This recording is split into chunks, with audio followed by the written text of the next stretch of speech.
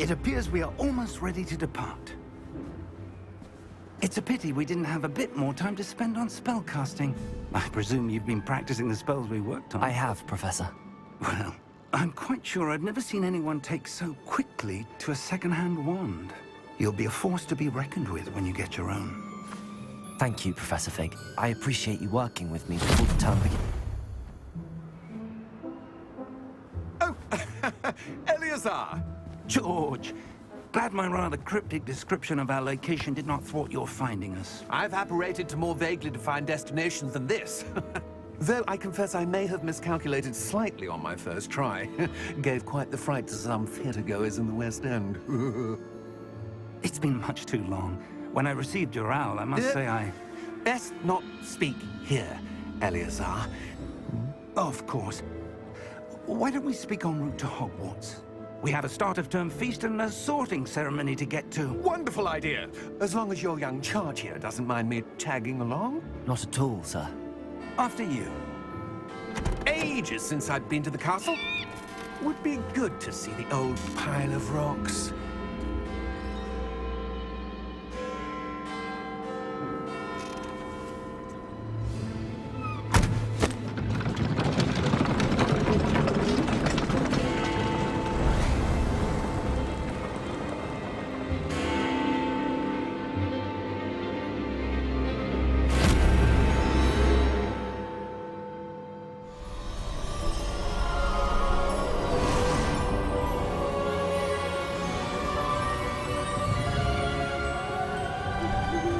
Glad I caught you before you left for Scotland. Just barely. And who is your traveling companion? A new student. New? Yes, sir. I'm starting school as a 5th year. How extraordinary. It is indeed. None of the faculty has ever heard of anyone being admitted to Hogwarts so late. Nor have I. Of course, as the other 5th years will have been honing their magical skills for 4 years now, the headmaster asked if I could get our new student up to speed a bit before the term begins. Well, you couldn't have asked for a better mentor. Professor Fig is not only an exceptional teacher, he's also a remarkably intuitive and gifted wizard. Mr. Osric is prone to flattery. I dare say it's one of the reasons he's risen so far at the Ministry. Have you seen this? I have. Opinions differ as to how great a threat Ranrock really is. Although I've yet to convince my colleagues at the Ministry, I believe he is a significant threat. And it was your wife, Eleazar, who alerted me to his activities months ago. Miriam? How? She wrote to me about Ranrock before she died, wondering what the Ministry knew about his activities. Before I could respond, I received this. It was the last thing she sent me, Eleazar. It came to me via her owl, but with no correspondence. I can only assume That she had to get rid of it quickly, to keep it safe. presumably from Ranrock. I cannot open it. Whatever magic protects this is powerful indeed. It looks like goblin metal. That symbol. What's that glow? I don't see a glow. Nor do I.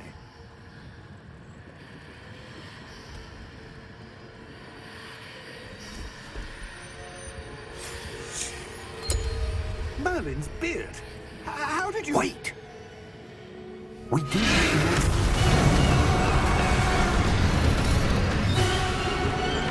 Hang on!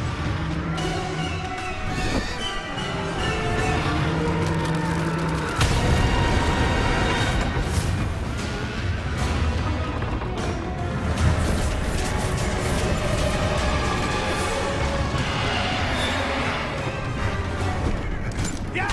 Yeah!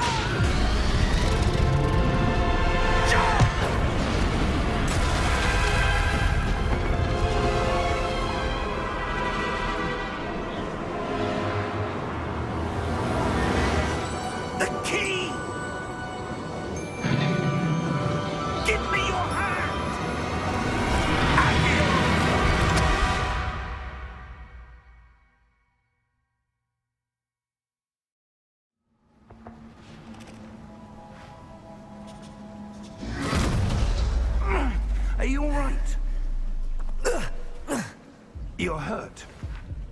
Perhaps a bit. Take this.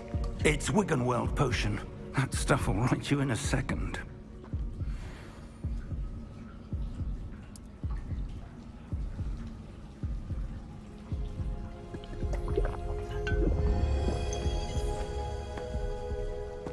What happened? Poor George. I can't believe he... What the hell got into that damn thing? Attacking a carriage mid-air? A typical dragon would never... Professor? Sir, where are we? I'm not sure. But that key you discovered was clearly a port key. Port key? An item enchanted to bring whoever touches it to a specific place.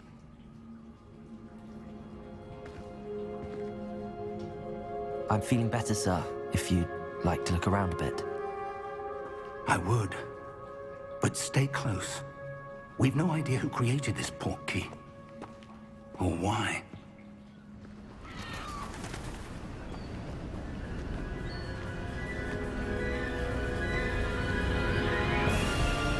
How far did that port key take us? Farther from London than the carriage traveled. We're somewhere in the Scottish Highlands. Sir, those ruins. Do you The think... port key was meant to lead us there? I do. This has not been the day either of us expected. But Miriam sent that port key to George for a reason. And I believe that she, and now George, died in pursuit of whatever it was meant to lead to. If you're sure you're all right, and wouldn't mind indulging me, I'd like to have a look around. Absolutely, sir. Good. Let's see if we can find a path, however faded it may be.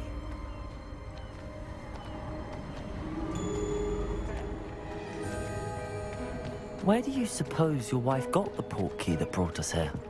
A good question. Miriam spent years searching for evidence of a long-forgotten form of ancient magic. Ancient magic? Yes, a powerful magic wielded by a rare few that seems to have been lost to time. Hogwarts Castle was built by, and is itself a stronghold of that ancient magic. I don't know where she came into possession of the port key, but I am certain it was to do with that search. Ah, there's the path down below. This way. But sir, why was your wife searching for evidence of lost magic? Miriam wanted to understand why such powerful magic disappeared from the wizarding world. Spoke of the good it could do. But magic is no different than any power. What really matters is the one who wields it.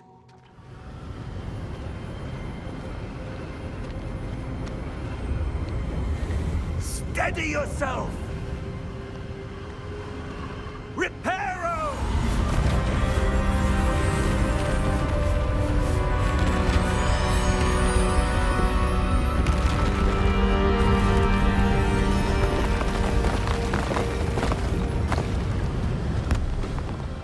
Why would someone have built this here? I suspect they valued their privacy. That port key led us here for a reason. Let's have a look around for anything that seems out of place. Professor, it's a mural of some kind. Perhaps our host was a noted seer. Interesting. Professor, this statue... This may have been his home. That enchanted crystallized stone again. But what could it be blocking? What's this? Professor Fig!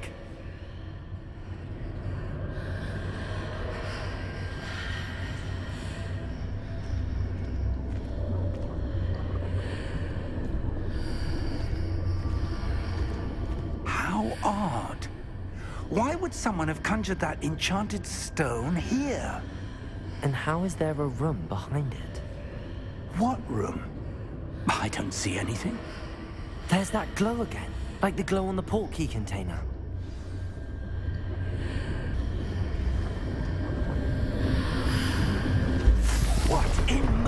God's name? Godric's heart. Where are we? I don't believe it.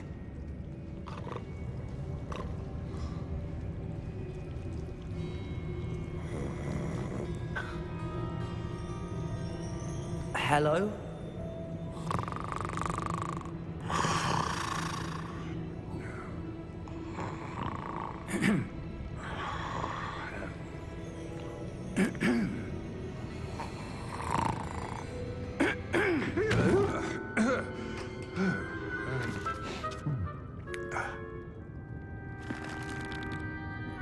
It can't be.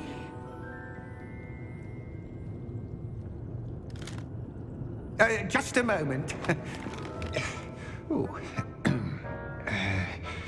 Where are we here?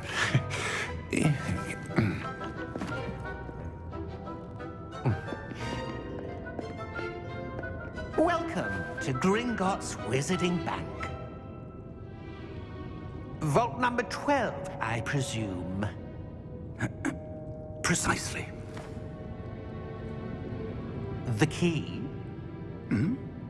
Your wife's portkey. Oh, yes, of course. This way, then. Stay close.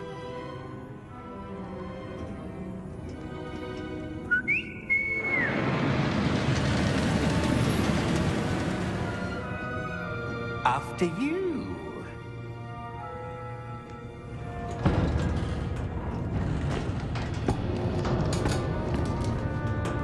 Keep your hands inside the cart if you don't wish to lose them.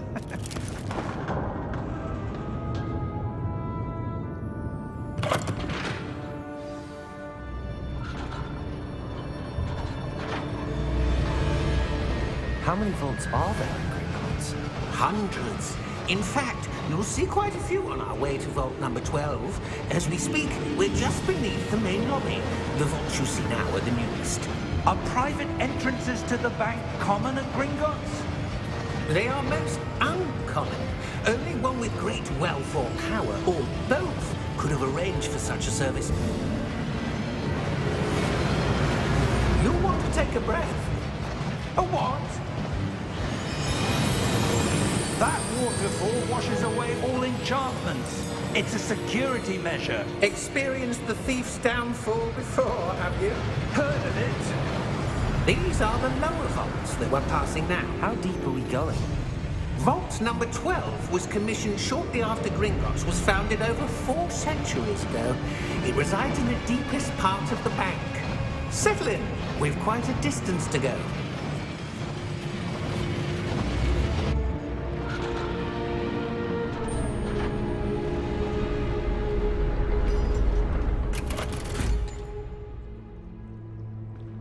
Vault number? Vault 12. Momentous day. On your way.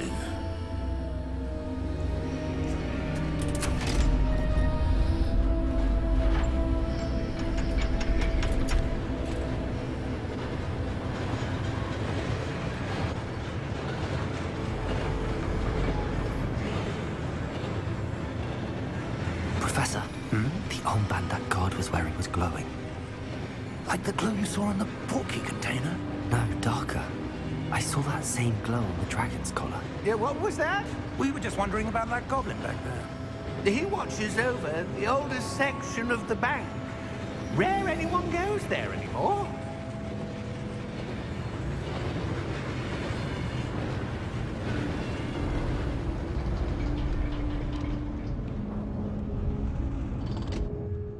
Here we are.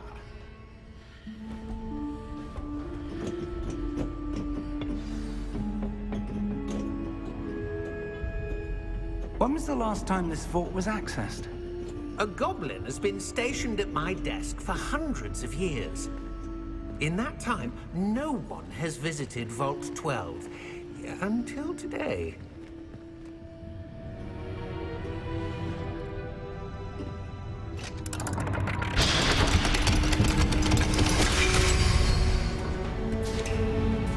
12. Thank you for your help.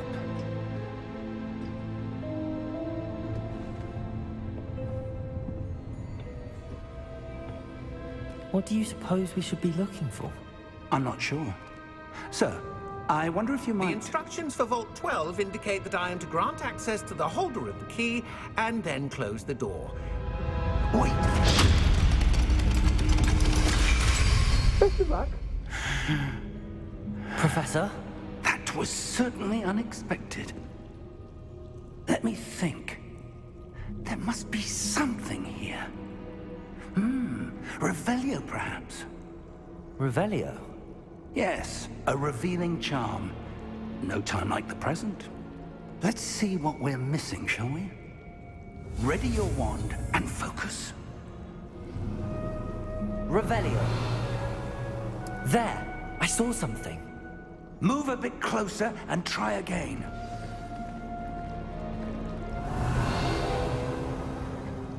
A door. Well, that's a start. There's that symbol again. I don't suppose you see a way to... I do, Professor. That symbol has the same glow as the one I saw on the port key container. If what you can see reveals the way forward, then I dare say we are about to discover the secret of this vault. Lead the way.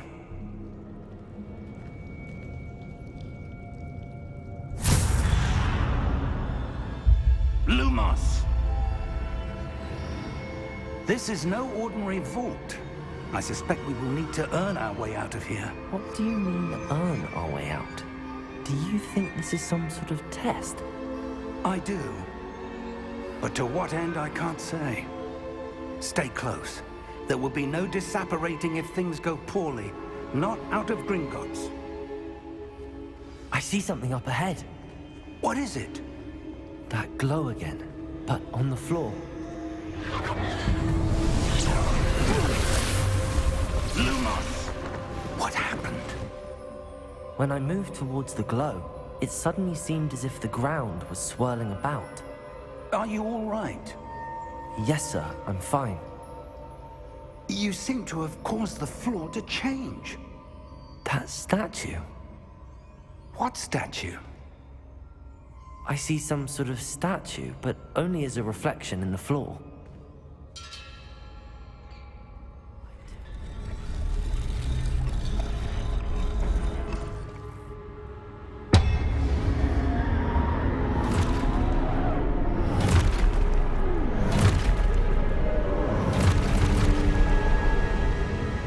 Look out! Protego! Accio! Dissecto! Levioso! Deposo! Exposo!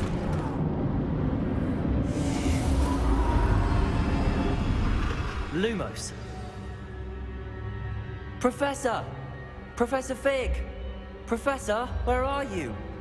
This isn't good. Where am I supposed to go? What's happening? The wisps of magic seem to be leading me somewhere. Ah, that's where they're leading me. That glow again.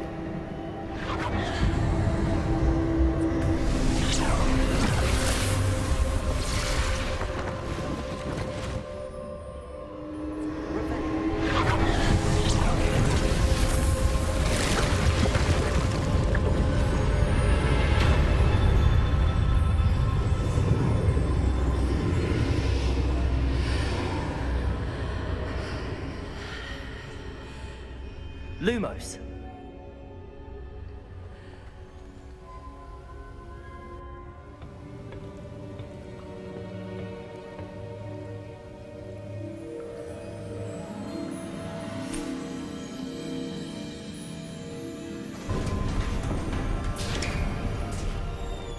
There you are. How did you... What is this place? I don't know. But I found this floating above that basin. That is no mere basin. That is a pensive for viewing memories. I wonder...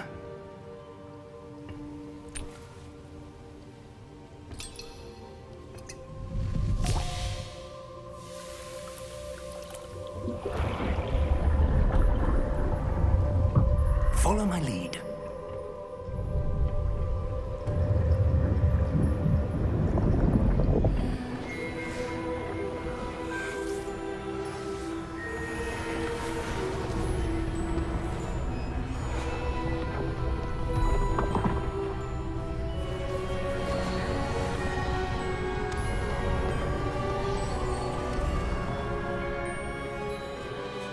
All is in place. The portkey is well hidden. Perhaps too well. I wonder if the path we've created... May be impossible to follow. It will only be impossible for one who cannot see traces of ancient magic as I can. Your ability to see what others cannot will not be enough, Percival. We are entrusting the one who embarks on this path with powerful secrets, with knowledge others will do anything to obtain. Yes, and if we are correct, Charles, the witch or wizard who completes the trials will have proven themselves worthy of that knowledge. And the responsibility that accompanies it. We've done all that we can.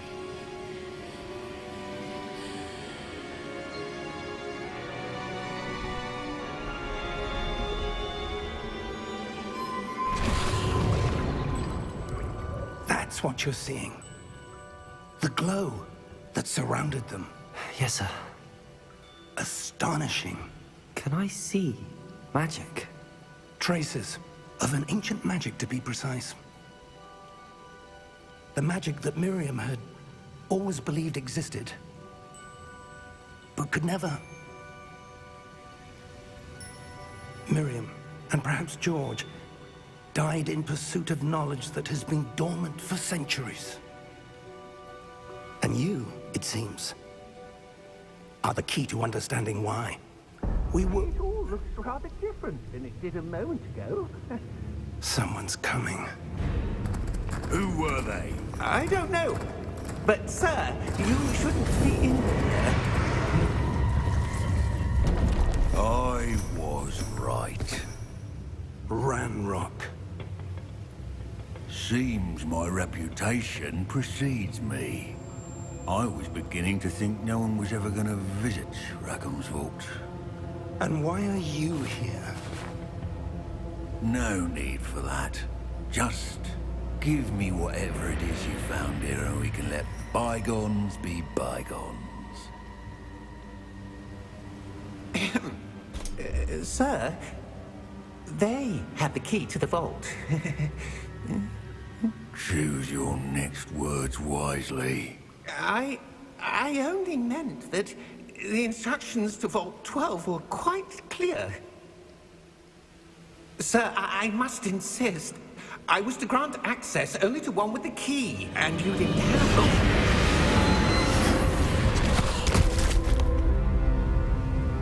it. I have no patience for traitors. Now, where were we? I'm not giving you anything. Well, perhaps your young friend here will be more helpful.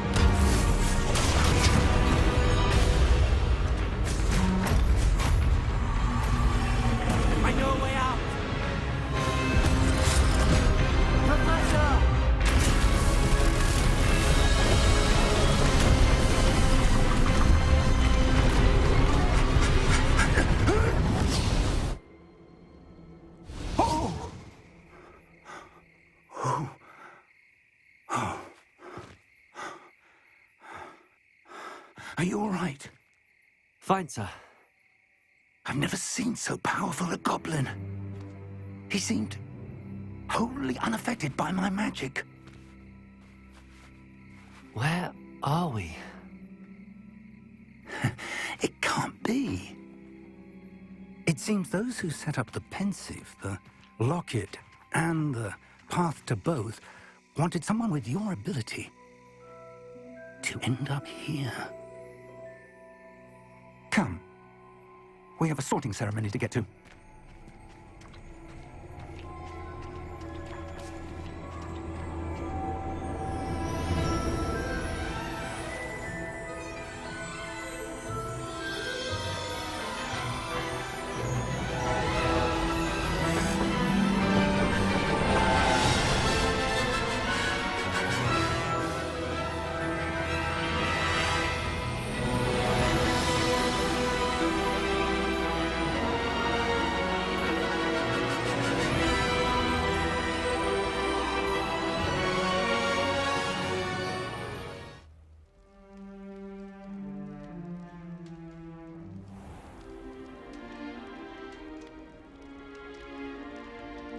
Oh, good. We haven't missed the sorting ceremony. I'm no expert, but that seems more appropriate. Now, I need to study this locket as soon as I can, but first I must contact the Ministry. They need to know what happened to George and be warned of Ranrock. For the moment, I ask that you keep all that's happened this evening between you and me. Of course, sir. Thank you. Ready for the sorting ceremony?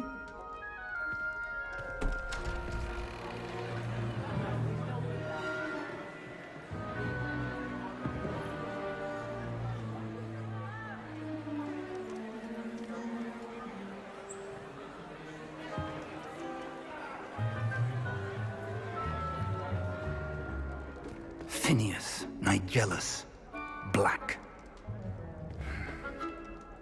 Prepare yourself to meet the headmaster. Fig, nice of you to join us. The sorting ceremony's over. There were complications. Complications? It seems the goblin problem has... Enough!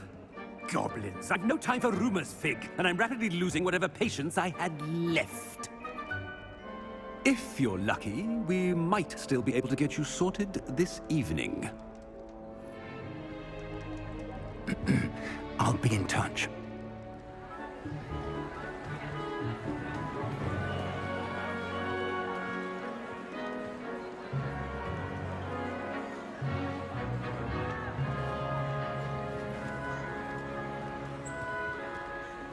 Professor Weasley, we've one more to be sorted. Welcome. You're just in time. Have a seat.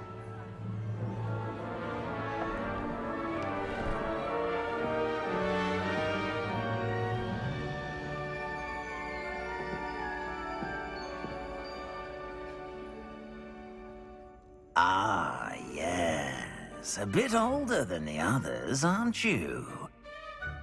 You come here with preferences and preconceptions. Certain expectations.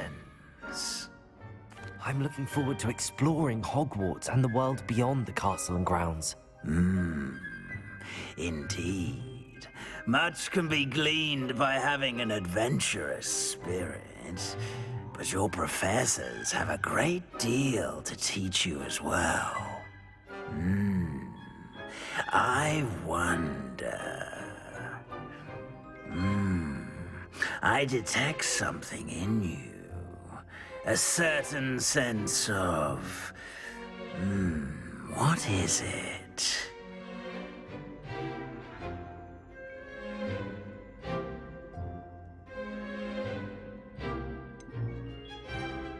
A desire to learn? I do enjoy a good puzzle, and I believe I have a ready mind. You're clever indeed.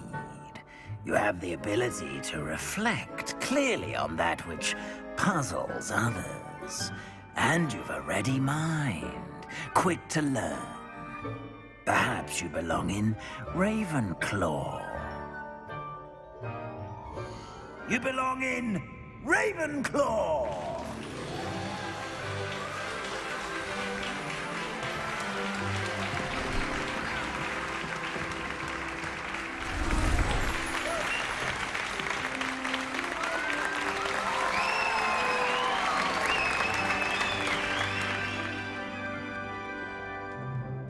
Oh, and one more thing. Due to the unfortunate injury on the pitch in last spring's final, this year's Quidditch season has been cancelled.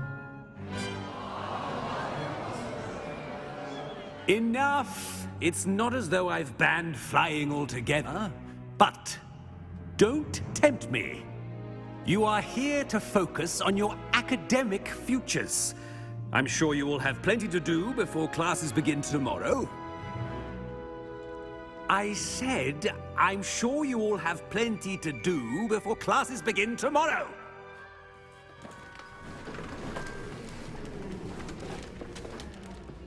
Quite an entrance.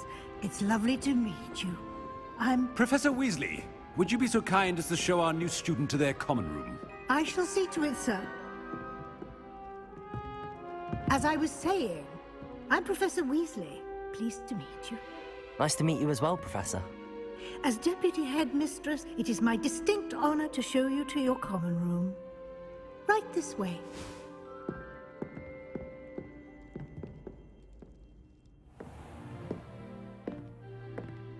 It's quite uncommon for a student to begin as a fifth year. Might be a bit of a challenge, but one I'm sure you're up for. I am, Professor. This is the entrance to the Ravenclaw common room.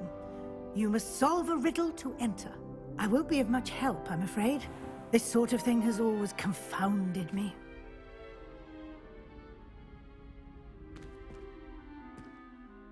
Who lived longer? The ghost or the poltergeist? A ghost or a poltergeist? A non-being can never have been.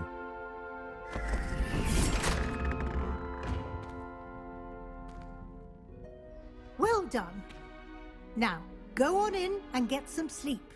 You have a big day ahead of you tomorrow. I shall be back in the morning to collect you for your first class. Thank you, Professor Weasley. You're welcome. I hope you enjoy your first night at Hogwarts. Sleep well.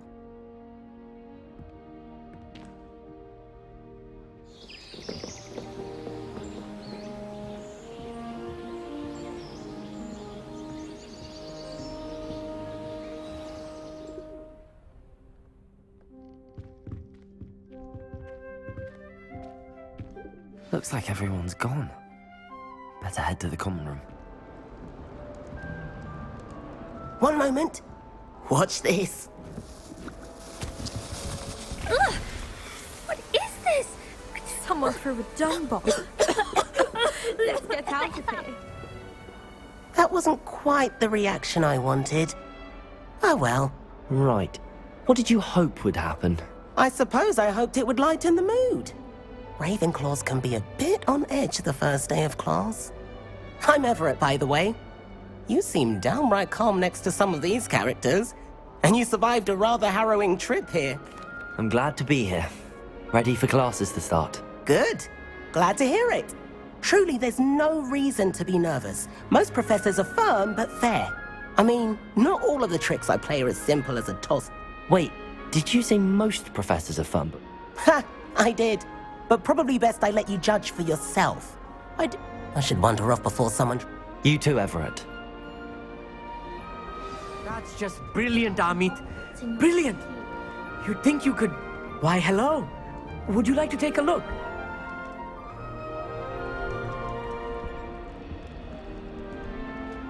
Can't see too much in the day. Well, except for stars like Sirius, Canopus, Vega, and Arcturus. I'm Amit. Pleasure to have you in Ravenclaw. Never met someone who's been so close to a dragon before. Can't say I'd recommend it, frankly. It's nice to meet you, Amit. I take it you like astronomy? Oh, yes. So much to be learned from the stars. Also, there's something about the open air and night sky above the tower. It's invigorating. You will adore astronomy. Professor Shaw is incredibly knowledgeable. I hope astronomy's on my schedule. Sounds interesting. I have good news for you. You are most definitely taking astronomy. It is required for all fifth years. You will be enthralled with the tower. Plus, a quality telescope can show you things you never dreamed of. I suppose I'll see you in class then. Yes. Oh, and speaking of class, better get to my first one of the year. Nothing like the smell of fresh parchment, is there? Be seeing you! I'm not not sure this is the right spot. I want him to be in the perfect place. A place he'll be happy with. But I can't seem to find it. Great golden gobstones! I want him to thrive here. Golden gobstones? My own little expression. I bought this Dittany seedling from home and I so want him to feel cozy. Dittany is amazing, isn't it? So much healing power in such a little plant. I've a bit of a thing for plants, as you can see. Pleased to meet you. I'm Samantha. Nice to meet you, Samantha. Is Dittany used in Wiggenweld potion? It is. Looks like someone's been studying up on their potion making. Actually, Professor Fig told me about the Wiggenweld potion. Of course. I heard you were studying with him before term. He's an enigma, Fig. Teaches about theory, yet seems to know a lot about practical magic. Professor Fig does know a great deal about, different forms of magic. Well, I hope he told you about more than Wiggenweld. You've lots to catch up on, I'm sure. It was nice to meet you, Samantha. Good luck with your Dittany. Thank you. And good luck to you too on your first day. Good morning. I trust you're ready for your first day at Hogwarts? I've been dreaming of this day for a long time. Can't believe I'm here. Well, you are here. Make the most of it. You only have one first day at Hogwarts. Now, in light of your unique situation, joining us as a fifth year, you'll need to catch up with your classmates and not fall behind. Especially as you'll be expected to complete your OWLs at the end of the year. OWLs? Owls? Yes, your ordinary wizarding level exams. They will determine what type of career you can have when you leave here. After much discussion with the headmaster and the Department of Magical Education at the Ministry, we've devised something extraordinary to ensure your success. Here you are.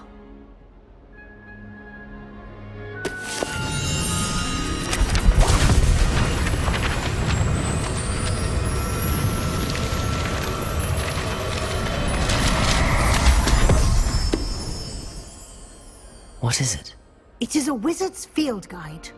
It will help you to keep track of what you are learning so that you master all that's expected of a fifth year. You would be wise to take full advantage of this exceptionally valuable resource.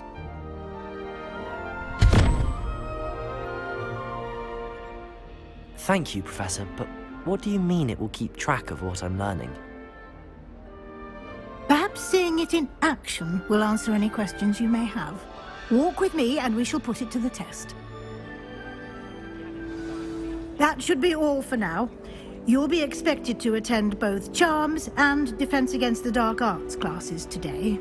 And I'd like to be sure you get to Hogsmeade as soon as possible to replace the supplies you lost on the way here. Thank you, Professor Weasley.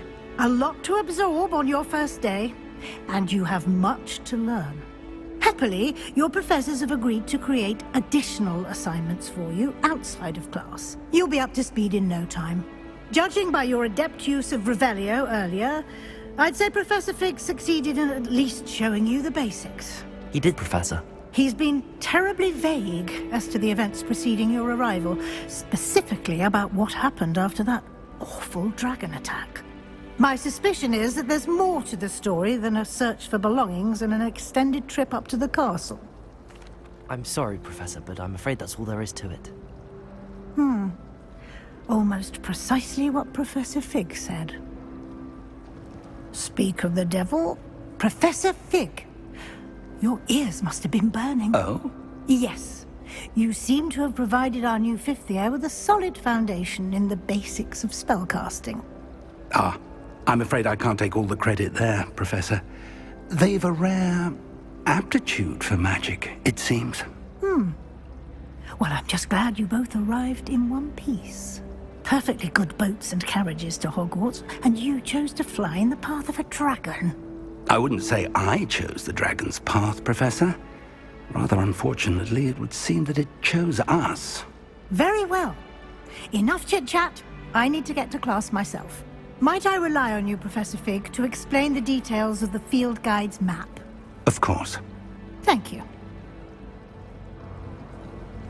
Good luck today. And remember to use your field guide. It will be invaluable to you. And invaluable to me, as I'll be using it to keep up to date on your progress. Yes, Professor. Come and find me in my classroom after you've attended both classes today, and I'll explain more about those assignments I mentioned. And we'll see if we can't get you to Hogsmeade for those supplies. It's good to see you, Professor. And you. I was hoping our paths would cross today, before you immersed yourself in studies. Did I hear you masterfully evade Professor Weasley's interrogation regarding our late arrival? I did my best, but I'm fairly certain she suspects that we're not being entirely forthcoming. Yes, well, Professor Weasley is a brilliant and astute witch. It was right to keep the details to yourself for now. We don't know where this path we've embarked upon will lead. It may require a bit more flexibility with your time than she would approve of. And she may feel obliged to share details with the headmaster that would be better left between us. Understood, Professor. Good. Now, as capable as you are, I believe the ability you possess obliges you to be well trained. Happily, you have the benefit of an exceptionally skilled team of witches and wizards to guide you. Speaking of guides, and so that I may avoid another not-so-subtle reproof from Professor Weasley, why don't I show you the clever enchantment we included in the field guide's map? Unfold it and have a look. The map is enchanted to help you find your way. This will be incredibly helpful. Thank you. Now, sounds like you've quite a day ahead, what with classes and a trip to Hogsmeade for supplies, including your own wand. You'll enjoy Mr. Ollivander. He's an exceptional craftsman and a good friend. I shall reach out when I have more information about our mysterious locket. For now, focus on your classes and pay attention. More than your owls may hinge on the magic you are able to master within these walls. Is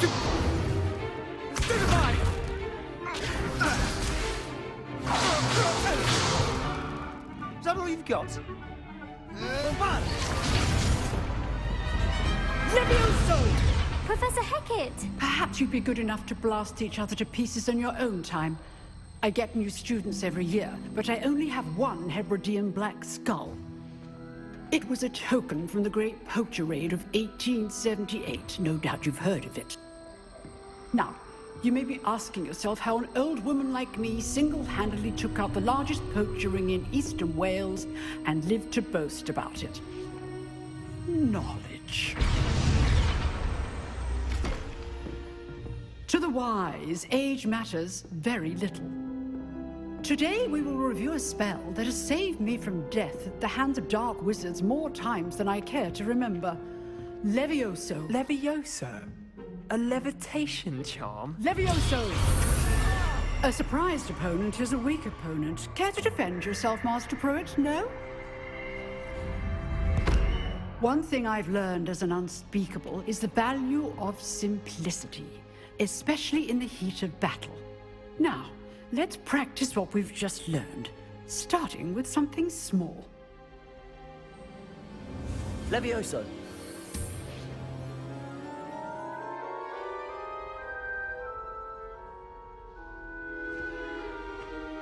Now, let's try something a little larger.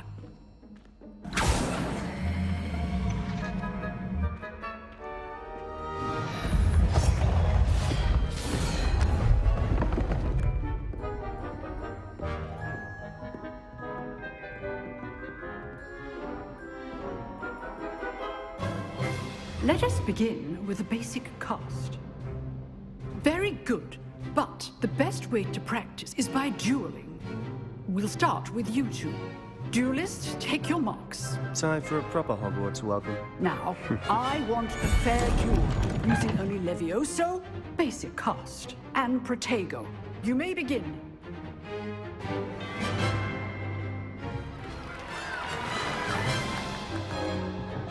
Not bad for a beginner. You give as good as you get.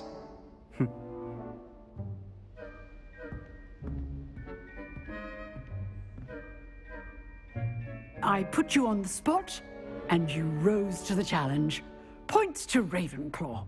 Thank you, Professor Hecat. Glad to have the opportunity to practice. If what I've seen today is any indication, we can expect great things from you. I demand excellence from my students. They are capable of achieving it, and they must achieve it. A classroom duel is one thing, but battling dark wizards, or as ever more likely, goblins, is a different kettle of Grindylows entirely. Understood, Professor. So, I'd advise you to keep practicing whenever you can. Perhaps Mr. Sallow will have some ideas for you. Again, well done today. I shall reach out soon with additional assignments. I enjoyed that. Well, that duel was quite something. Everyone will be talking about it. It was certainly good practice. Practice? It felt more like I was dueling an expert. Sebastian Sallow, by the way. Didn't expect a new student to be so deft with a wand. Then again, perhaps this wasn't your first duel. I've dueled enough. Consider yourself lucky I held back. Huh, fair enough. You owe me an honest duel when you aren't. You know, you might be a perfect fit for a certain exclusive, unsanctioned dueling organization. Exclusive and unsanctioned? Count me in. Excellent. Knew I was right about you.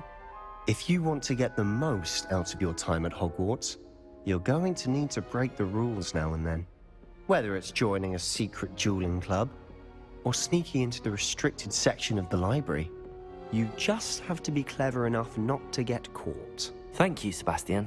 I'll keep that in mind. Good. Pleasure chatting with you. I'm sure I'll see you soon. Perhaps somewhere unsanctioned? We'll see if your performance today was sheer luck or actual skill. Look for Luke and Brattleby near the clock tower entrance. If you're interested. Till next time.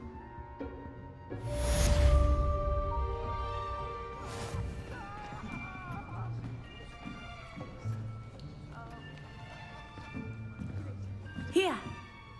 Behind you. There is an open seat here. Thank you.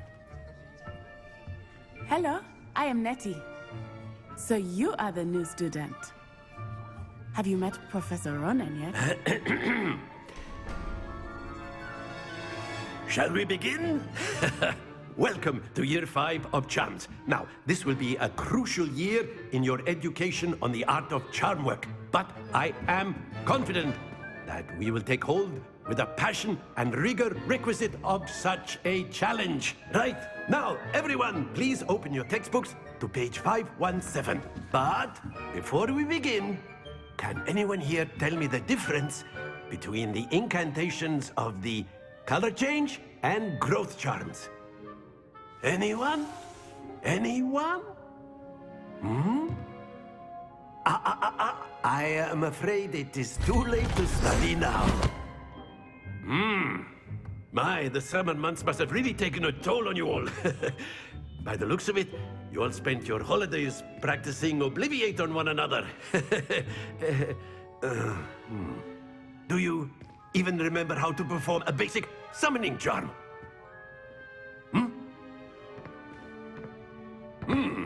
Well, it seems that we are in dire need of review. Everyone get into pairs and take positions on opposite sides of the classroom. Now let's put those textbooks to use as the blunt objects you so believe they are, and take turns summoning them out of one another's hands. Only one book will be needed per partnership, Miss Dale. Thank you. Get into place now.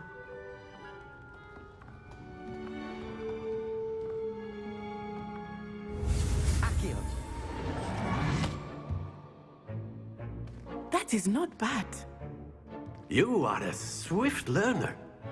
I see a lot of potential, but remember, potential is nothing without practice. Keep at it.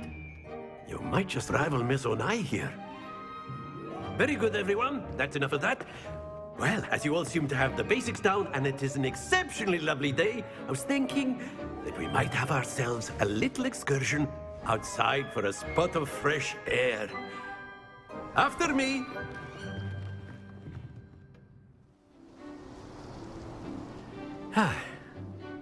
I've always found that fun goes hand in hand with mastery, as I'm sure the Quidditch players amongst us would agree, hmm?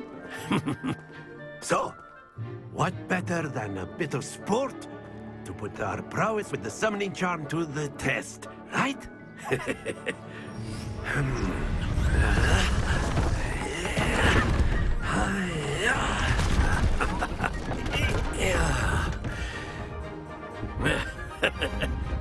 So why don't we have our newest student start us off? Hmm?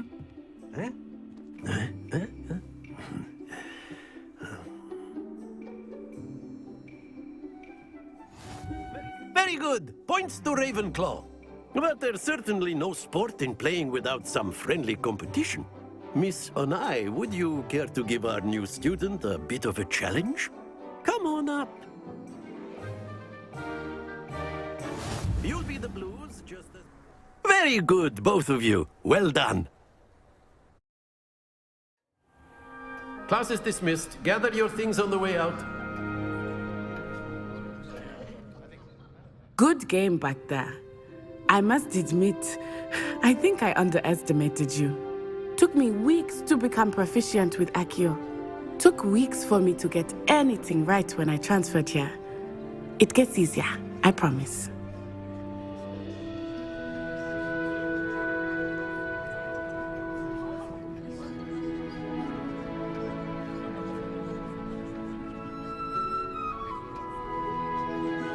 That's good to hear. It's a lot to take in all at once. To put it lightly, I remember how I felt when I first arrived. I transferred here from Wagadu just before my 4th year. My mother received an offer to teach divination here. Before I knew it, we had left Uganda and were halfway around the world at a new school in a new country. Well, it's been nice talking and competing with you. And with you. I think Professor Ronan wants to talk to you. Better not keep him waiting. Until next time. If you would. You wanted to speak with me, Professor? I did. I trust your first charms lesson lived up to expectation? Well, an outdoor competition wasn't exactly the lesson I was expecting, sir. What charm is there in the expected? You did well, managing to best as gifted a student as Miss Onai. Thank you, Professor. I enjoyed the match. Miss Onai is always a fierce competitor, though I sense that she is a bit distracted of late. Now, Professor Weasley has asked that your professors give you instruction outside of the ordinary curriculum. Expect to hear from me soon regarding a special assignment that I am preparing for you. What about the room, Professor? I was thinking the same thing, Deke. Perhaps you could help. Oh, excuse, Deke. Ah, there you are.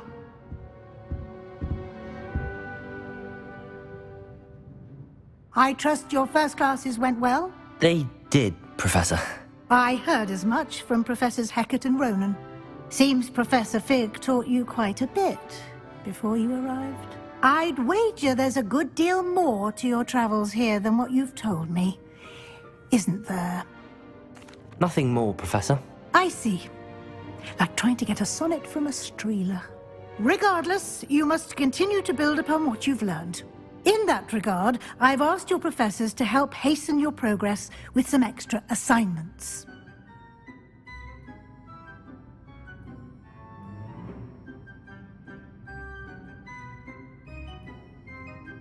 Professor Ronan did mention something about that.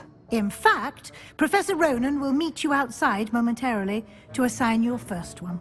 Now, regarding the trip to Hogsmeade I mentioned earlier, we've arranged to replace the supplies lost on your way here, including seeds, potion recipes, and spellcrafts. Thank you, Professor. And Mr. Ollivander will connect you with the perfect wand.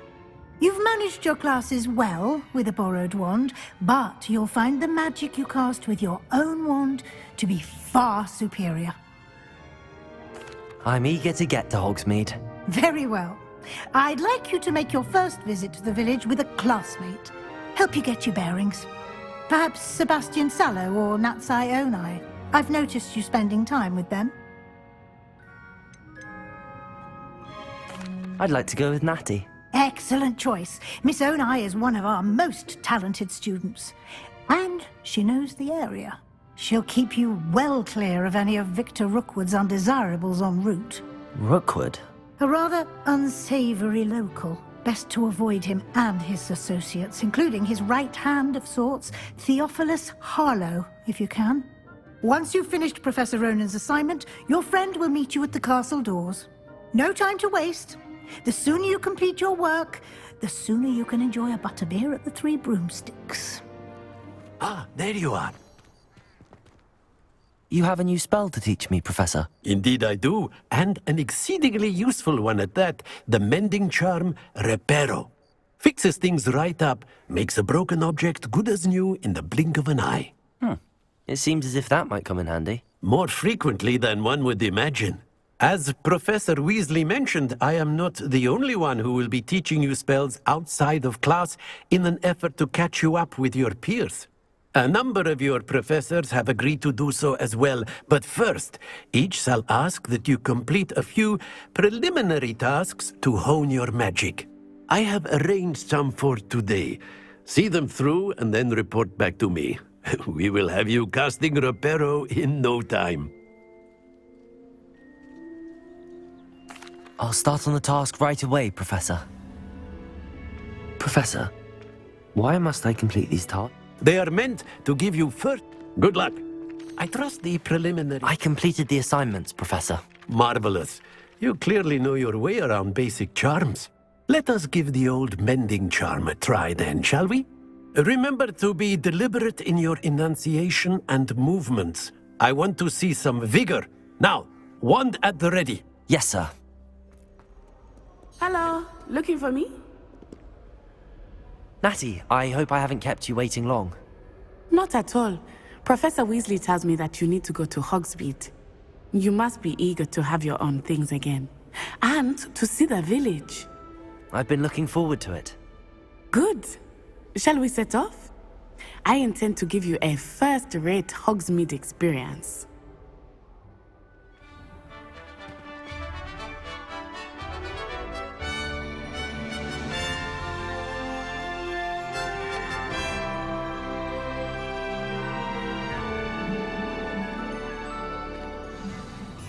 Professor Weasley said that you need to get potion recipes, spellcrafts, some seeds, and... a new wand? Of course! You will enjoy Mr. Ollivander, and I am keen to see what you will do with a wand of your own. You should be able to collect everything you need and still have time to explore a little as well. Experience Hogsmeade at your own pace. We can meet up in the town circle when you are finished. Enjoy yourself. I will see you soon. I'll be right with... Ah, it's you. Just a moment, please. Hello, sir. I'm looking for... For a new wand, yes. It's about time. Yes, about time? Well, you're our new fifth-year student, are you not? Oh, what am I saying? Of course you are. Gerbold Ollivander's the name. But of course, you'll have heard of the Ollivanders, I'm sure. Finest wand makers in the world. It's a pleasure to meet you, truly. Now, come with me. Let's find you the perfect wand, shall we? No, not you. Yes. Powerful core. 10.5 inches. You might do. Here, give this one a try. Well, go ahead, swish. How odd. Once more, come on, really swish it. Oh dear. Well, this isn't a good match at all, is it? We'll find you something, not to worry. No, not you. Perhaps... Yes. A rare wood, 13 3/4 inches, dragon heartstring. Let's give this one a try.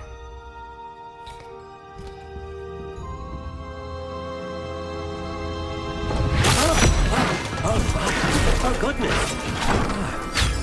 Looks like it's back to the shelf for you. This is proving to be trickier than I had anticipated. How perplexing. Where are you? Perhaps you? There you are.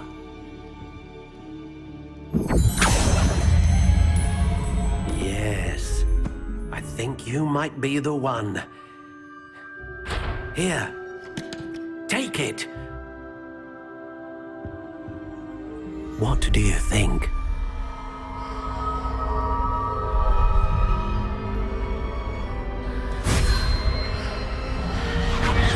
Extraordinary. Another wand, another beginning of a bright and magical future.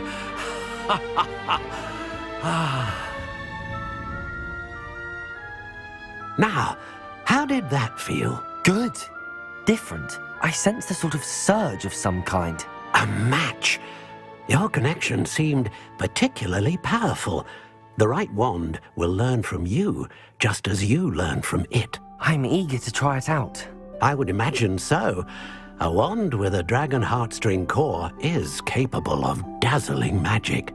And the bond between you and your wand should only grow stronger. Do not be surprised at your new wand's ability to perceive your intentions, particularly in a moment of need. That sounds wonderful, Mr. Ollivander. I'll let you get to it. Do come and see me again if ever I can be of further assistance. We should walk around a bit more. Perhaps today is the day I finally pick one.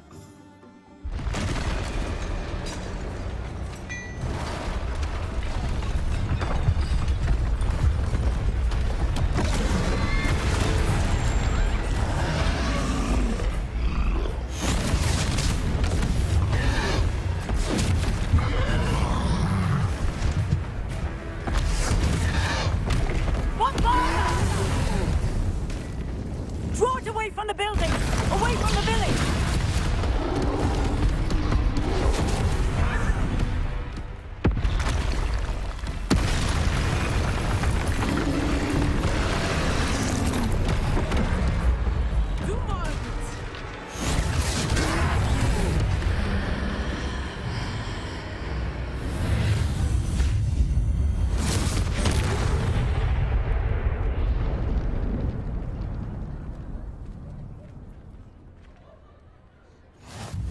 Goodness! A second troll! Did you two take on a fully grown troll by yourselves? I suppose so. It's all a bit of a blur, to be honest. Merlin's beard. Are you all right? We are, and we were glad to help. I'd say help is a bit of an understatement. Nerve like that. The makings of an aura, if you ask me. If you are unharmed, perhaps the two of you wouldn't mind helping me put a few things back to where they were. Of course, officer. Singer. Officer Singer. And thank you, again.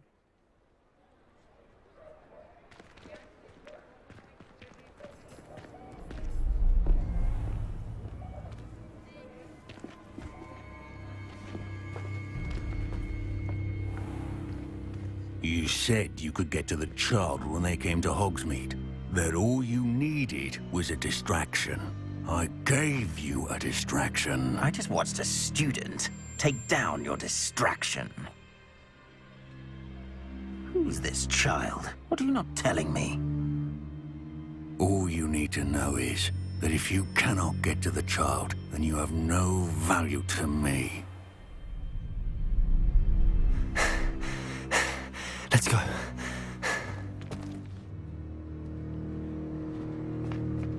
Did they see us?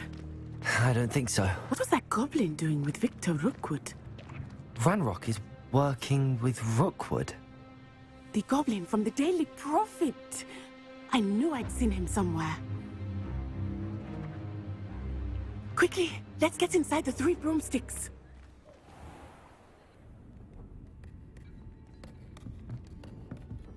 It's a treat to see you, Lodgok. I shall let you know if I hear anything. Thank you, Sirona. You be well.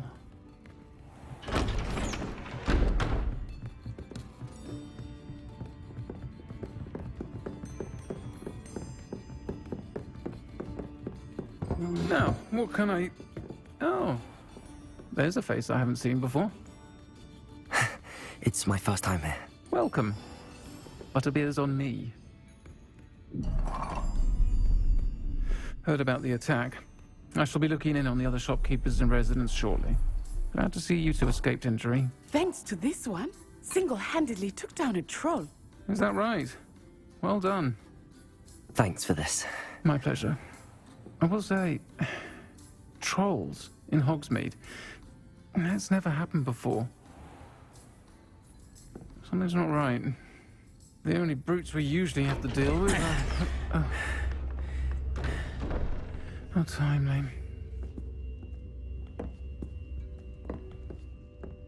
Was that Lodgok I saw leaving just now? Your clientele's not what it used to be, Sirona. Not to worry, Victor. Once the two of you leave, the caliber of my clientele will greatly improve. I wouldn't do that if I were you, Theophilus. Come now. No need for theatrics.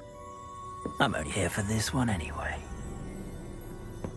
My friend is enjoying a well-earned butterbeer. Only want a quick word. Perhaps you didn't hear me. I said, my friend is busy. One would think you all had enough bloodshed for one day. Come, Theophilus. The Three Broomsticks isn't what it used to be. Let's take our galleons elsewhere. Can't drink butterbeer forever.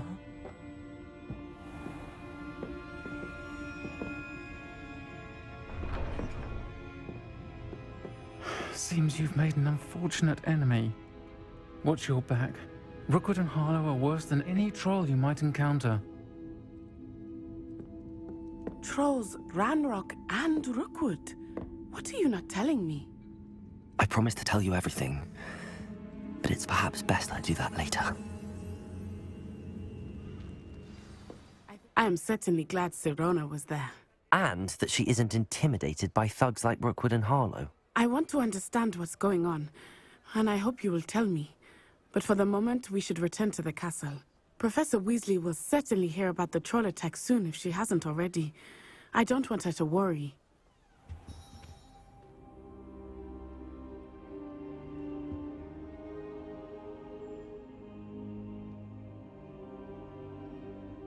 Professor, I'm glad to see you. And I you. Thank Merlin you're in one piece. I heard about the attack. Trolls in Hogsmeade? Sir, the trolls were wearing armor. It had that dark glow like the dragon collar. Goblin silver! Ranrock used it to control the dragon. But how? And why send trolls to... They were there because of me. I overheard Ranrock talking with Victor Rookwood. Ranrock was in Hogsmeade? With Rookwood? The trolls were Ranrock's distraction so that Rookwood could get to me. And he would have, had Sirona and the patrons at the Three Broomsticks not intervened. This is grave news indeed. If Ranrock's goblins and dark wizards are after you, they want what we found in that vault.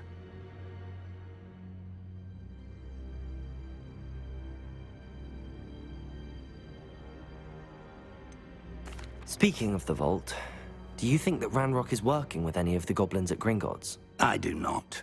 Gringotts goblins aren't typically the friendliest of beings, but they have a great deal of integrity.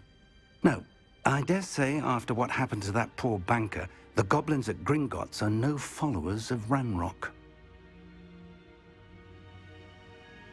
They're after the locket. You said you discovered something in it. Yes, yes.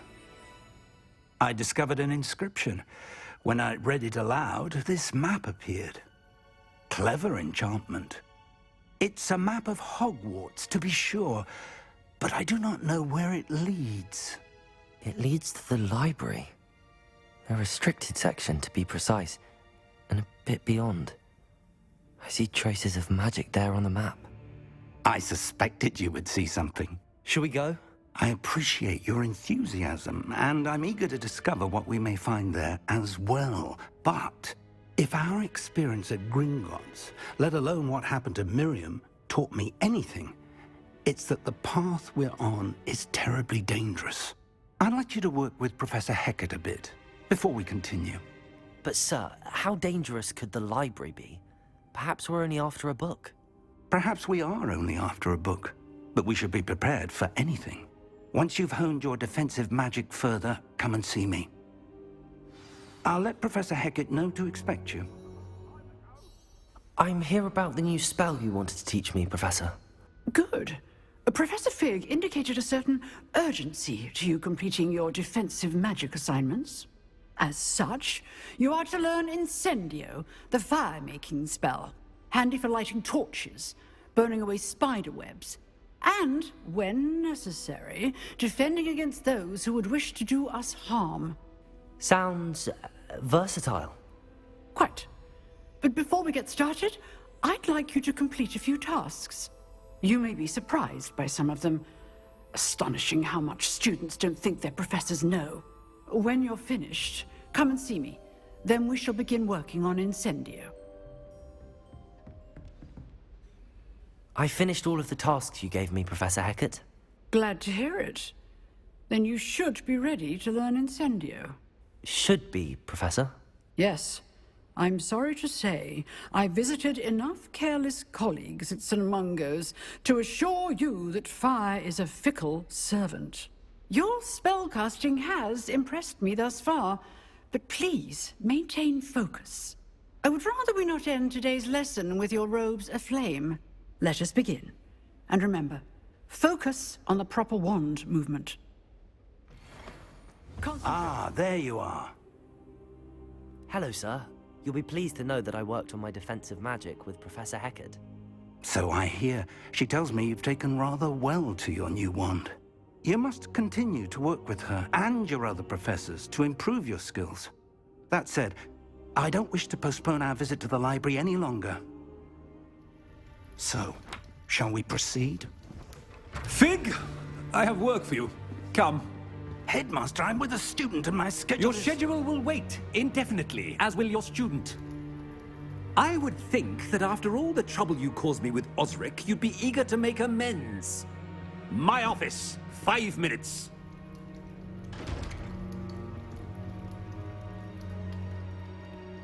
That man is exasperating. Unfortunately, our trip to the restricted section will have to wait a bit longer. But Professor... We have no choice. It would be unwise to provoke our illustrious headmaster further. I shall find you when I've completed whatever toils I must endure.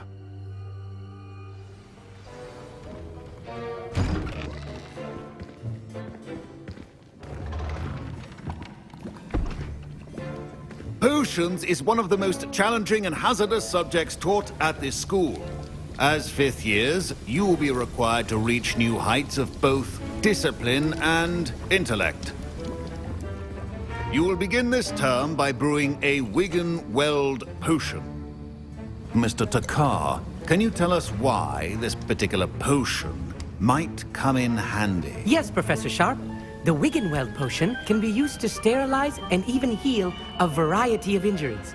It can heal some injuries, but not all. Points for Ravenclaw. Before today's class is completed, each of you will have brewed a Wigan-Weld potion of your own. You never know when you might need it. Please begin.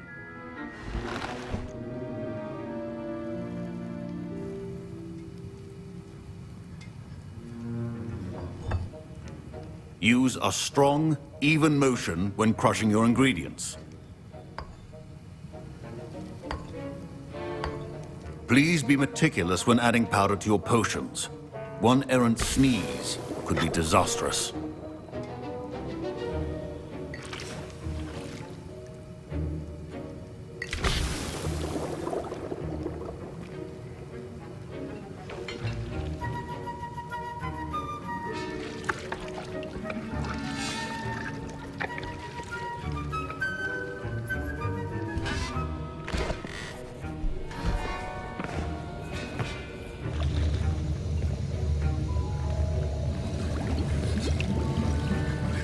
I see most of you have not forgotten how to stir.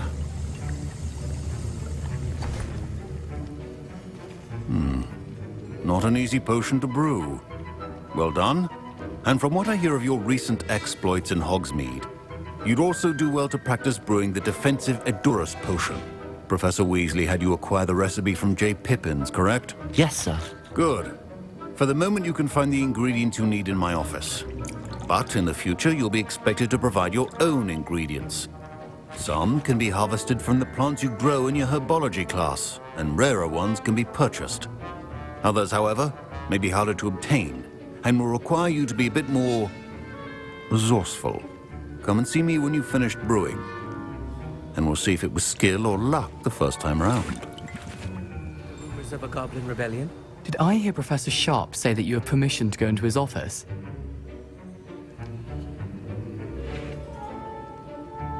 He did say that. He wants me to get more ingredients to brew another potion. Brilliant! You, my friend, have been presented with an extraordinary opportunity.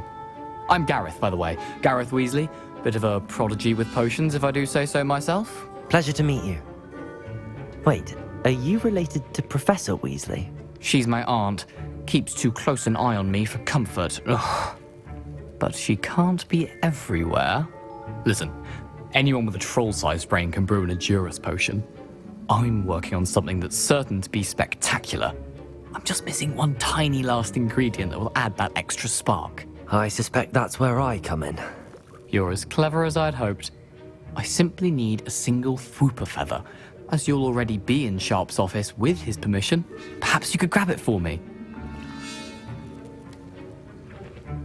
I'll get you the Fwooper feather, as long as you're certain Sharp won't miss it. I assure you he won't. Fwooper feathers aren't that valuable. Wait until you see what I'm brewing. Hurry back to me when you have the feather. Here's the Fwooper feather you wanted. Brilliant! Thank you! This is going to take a moment to brew. You should get back to brewing your Edurus potion, and I'll tell you when this concoction's finished. I brewed an Edurus potion as you asked, Professor. I'm surprised you had the time. You seemed rather busy helping Mr. Weasley brew chaos. I'm sorry, Professor.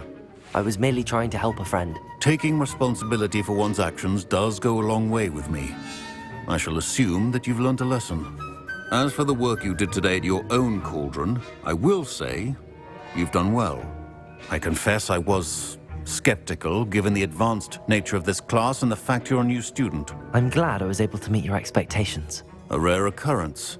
And you do well to remember that you're not a potions master quite yet. In addition to having a solid grasp of how to combine various ingredients, you should gain an understanding of the ingredients themselves. Pay particular attention in herbology. The plants you nurture there are often essential to the potions you brew here. Now, I recommend that you find a safe location in which to practice brewing. You cannot leave a hot cauldron simply anywhere. That'll be all. Hello, Natty. How are you?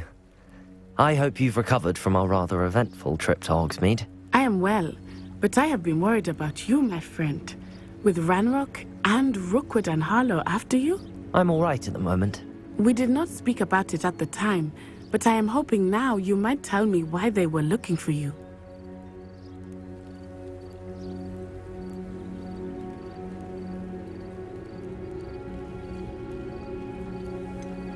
I've never met Rookwood or Harlow. Perhaps they mistook me for another student. A bit odd. The two of them pursuing a Hogwarts student so intently. But whatever the reason, you were clearly in danger. For now, it is safe to say that Rookwood and Harlow are a threat to both of us. To all of us. Which is why I wanted to speak to you. I realized something that day in Hogsmeade. You displayed such courage fighting that troll. And Serona wasn't intimidated one bit by Rookwood and Harlow. Both of you have inspired me to take a stand of my own. What sort of stand? Men like Rookwood and Harlow are the reason my mother and I left Matibili Land. I am not going to sit by and watch them destroy my new home.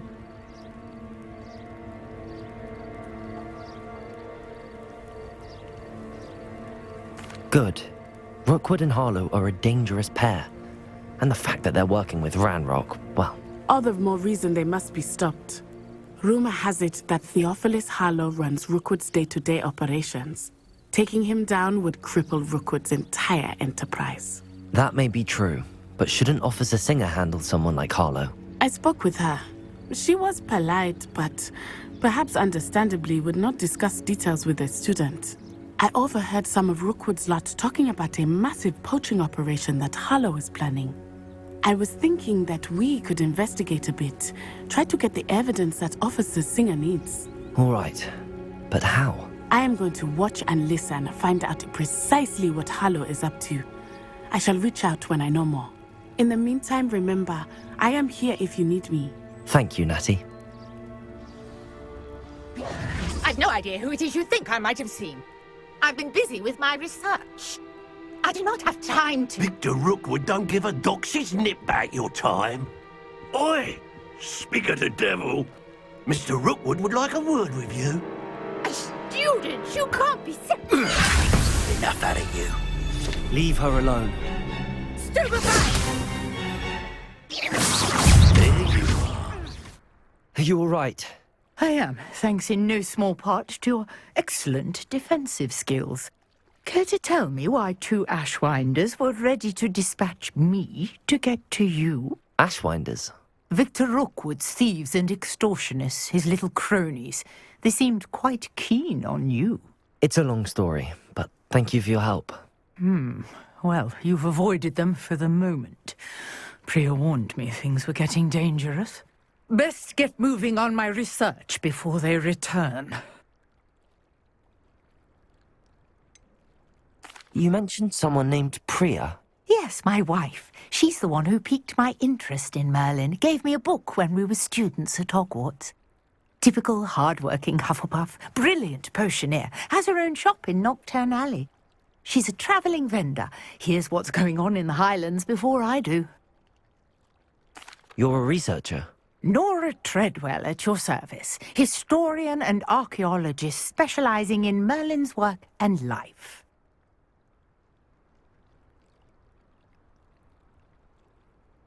Merlin? Of the legend of King Arthur? The very same. Merlin attended Hogwarts, you know, and I'm studying some curious fixtures he left here centuries ago. Fixtures?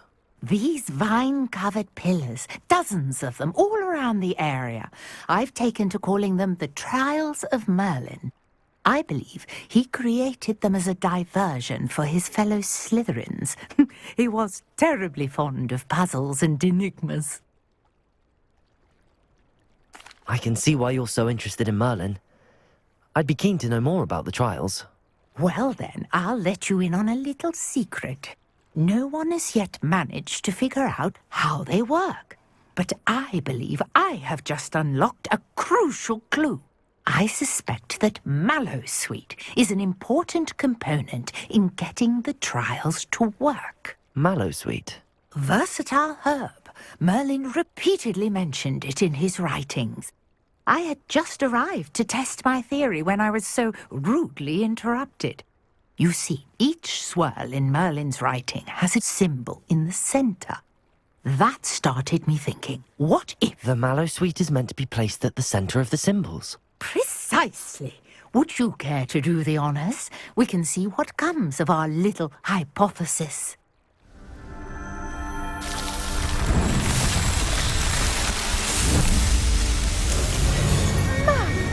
Yes, how beautiful!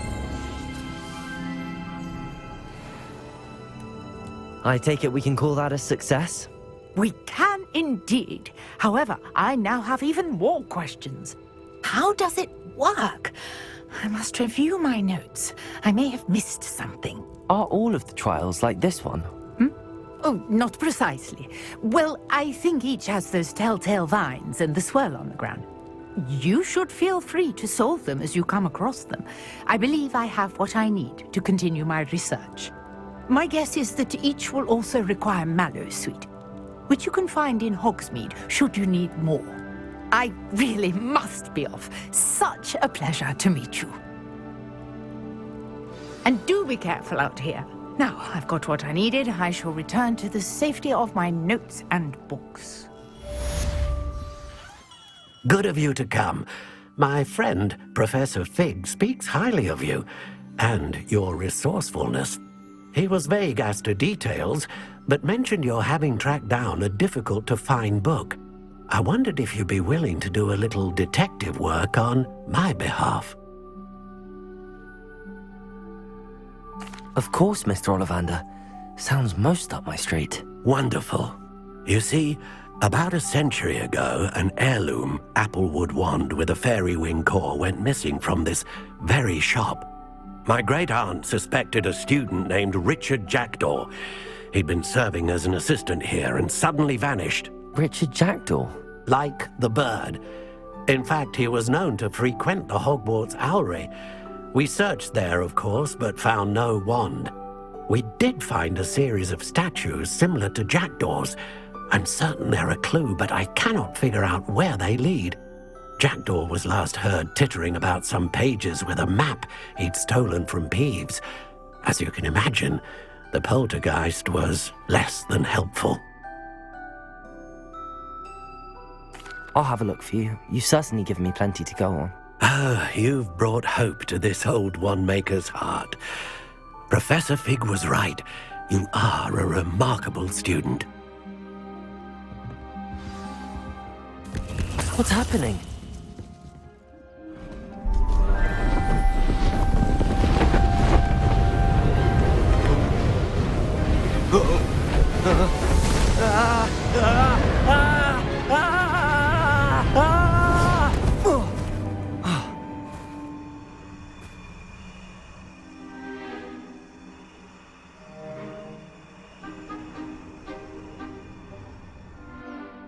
Could it be? Has someone solved my puzzle after all these years? Well done indeed. Good news. If you've got something to hide, you found the perfect spot. Richard Jackdaw, at your service. The Richard Jackdaw. So Mr. Ollivander was right. He wants his family wand back. Goodness, I'd forgotten about that wand. I assure you I don't have it on me. I'm almost certain I dropped it the moment I was beheaded in that cave. Oh, it was sheer folly to follow that map. What map? Ridiculous, really. Found it on some yellowed old pages Peeves had pilfered. Thought I could impress a girl.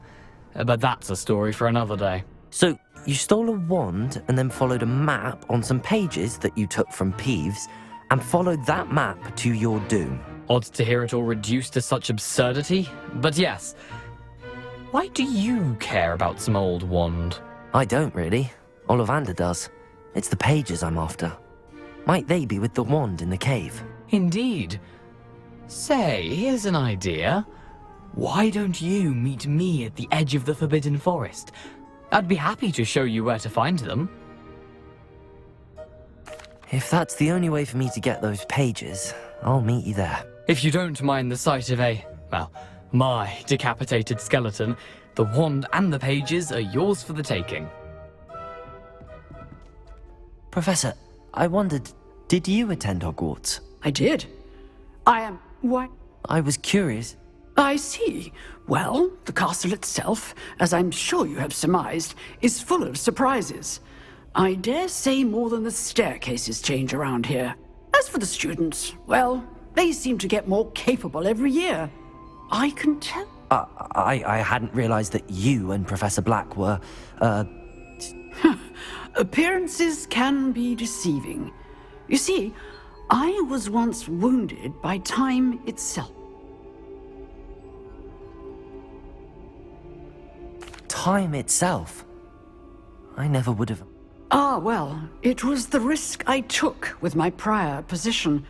You may or may not have heard that I was an unspeakable at the Ministry for years. An unspeakable? What does... As you might suspect, I cannot speak about what we did.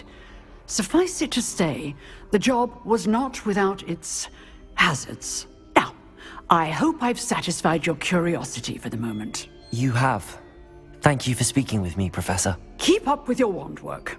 One must always be prepared for mischief.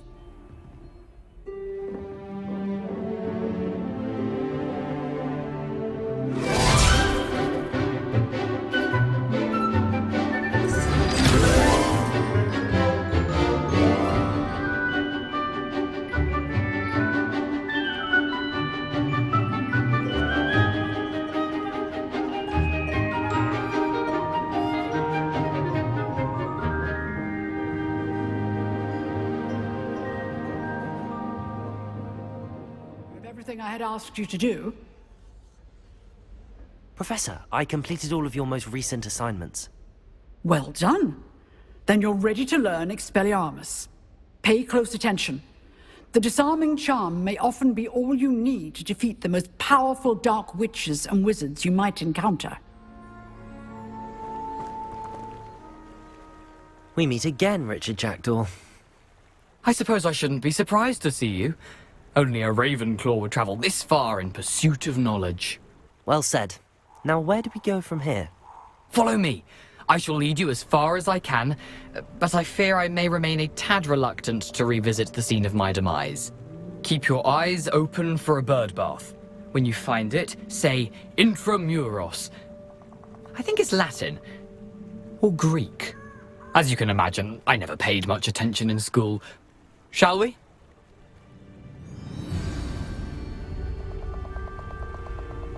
Aside from the bird bath, anything else I should look for? Indeed. A few landmarks, a stone bridge, a waterfall, and, if I recall, a lake. You'll see. You've been very helpful. Thank you. Yes. You know, the closer we get, the more I'm remembering. Probably best I leave you to it. Simply stick to the path and keep a sharp eye out for that bird bath. Adieu. Is that... Intramuros.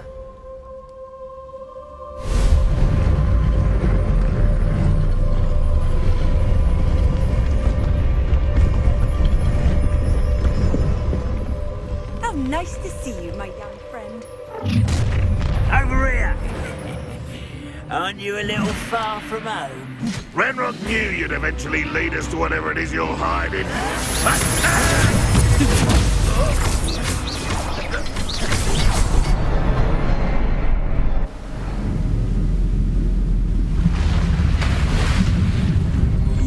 Impressive. That must be where all this leads.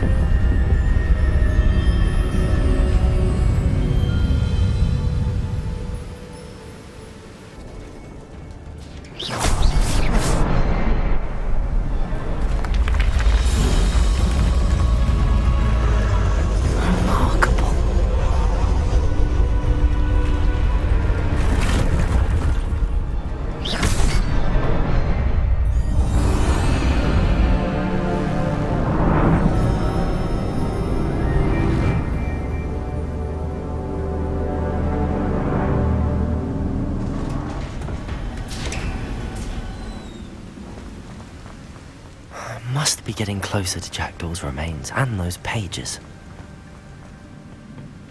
We meet again, Richard Jackdaw.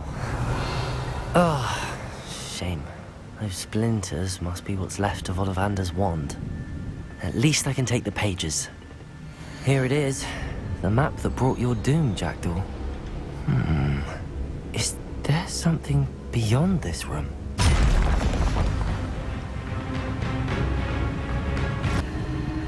I've seen this before. In Gringotts and the restricted section.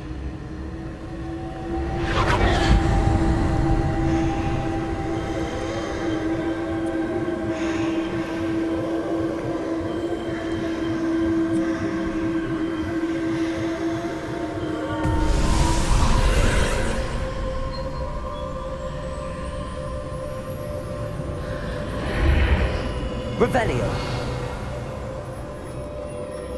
Where am I?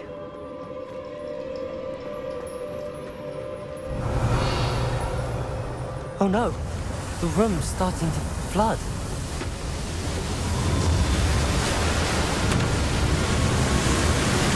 How am I being protected? What sort of magic is this?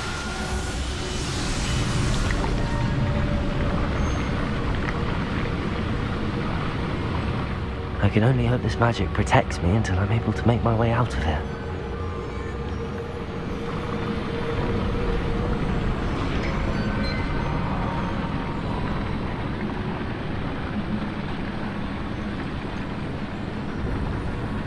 What is this place?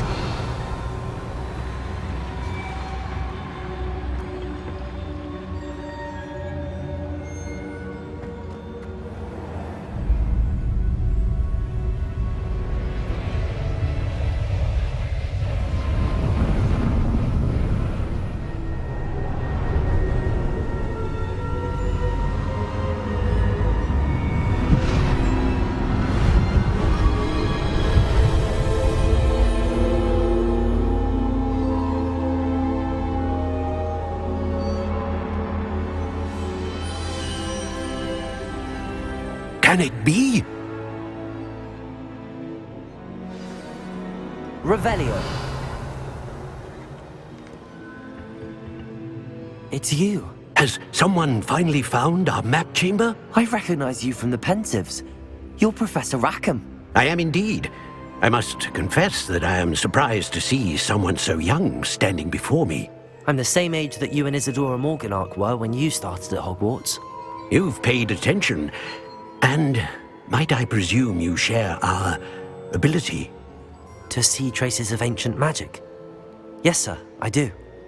As you have likely realized by now, our ability gives us a unique relationship with all forms of magic. We can access expressions of magic that few others can. Opportunities will arise that allow you to sharpen this rare talent. Do not squander them. I won't, Professor. Thank you. We have much to discuss. But first, a map found in a certain book led you here. Place the book on the pedestal. I don't have the book with me, sir. That is unfortunate. I'm afraid we must pause our conversation until you return with the book.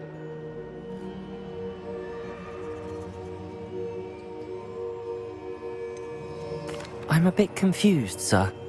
Why is this room called the map chamber? I assure you that all will be clear once the book has been placed on the pedestal. The statues and carvings in the house on the cliffside, those are of you. Are you a seer? I am. Did you know that I would be here? I cannot say more at present, except to say that your presence here does not entirely surprise me. Very well. I'll retrieve the book right away. Good. We shall speak again once the book is in place. Everybody grab a broom, and we shall get started.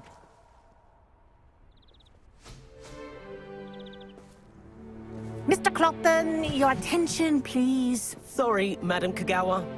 Everyone, please welcome a new student to our flying class. Welcome. Hello. The goal of today is to remind all of you how to maneuver on a broomstick safely, as broom flight is, first and foremost, a means of transportation. This, I fear, some of you have forgotten. Diving, rolling, and loop-the-loops will not be taught or in fact tolerated in this class. We'll leave that to professional Quidditch players, like the Toyohashi Tengu.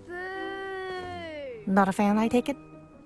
Now, let's see how well everyone kept up with their practice over the summer holidays. For those who need a refresher, step up to your broom, say up firmly and clearly, then kick your leg over and rest your weight on the seat. Up! Thank you. Now, your turn. Up! Up! Up, you stupid ratty school broom!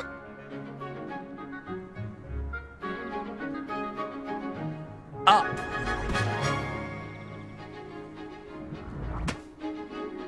One leg over, so there's a leg on each side. None of that side saddle nonsense. A gust of wind will throw you right off.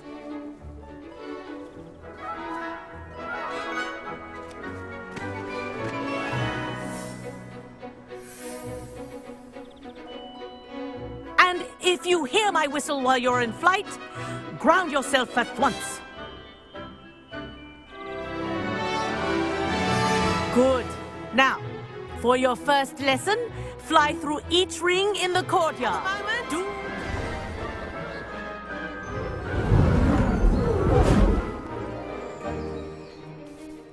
I say, I watched you fly through those rings. You seem to handle yourself on that dusty school broom well enough. I'd imagine you're ready for something a bit more challenging. But I'm getting ahead of myself. We met in the common room. I'm Everett Clopton. So, care to join me for a bit of high-flying fun? Can't say no to that. What did you have in mind? A bit of a detour, so to speak. Follow me. The tour is about to begin. Follow closely now.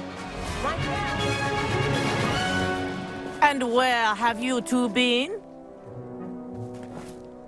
Oh, hello, Professor. We were trying to get a bit of extra practice in. Hefty points will be taken from each of you for not following my instructions. Mr. Clopton, I am disappointed in you. You're in this class because you're still not showing yourself, or frankly, your broom the proper respect. But, Professor... Enough! Class is finished for the day. As for you, you do well to use better judgment in the future. Chin up. That was some rather good flying.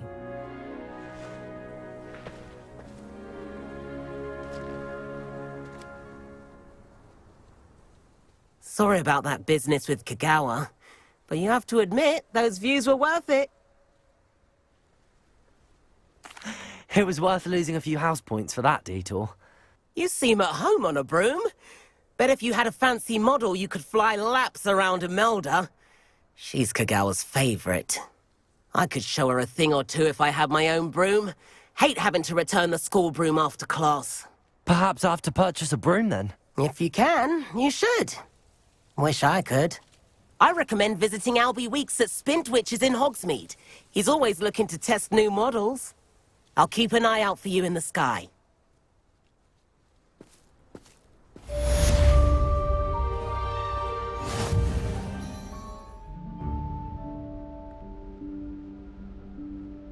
Professor Weasley?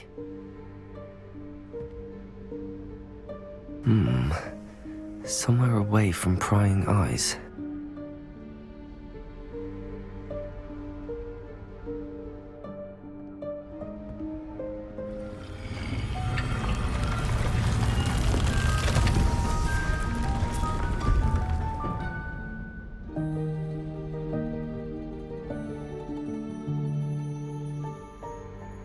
Forgive me, the headmaster stopped me and I... Merlin's beard. I see you've wasted no time. Well done. Shall we? After you, Professor.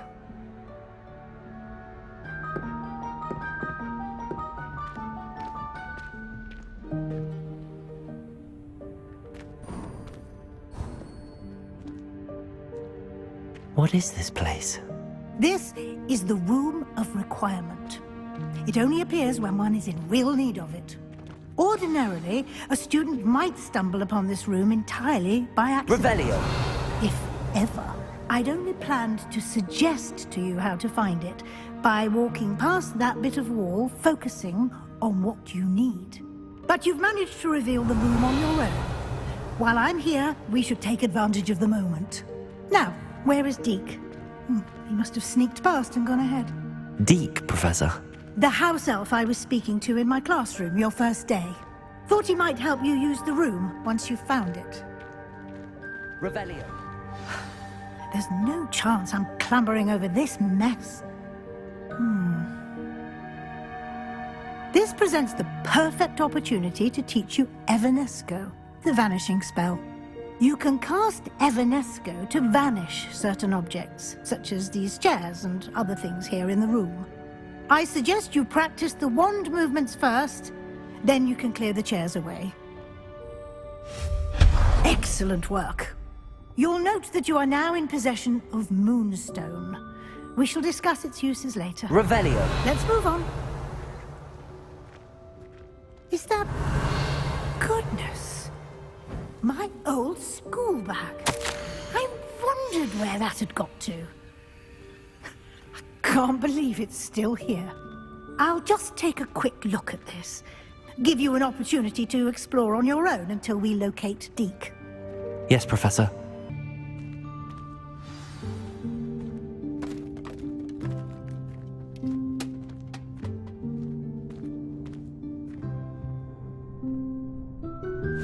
Yikes! Careful! Huh? Oh, there you are. Wait right there. Deke will come to you. Hello. Ah, Deke, we've been looking for you. Apologies, Professor Weasley. Deke was looking through some of what's appeared in the room since Deke was last here. Is this the student? Indeed it is. Deke is honored to meet you. Deke has been a friend since I was a second year. We discovered this room together. I mentioned you to Deke. We believe that you might be able to benefit from this room like I did. Deke, would you be so kind? Of course, Professor Weasley. The Room of Requirement will always be equipped for the Seeker's needs. It's unplottable, so won't appear on any map. Most happen upon it by accident, if ever. Deke's seen students in need of an extra file for potions stumble upon the room filled with them. You seem to have accessed it in its form as the Room of Hidden Things. I was thinking about needing a place away from prying eyes. Brilliant. Oh, that explains it then. What I need specifically is a place where I can catch up on my schoolwork without distraction. Well then, the room can provide you with precisely that. Now, it's time to focus on what you need. Just close your eyes. Imagine the room precisely as you need it. The room will do the rest.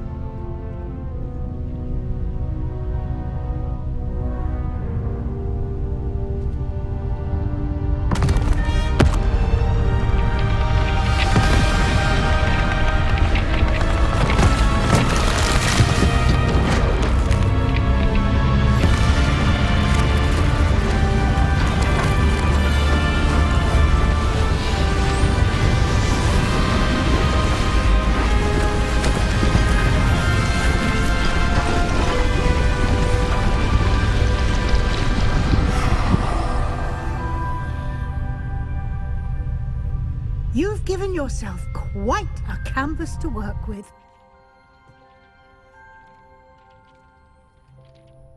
I look forward to seeing what you do with the space. Revelio. I imagine the desk of description will come in handy. It will. I hope you'll take advantage of it. Now, I'll give you a brief lesson in conjuring. The room might not provide everything you need on its own. Conjuring? Yes, the magic of creating or conjuring objects. I'll teach you. Very good. When conjuring more complex objects, you'll need what's called a spellcraft. Spellcrafts are like recipes. They list the ingredients or resources needed to conjure a particular object. You should have acquired some for a potion station and potting table from tomes and scrolls in Hogsmeade. I did. Where can I find the resources I need?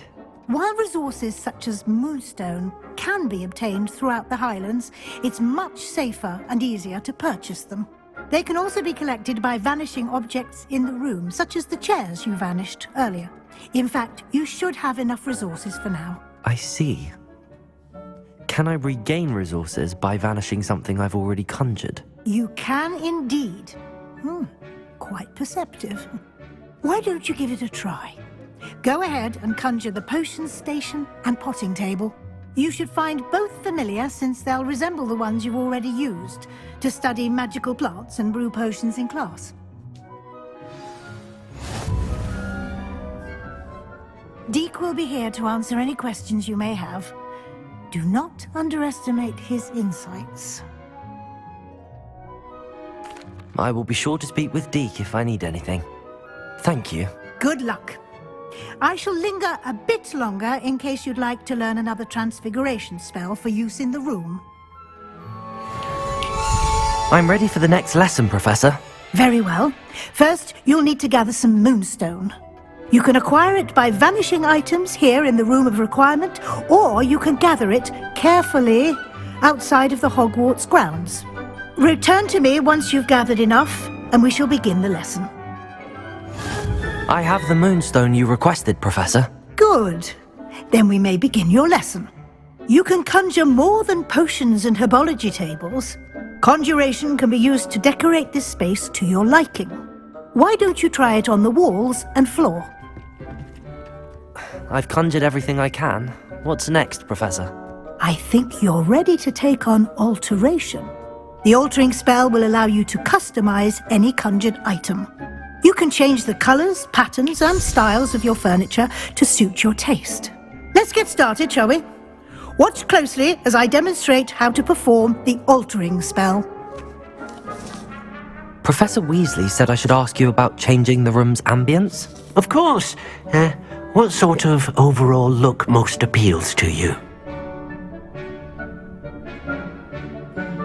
I would like the room to feel as if it's being lit by the moon. Oh, sounds perfect.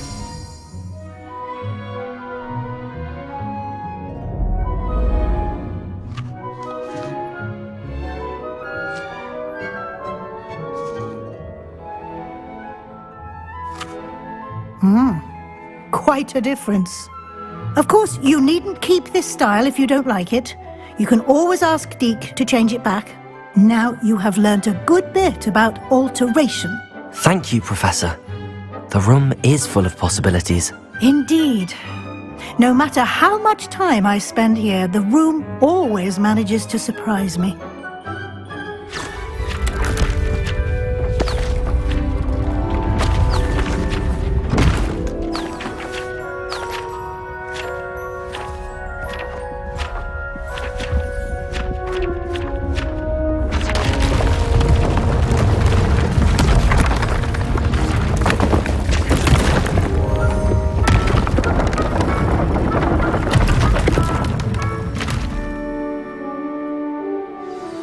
An even bigger space.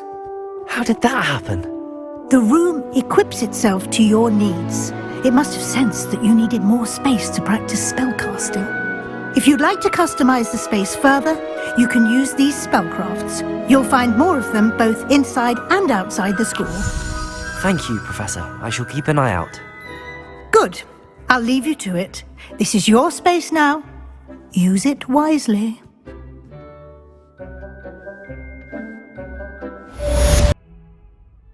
Over here.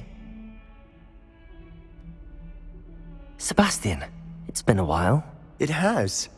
Glad you received my owl. I have something to show you. First, let me thank you for what you did in the library. Of course.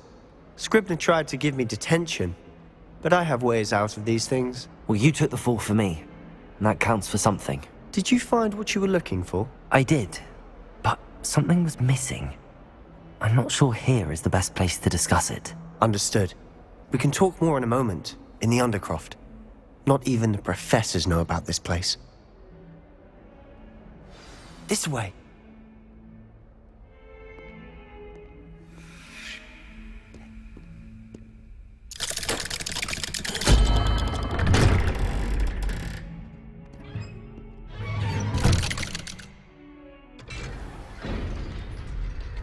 How did you find this place?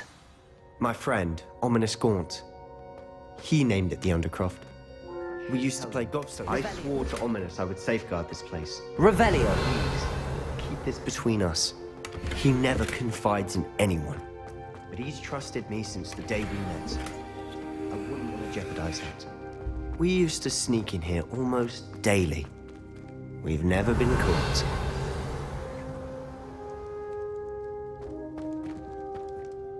I think I've seen Ominous in potions. Or was it herbology?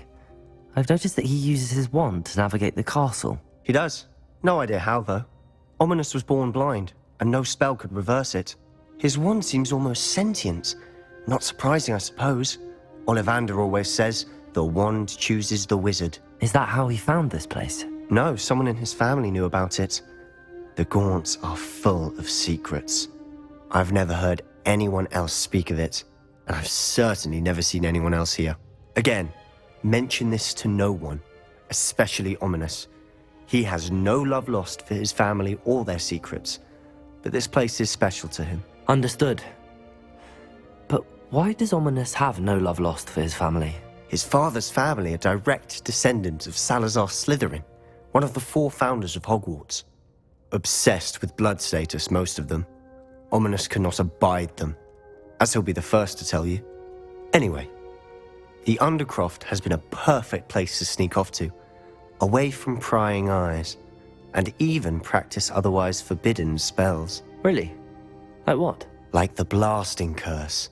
Professors say it's not an appropriate spell to teach students. It sounds like a dangerous spell. You sound like Ominous. He frowns upon using forbidden spells. Although he did enjoy learning this one.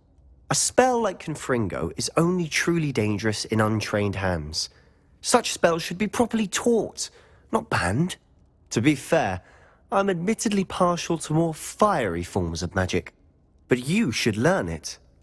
I can teach it to you safely here. It may take a while to get the feel for it. Mimic my wand movement. The incantation is Confringo. Very well. I have to say, I enjoyed that. The first time Ominous and I practiced Confringo, we singed our eyebrows. I would have paid to see that. I swore we'd never live it down.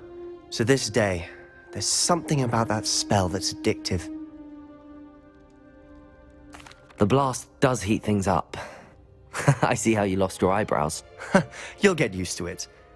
Anne, Ominous and I used to practice down here for hours. The Undercroft was our retreat. Haven't been here in some time. It's not the same without Anne. I'm sorry about your sister. If there's anything I can do... Perhaps when I next head to Feldcroft, you could come along. Meet Anne. She could use some cheering up. Just let me know when and I'll meet you. Oh, she misses Hogwarts. She's been stuck at home with our guardian, Uncle Solomon. Unfortunately, you'll have to meet him too. Well, meeting a new student will be precisely what she needs. I shall look forward to it. Cheers. By the way, what was it you couldn't discuss out in the hall earlier? I'm not sure where to start. You said something was missing from what you found in the library. Might it have something to do with Victor Rookwood? He didn't mistake you for someone else at all in Hogsmeade, did he? Nothing gets past you. I'll tell you what I can. Rookwood and Ranrock are trying to recover something they think I took from a vault in Gringotts. Gringotts? When were you there? Professor Fig and I wound up there after the dragon attack. There was this port key that... A port key? To Gringotts? Well, it's all a bit convoluted. I'm listening.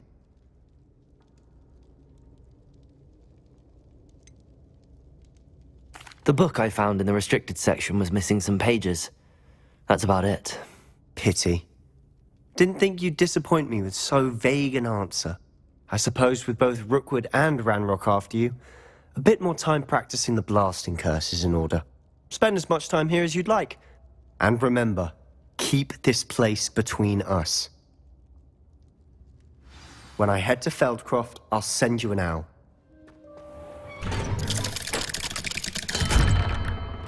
Hello, Sebastian. Wait. You there? I can hear you. Oh, hello. Ominous, isn't it?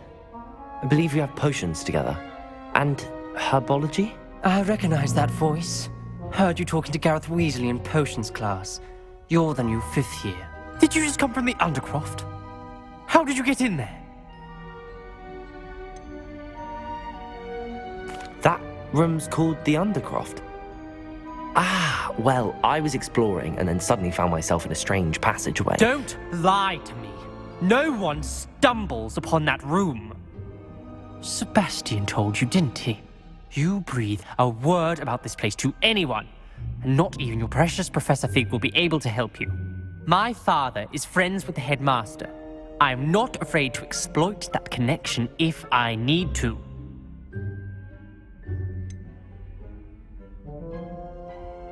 You needn't threaten me. I'm not going to say anything about your Undercroft. And Sebastian is a good friend. You shouldn't immediately assume the worst of him. I don't need you to tell me about my oldest friend. Thank you very much. Ominous, I just meant... I know what you meant. Sebastian gets himself in enough trouble. He doesn't need your help.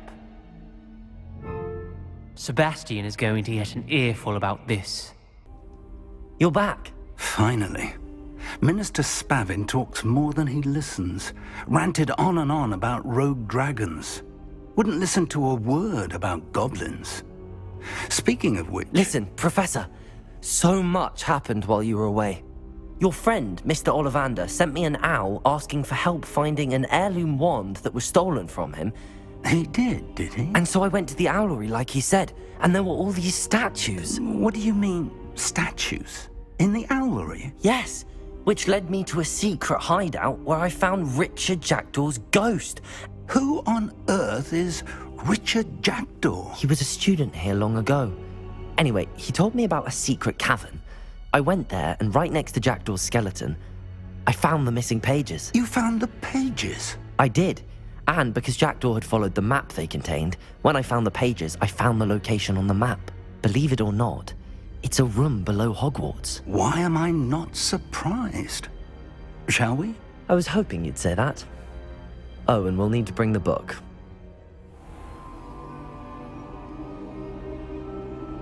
The room is called the Map Chamber, by the way. And a portrait of Percival Rackham awaits us there. Professor Rackham. I look forward to meeting him. How did this Jackdaw get the pages from the book? Evidently, Peeves stole them, and Jackdaw stole them from him. Oh, Peeves. To think it was beneath us all this time.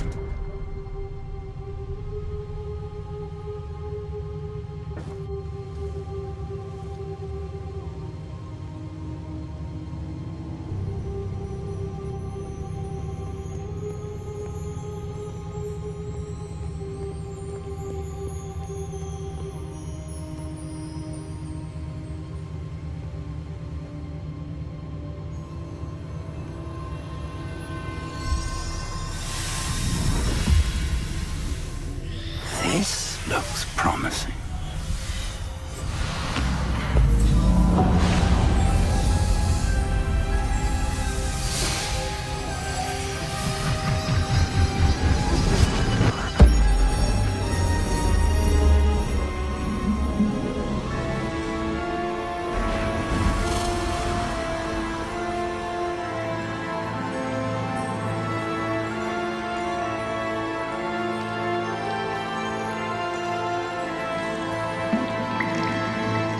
Map.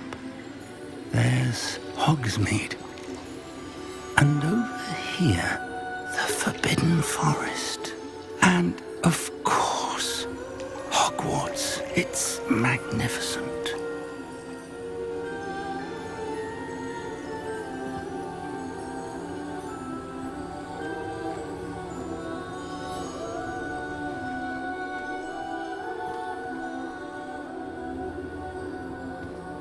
If only you were here to see this.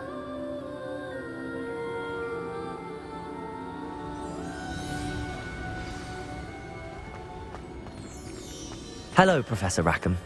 We've placed the book on the pedestal as you asked. And this is my mentor, Professor Fig. How do you do, Professor Fig? And you, my young friend, see now why you needed to return with the book? I do. I also see why you refer to this room as the Map Chamber. That you have come this far tells me that you possess extraordinary magical ability, the potential and power of which will unlock should you prove yourself worthy. The location of each of 4 trials will, in time, appear on the map. Trials that will test you and give you access to invaluable knowledge. Trials that you must complete on your own. Do you recall the pensive memory you viewed in my vault in Gringotts? You and your friend Charles spoke of the Portkey, and of trials you'd created for one who could see traces of ancient magic. Precisely. Charles is another of the Keepers, a designation we gave ourselves centuries ago, in light of the knowledge that we have been bound to keep hidden. Until perhaps now. So, the passage from your ruins to Gringotts, everything in the vault, the restricted section, finding this room, none of these was a trial. They were an important part of the journey, but they were not trials themselves. The fact that you have come this far, however, bodes well. The trials were designed to ensure that the power and knowledge we have kept secret for so long does not fall into the wrong hands. They will test your abilities, both innate and learned. But of equal importance, everything you witness as you complete the trials will inform what you choose to do with all that we share. You will need patience. The trials have much to teach you. It will take time. I'm afraid we don't have the luxury of time. We have waited this long, Professor Fig. Surely a few more. Respectfully, sir, while I do not know the secret you keep, I do know that our young friend here has seen traces of a powerful dark magic being wielded by goblin kind. And we encountered an uncommonly powerful goblin wielding such magic as we prepared to leave your vault at Gringotts. We may already be too late. This is grave news indeed. Young friend, do you trust Professor Fig? I do. Then, in the light of your considerable skill and all you have already accomplished, we shall begin. You will find the location of the first trial marked on the map below you. Whilst Professor Fig may assist you in locating the trials, they may be completed only by one with our ability. Shall we have a look?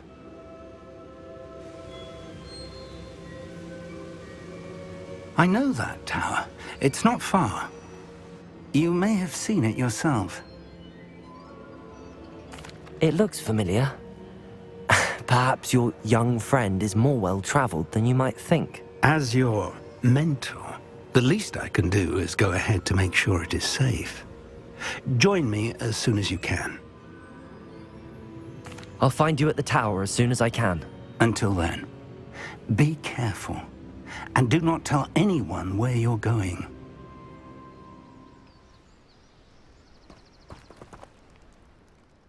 We're not alone. We are not. Ranrock's loyalists. Around a dozen I can see, but could be more. Can't we apparate past them into the tower? We could, but we've no idea what's in the tower. More importantly, however, I'd like to know why they're here. They've set up camp just ahead. I suggest we investigate a little before doing anything else. Let's go. Well, this isn't ideal. No, it isn't. This way. And I'd suggest we use the disillusionment charm here. No sense in announcing our arrival. Hello, Professor. Did you say Sam Bakar's tower? I did. Professor Bakar is a keeper you have yet to encounter. I'm glad to see that I was correct in presuming that we would meet again soon after our last encounter, though I surmise, based on the commotion I heard, that you did not have an easy time getting to me. We did not, Professor. We encountered goblins outside the tower. That goblins were aware of my vault is disquieting enough. But if they have also made a connection to this tower, then the threat may be greater than I thought. All the more reason for us to move forward. Downstairs, near the entry, a reservoir of ancient magic, like those you've seen before, has been unlocked. Command it to access a doorway. I'm afraid I cannot say more. As Professor Fig cannot join you, he and I will, in time, see you back at the map chamber. Remember what you see. We're going to need to understand how Ranrock's loyalists knew about a tower that once belonged to a keeper. For the moment, however, you've more important things to set your mind to. A reservoir of ancient magic, I believe? Yes, sir. Then I shall leave matters in your increasingly capable hands. That said, be careful. I will, sir. I'll see you back in the map chamber.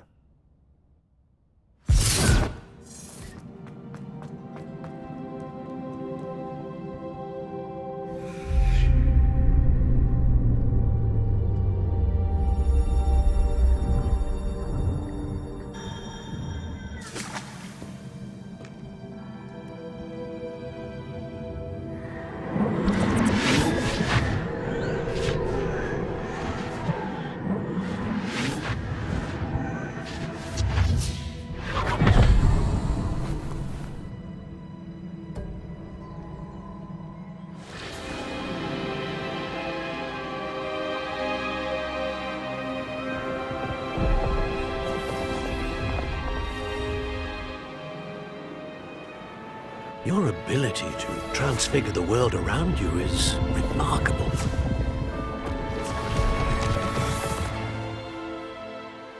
What is it? My father isn't getting better. I don't think he'll ever recover from the death of my brother. 'Tis agonizing to see those we love suffer. The drought was years ago, but the pain of losing him is as deep for him now as if it had happened only yesterday. He doesn't need pretty pillars, he needs peace. What if I could help him, Professor? You do so much for your father already. It's not enough. I want to take away his pain. It is tempting, I know, to use this magic that you're mastering to transfigure more than the physical world. But human emotion is a potent force unto itself. Even the most well-meaning and competent witch cannot possibly know the consequences of irrevocably manipulating it. So I'm to watch as my father's pain destroys him. It is not your pain to take.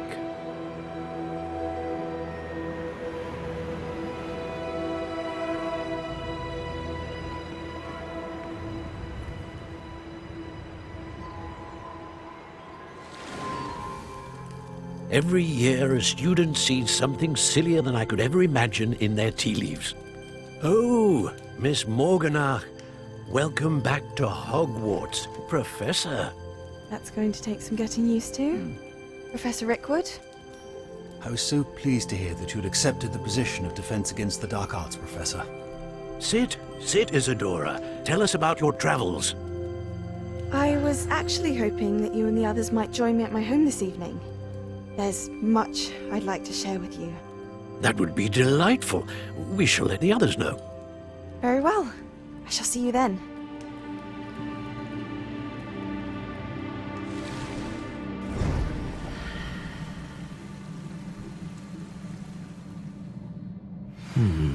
Another memory.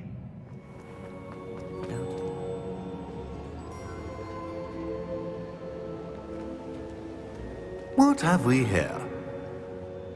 I'm a student at Hogwarts, sir. And this is Professor Fig. Professor Charles Rookwood at your service. Has someone completed the first trial? I have, Professor Rookwood. We saw you in the Pensive in Gringotts with Professor Rackham. Indeed. So, you found the portkey to access Professor Rackham's vault, and you deciphered the map within the locket you found floating above that Pensive. I did.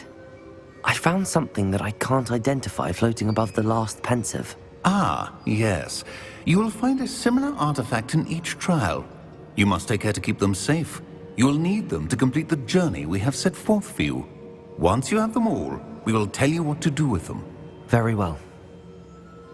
Are you able to tell me anything about the next trial?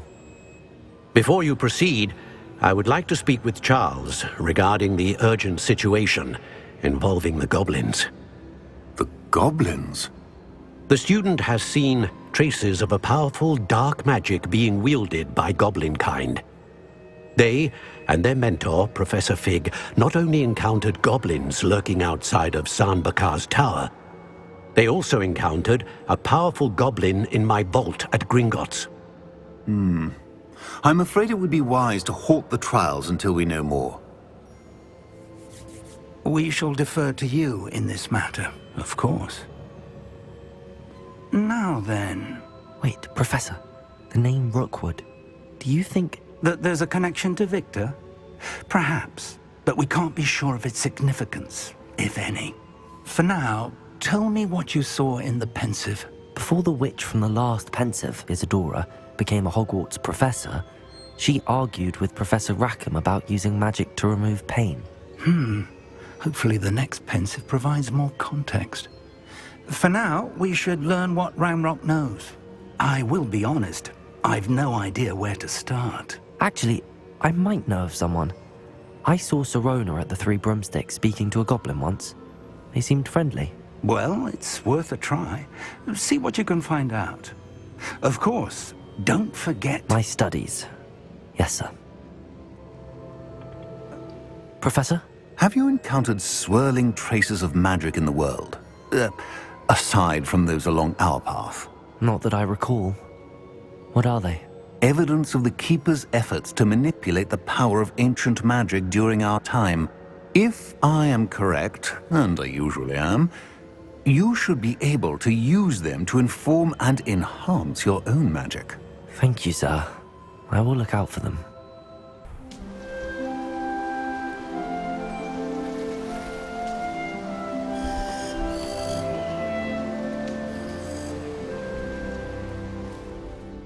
Hello again, Mr. Moon. Oh, I was hoping to see you again, my young friend. Gladwin Moon, Hogwarts caretaker, at your service. First, please allow me to apologize if I seemed a bit unsteady when we last met. I'm afraid I had a rather disconcerting encounter. Although I hear your visit to Hogsmeade was even more eventful than mine. I suppose you could call it eventful. I certainly wasn't expecting a troll attack. Oh, of course not. And from what I understand, the village was lucky you were there. In fact, my recent visit to Hogsmeade is the reason I was hoping to bump into you. I could use your help with something. Do you see that curious statue over there? Watch what happens when that light changes from day to night.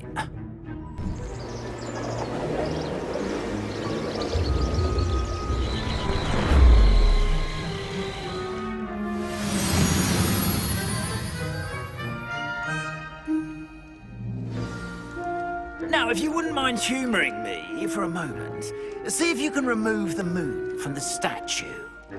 Go on, take the moon. A couple of reasons, frankly. First, your daring do against those trolls in Hogsmeade has gained you a reputation for fearlessness. Second, as macabre and hideous as a demiguise is, most would find my fear of them unwarranted. You, however, have seen how they affect me. I'm at my wit's end, young friend. I simply can't bring myself to go near them. In fact, I know of two statues right here in the faculty tower.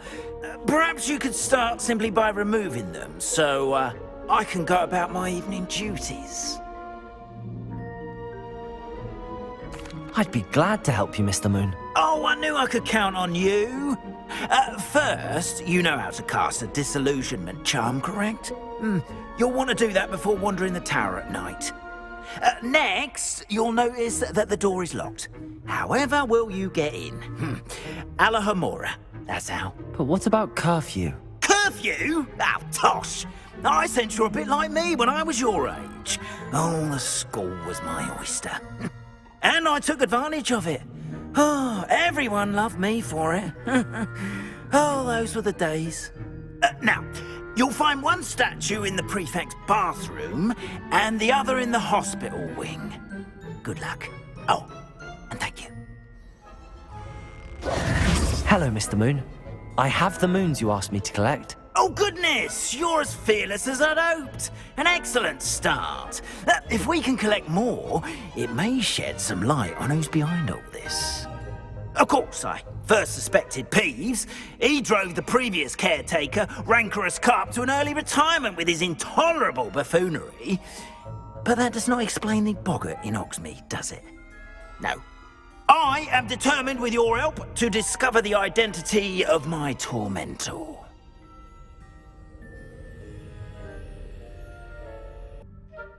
It's definitely intriguing. I'd like to help you solve this mystery. You, my friend, are a gentle person and a scholar, and I have something to offer in exchange for your assistance. Now, remember, the moons are only retrievable at night. Thus, I encourage you to use a disillusionment when necessary. Understood. I shall keep an eye out. I appreciate that. Oh, and I knew you were the one to ask for help. Keep at it so we can... Welcome, everyone. I see you've already met some of the many beasts we study in this class. Though be advised, none of these creatures should be taken lightly. They are all in their own way dangerous, especially if one does not know how to handle them properly. Now, it seems many of you are out of practice. Let's take some time to review the basics of how to care for a beast, shall we? Miss Sweeting, would you please assist our new student with the lesson today? Yes, Professor Howen. Hello, I'm Poppy Sweeting. Don't worry about Professor Howard's speech. She over-exaggerates sometimes. All the beasts in class are perfectly safe. Oh! Miss Sweeting, pay attention, please. The tongue of a puffskein can be a slippery devil. Yes, Professor. Here, you can practice on Gerald. Just keep an eye out for his tongue. You can use my... Oh, couple of knees or whiskers ought to get me a few canuts at least. Enough to buy something from Honeydukes.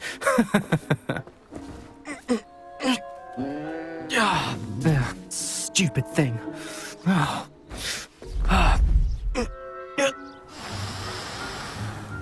What in Merlin's name are you doing? Tuss, peculiar Poppy. Worried about a worthless little rodent. Her name is Persephone! Her name is Persephone! That's really not funny.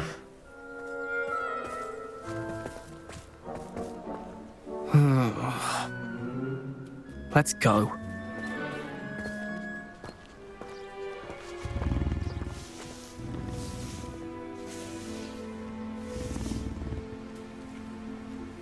Those two don't belong anywhere near this class. Poachers. Hello, Professor. You wanted to speak with me? I did. How did you find your first beasts lesson? It was wonderful. I believe I'm really going to enjoy this class. Good. You seem to understand that when beasts are properly controlled, they can play a vital role in our lives. Some provide us with magically imbued materials, if cared for correctly, which does not include torturing them for whiskers. Well done, by the way. Probably best to let me handle it next time. Yes, Professor. They're nearly as bad as the Savagers in Rookwood's poacher pack. Sadly, we're the ones who suffer, stumbling over dead beasts. Terrible waste of resources. Surely the poachers can be brought to justice by someone. The Ministry, perhaps? An optimistic idea. Now, why don't we focus on... Professor Weasley has asked that I prepare some assignments designed to help you catch up to the other 5th years. Be on the lookout for my owl. Meanwhile, I also encourage you to study as many beasts as you can on your own time. I need to talk to you. Come here. Do you need something, Poppy? Thank you again for saying something to those brutes so that I didn't have to. You were an augury at noon in the desert. I certainly hope that's a good thing. It's something my gran and I say. It means that something or someone is a welcome surprise. At least, that's what we decided it meant. I couldn't stand there and watch them harm the poor thing. We're of a similar mind. Actually, in light of that, there's someone I'd like you to meet. In the forest. You've intrigued me. Very well. Lead the way. I'd hoped I would. Stand back.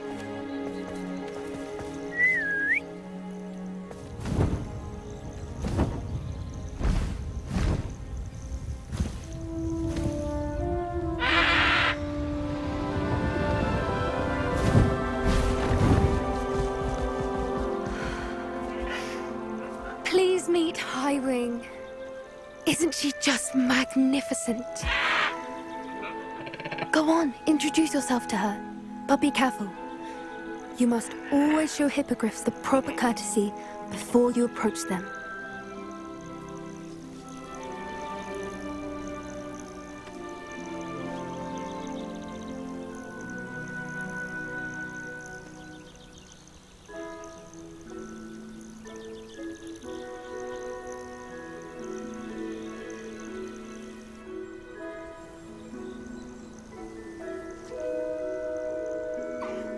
I knew it!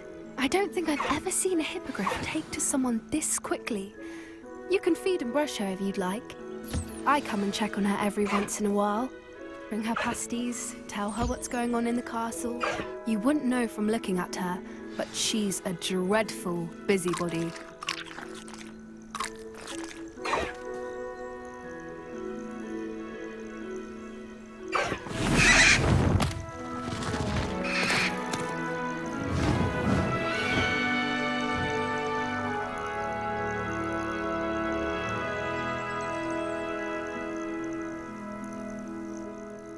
So, what did you think of Highwing? I thought she was brilliant.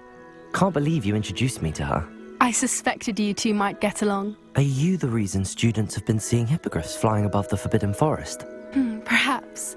Did you know that once you earn a hippogriff's trust, they'll always be there for you? I've seen it firsthand with her. How exactly did you and Highwing cross paths? It's a longer story, but I rescued her from poachers a few years back.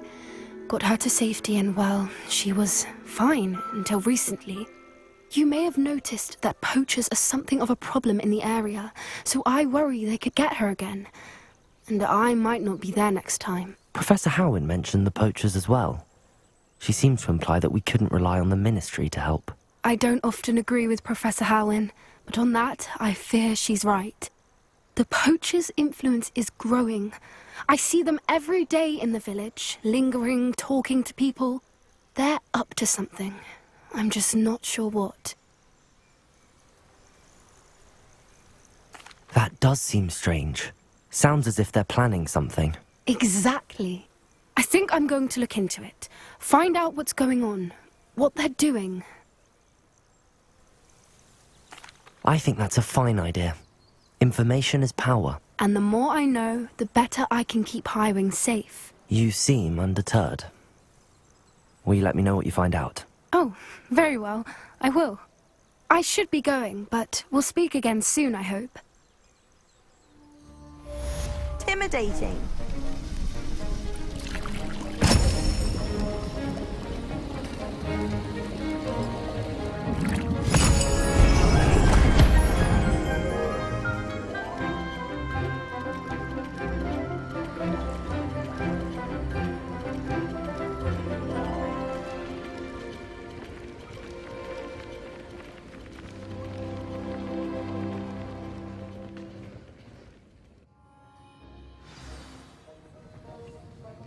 I completed your assignments, Professor.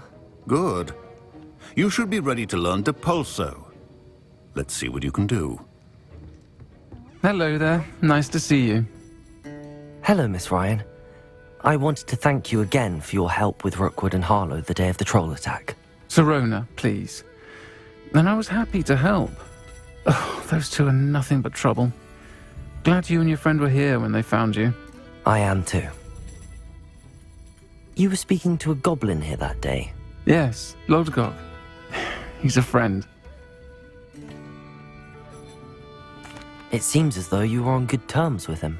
I've known him for years. We met when I was waiting tables here as a student, well before I bought the place. He was cordial enough, but we weren't friends then. His mistrust of wizard kind ran deep. But you're friends now? We are. I hadn't seen him in years when he came in a few months ago. But he recognized me instantly, which is more than I can say for some of my own classmates. Took them a second to realize I was actually a witch, not a wizard. Not all goblins are like Ranrock and his loyalists. Lodgok is as worried as the rest of us about what's been going on. In that case, I'd like to talk with him, about Ranrock in particular. Where might I find him? I assume your interest is to do with the rumors I've heard about Ranrock working with our friend Rookwood. It is. If he's not here, you might find him doing business at the Hog's Head. He's a trusted metal trader. You should mention that we spoke. He can, understandably, be wary of witches and wizards, even ones as young as you. That said, if you're looking for information on Ranrock to help rein him in, you'll find an ally in Lodgok. Thank you, Sirona. If you find Lodgok, please give him my best. Now, Demi, guys. Hello, Lodgok. Sirona said I might find you here. She did she? Did she send you with news? No, actually, I wanted to speak with you. It's about Ranrock. Now I remember. The 3 broomsticks. Day of the troll attack. You're the student he's after. I am, and I need to know what he and his loyalists are up to so I can stay a step ahead. Let's say I did know. Why should I trust you? Sirona trusts me, and she thought our interests may be aligned. Well, if Sirona trusts you, very well. I may know of something that could help us both. A way to get Ranrock to confide his plans to me. I'm listening. Years ago, a heinous witch stole a sacred goblin relic. Rumor has it that it now rests in her sarcophagus, in a tomb accessible only by wizard kind. Ranrock and I had a falling out a while back. The relic could well repair the chasm between us.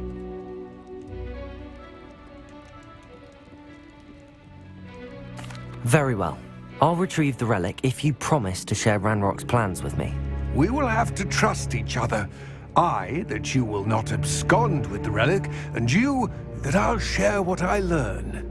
Gather whatever supplies you may need, and meet me near the witch's tomb. I'm ready. Good. There's no time to lose. What precisely is the relic I'm to retrieve? A valuable heirloom known as the Helmet of Urtgott. The witch considered herself a collector and purchased the helmet as a trinket. She cared not what pain she caused the goblins. Goblins believe that the rightful owner of any object is its maker, not its purchaser. Wizard kind see things differently. It's a wonder goblins and wizards have ever been able to work together. The differences between our kinds are myriad. They seem to be. It may surprise you to know that I do not believe those differences always to be insurmountable. And there it is. The witch's tomb. Dreadful looking place, isn't it? Handy resource indeed. I wish you luck retrieving the helmet. As a wand carrier, you should have an advantage. Now, before you set off, do you have any questions? It all seems clear to me now that we're here. I do hope our alliance proves fruitful. Again, I wish you luck.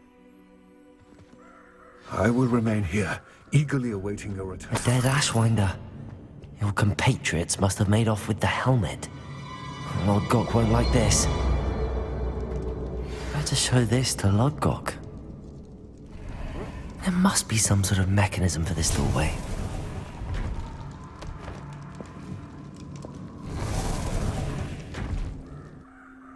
Lord Gok, the sarcophagus had been raided. I found no helmet, only a dead Ashwinder. Damn! They got here first! We need to get it before Rookwood uses it to further ingratiate himself to Ranrock. I saw one of their campsites not far from here, but I fear you must go in alone. My fighting days are behind me. I'll head there now. Good. There's no time to lose.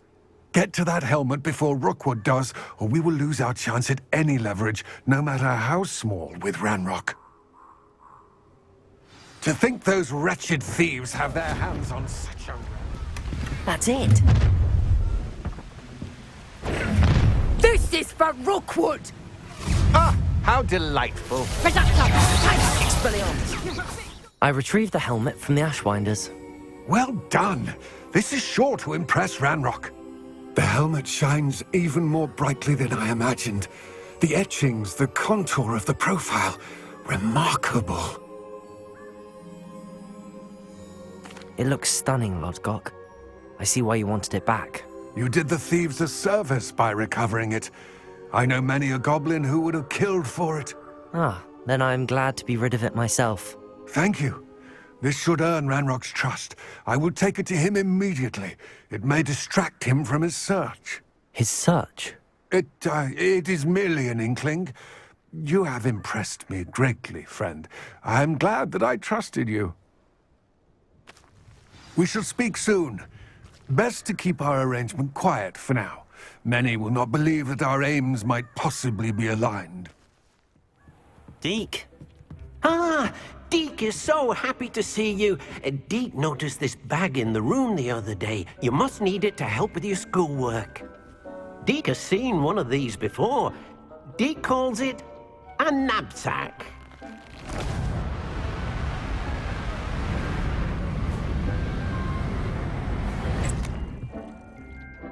Perfect for gathering and transporting beasts. Pleasant little breeze. I have been thinking about something Professor Howen said in Beasts class. That I should study as many beasts as I can on my own time. She also mentioned that poachers have been active in the area. So, perhaps the beasts will be safer with us than out on their own. Precisely what Deke was thinking. You see, the room knew exactly what you needed, and luckily, Deke can show you how to best use the knapsack and where. Come along then.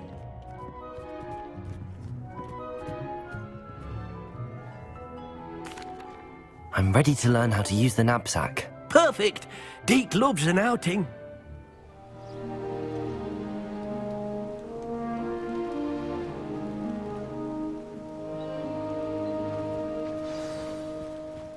A nasty poacher. Deke hated working for him. He did horrible things to beautiful beasts. Oh, it was during those days that Deke first saw a knapsack. It was nice to see one used for good. We have arrived. Deke enjoys coming here to watch the beasts, especially the potful of puffskeins nearby. It would be nice to keep them safe. All you will need to do is get close, direct the open knapsack toward the puffskein, and in it'll go. All right. You got one.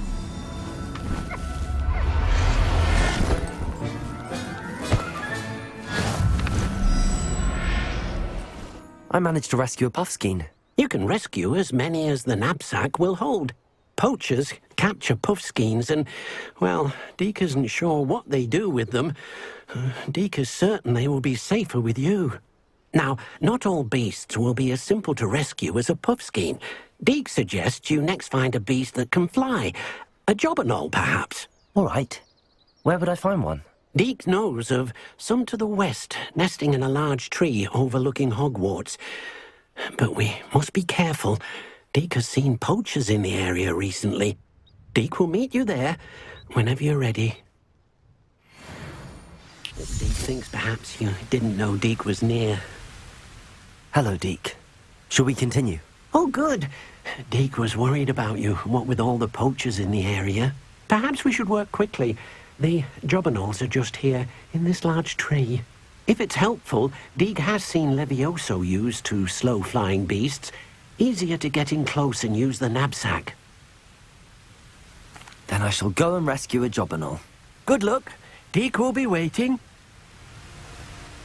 I rescued a jobberknoll. Deke hopes your jobberknoll finds the knapsack nice and cozy. Poachers want them for their feathers, and are not kind when they gather them. Are there any other beasts nearby? Just one that Deke knows of, a herd of mooncalves. They live in a clearing of trees up this footpath. Deke will see you there. Hello, Deke.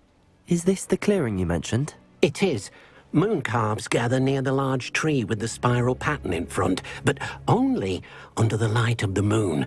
So, unfortunately, unless you have a way to hasten time, you might sometimes have to wait until nightfall to see them.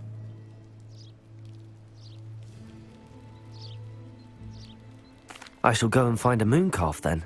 Deke will be waiting for your return. It was a bit trickier than the others, but I have a mooncalf now. Another beast, safe and sound. Shame we didn't see the mooncalves dancing. It's a marvellous sight. Deke supposes you're finished here.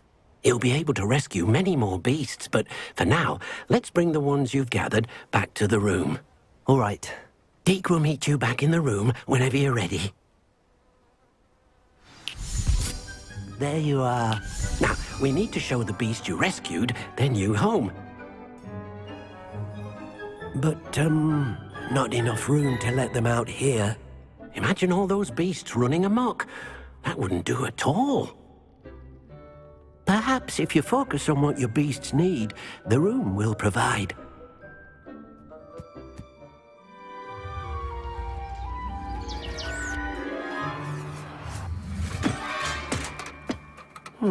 What exactly did you think of?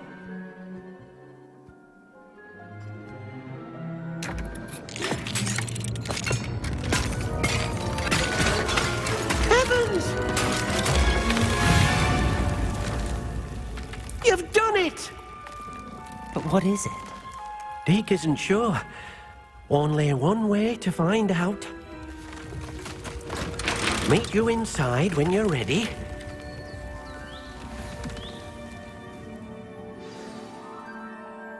I'd like to ask you about changing the room's ambience. Of course. What sort of overall look most appeals to you? Actually,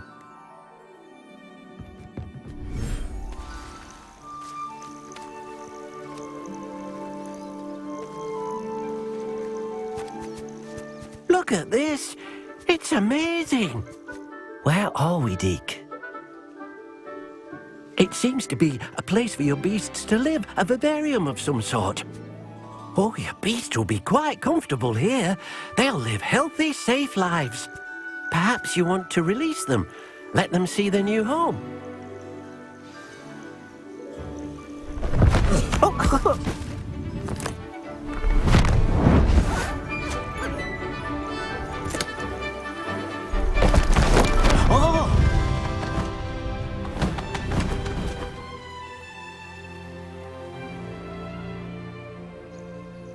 Deke thinks the vivarium will be a fitting new home for your beasts. Indeed. I only hope we'll have enough space for all of them. Deke hopes so too. But if you do run out of room, Madam Peck at Brood and Peck in Hogsmeade will help to find safe homes for them. Any beasts that the room can't hold? Yes, she's well known for helping to care for beasts in need, and she'll give you a fair price for them. Speaking of care, beasts that are well fed and groomed will provide you with valuable magical materials, such as puffskein hair, for example. If you gather some magical materials from your beasts, Deke can show you how to use them. Very well. I shall let you know when I have some. I've collected some magical materials, Deke.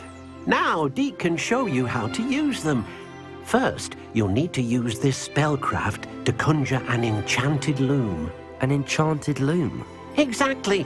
It will allow you to use your magical materials to weave magic into the very threads of your clothing, making your clothing more useful in a variety of ways.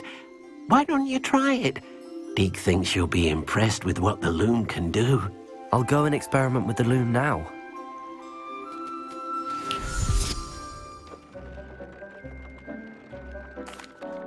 I used the enchanted loom, Deke. Wonderful. Will I be able to weave even more powerful magic into my clothing with the loom? You will, by rescuing even more powerful beasts.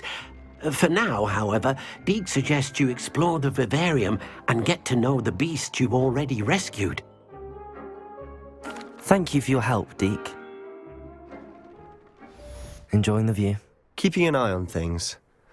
Feldcroft isn't what it used to be. No one has felt safe here since Ranrock's loyalists took a peculiar interest in that castle over there. Rookwood Castle. My uncle Solomon is a former Auror and refuses to look into it, even after Anne was cursed by one of them. Possibly with a wand, no less. I heard a goblin refer to wizard kind as wand carriers. Are goblins forbidden from carrying wands? Precisely. That's why I'm on the hunt for answers. If I'm to cure her, I need to understand what happened to her. Anne was always the most mischievous of the three of us. Which is saying something, knowingly and ominous. I'm hoping a surprise visit from me and a new friend from Hogwarts will help lift her spirits. Bring back the Anne I used to know. Come on, I'll take you to my uncle's. This way. My sister should be just inside.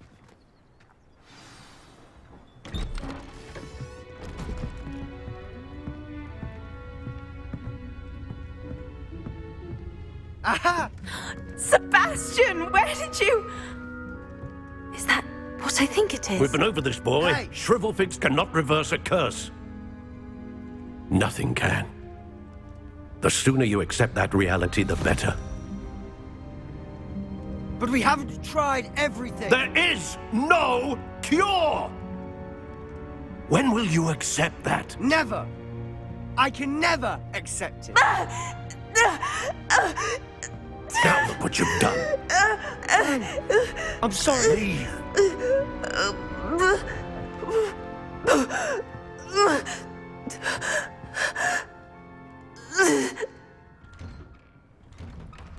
I'm sorry. sorry about earlier. Those bouts of pain are difficult to bear. Are you all right, Anne? I didn't mean to intrude. You didn't, truly. And I'm all right. The pain from this curse comes in bouts, and often suddenly. It's not anyone's fault. It's nice to meet you, by the way. You must be the new 5th year Sebastian told me about. I am. Sebastian and I met during a rather lively duel in Defense Against the Dark Arts. Oh, dear Professor Hecat. She's a powerful witch. And she knows how to keep students like my brother, and me, in line. I do miss Hogwarts, but I wouldn't mind being in Feldcroft, really, if it wasn't so dreary now. Between the goblins at the castle and my uncle fighting with Sebastian whenever he's home, it's not the cozy retreat it once was. Sebastian mentioned something about your uncle being an ex-Auror, but refusing to go after Ranrock's loyalists. I must say, I wasn't prepared for him to be as angry as he was. Uncle Solomon is frustrated by what happened to me, and by Sebastian for thinking he can fix it. They both mean well, I know they do, but my uncle is right. This curse cannot be undone. I can feel it. Sebastian cannot take away my pain. Perhaps you can help him to understand that. I'll do my best. I can promise to speak with him about it. Thank you. His search for a cure is futile, I'm afraid. I'm getting tired. I should probably rest. Thank you for stopping by. I wish you well. Excuse me, Mr. Sallow. Oh, yes, Sebastian's friend. I apologize on behalf of my nephew. He doesn't know when to stop. I was about to check on Anne. Did I see you come from the house? How is she? She's all right. She said she was going to rest. Nothing can be done for her.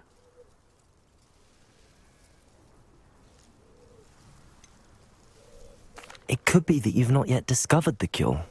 Ah, you sound like Sebastian, thinking you know better than the healers at St. Mungo's. Perhaps the healers don't know everything, sir.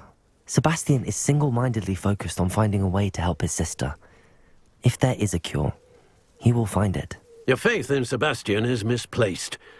Some sort of dark magic cursed Anne, and the goblins aren't likely to explain themselves any time soon. Giving her hope is cruel. The only thing to do now is keep Anne comfortable and stay out of the Loyalists' way.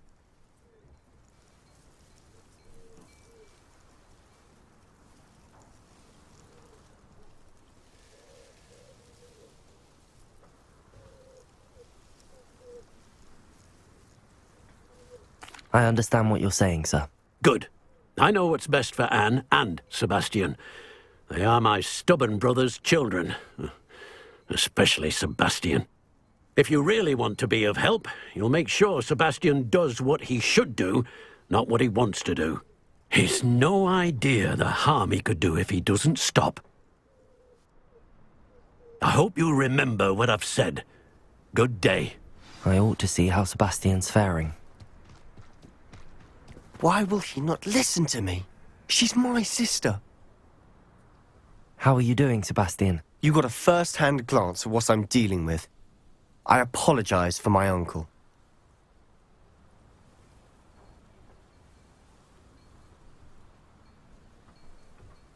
I'll admit, I wasn't expecting him to be so angry. He's always angry. He's been angry since my parents died. After Anne was hurt, he only grew worse. It's as though he blames me somehow, always calling me my father's son, as if that's an insult. I'm the one trying to help her. He's simply given up. Both Anne and your uncle seem genuinely convinced that nothing more can be done for her. I refuse to believe that. Anne's pain is more than physical. It has changed her entirely. I miss my sister. And I'm going to get her back. Come with me. I need to show you where it happened. Ranrock's loyalists are capable of so much. Up there, on that plateau, is where they cursed Anne. This way.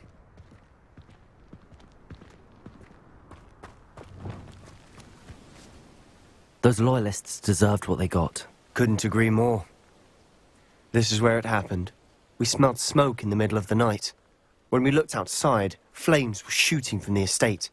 Before my uncle and I could stop her, Anne rushed out, racing towards the fire, worried someone had been hurt. She came face to face with a horde of goblins, frantically trying to stamp out the flames. Suddenly, an icy voice drifted out from somewhere in the smoke.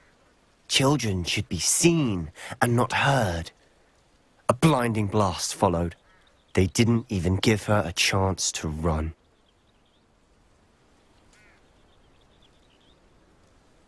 It seems an awfully violent response to a child wandering by. What were they trying to hide? My thoughts exactly. It may be grasping at Billywigs, but I keep thinking that there might be something here that could lead me to whoever cursed Anne. Might be the only way to learn what type of magic harmed her, which could help me find a cure. Perhaps you're right. The Loyalists are everywhere, but they do seem to be spending a lot of time here, and it's likely they're hiding something. And at Rookwood Castle. Shall we have a look around? This well looks familiar.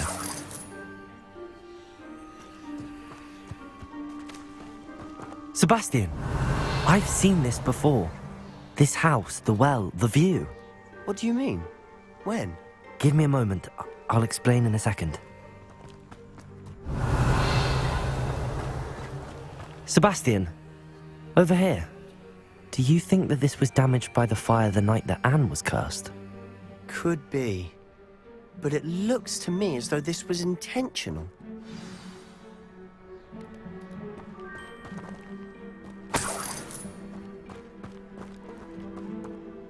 Sebastian, this house did belong to a Hogwarts professor, hundreds of years ago. Who? What do you... I found a pensive that day in the restricted section with a memory that showed this house. There was a little girl and a drought. The keepers have shown me other memories as well. The girl became a Hogwarts professor. Her name was Isadora Morganach. She was one of the keepers. The keepers? Like in Quidditch? And you found a pensive in the library? I'm not following you. I realize it's a lot to take in. I'm not even sure I understand it all yet. And no, not like Quidditch. They call themselves keepers because they're protecting some type of knowledge. It has to do with the vault at Gringotts. Let me see if I've got this straight. You have Ranrock and Rookwood after you because of something you found at Gringotts where you ended up via a portkey. And now you've been witnessing memories left by keepers. Oh, and this house belonged to a Hogwarts professor who was one of these non-Quidditch keepers hundreds of years ago. If I didn't know you, I think you were pulling my leg. It is all a bit much, isn't it, when you put it like that? The point is, we both have good reason to search this house. You for answers about what happened to Anne, and me for answers about the keepers. Look at this. Someone piled this here for a reason. Is it blocking something? Only one way to find out. Depulsor! Why bother blocking a stairwell? There might be something here worth a closer look. They've left all of this simply strewn about. Lumos! Tells me they're after something bigger. Accio!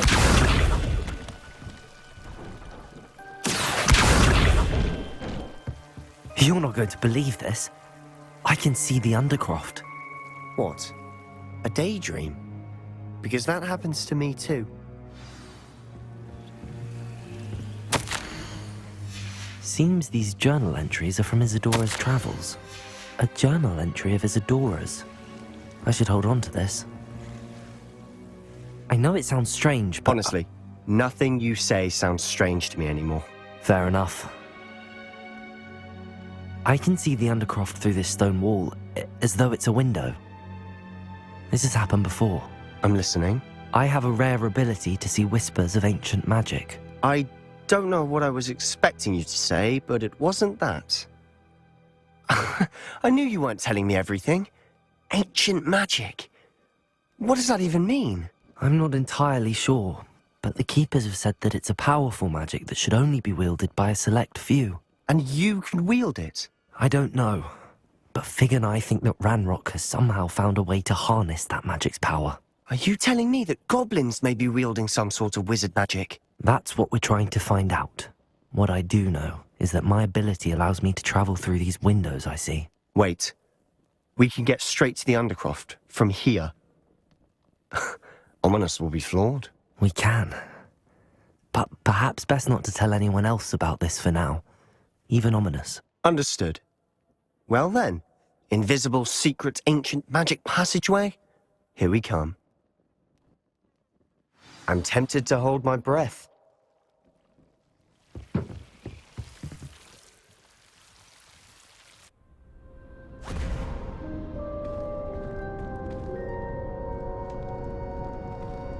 Why would the door lead us here? Sebastian, look.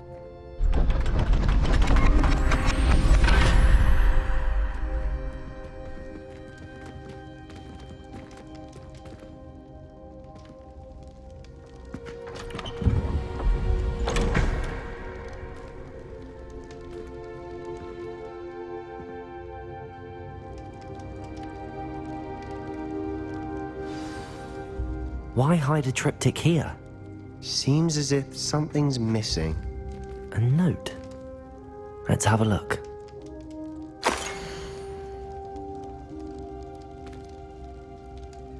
Anything helpful in the note?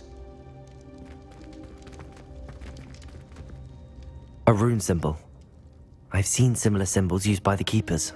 I've been thinking. A keeper lived in that house centuries ago, and Ranrock and his lot have been searching there. You said that goblins may be wielding some form of this ancient magic. Do you think Anne was cursed by ancient magic? I can't be sure, of course, but I don't think so. I didn't see any traces of it around your sister. Very well. But that doesn't mean it's not ancient magic. There's still so much we don't know about it. True. Perhaps this triptych will lead us to answers. Then we'll have to unravel what this all means. But now I need to see Ominous.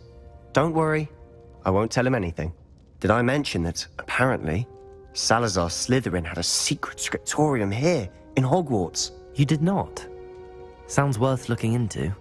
Any idea where in the castle? No idea. Ominous just learned of it. I'll let you know what I find out. I had no idea our visit to Cian would unfold into all of this. My head's an utter mess. But I'm glad you told me everything you did. I'll be in touch. Till then.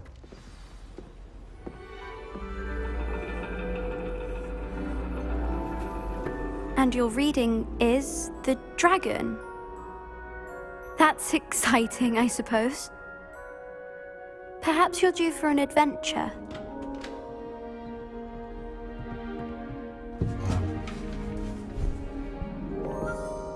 Ladies. Professor Shah. Astronomy is not divination.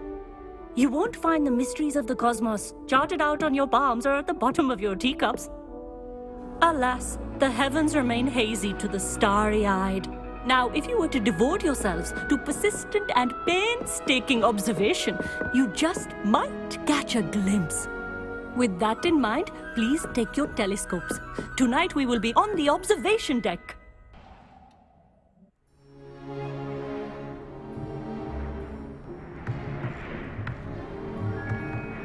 Still don't have your own? You can't be the new student forever, you know. You can share with Mr. Takar.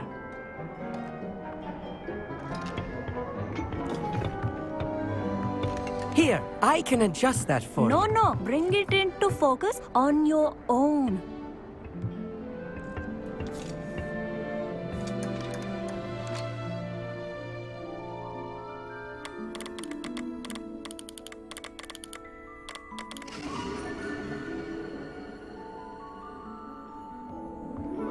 Now, I expect all of you to put in your stargazing hours outside of class. Is that clear? But, Professor, it's freezing out. Mere cold didn't stop the great stargazers of the past. Look only to the astronomy tables they erected throughout the Highlands from which they gazed millennia ago on the very self-same stars above us. Is that clear?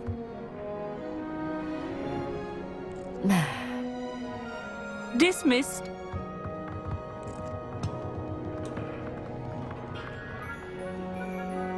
Oh, hello. Good to see you again. We Ravenclaws must stick together. Oh, hello, Amit. Nice to see you again. Did I hear Professor Shaw say that you don't have your own telescope? I have a spare one you could borrow for the rest of term. That's very kind of you, Amit. Are you sure you won't need it? I'm certain.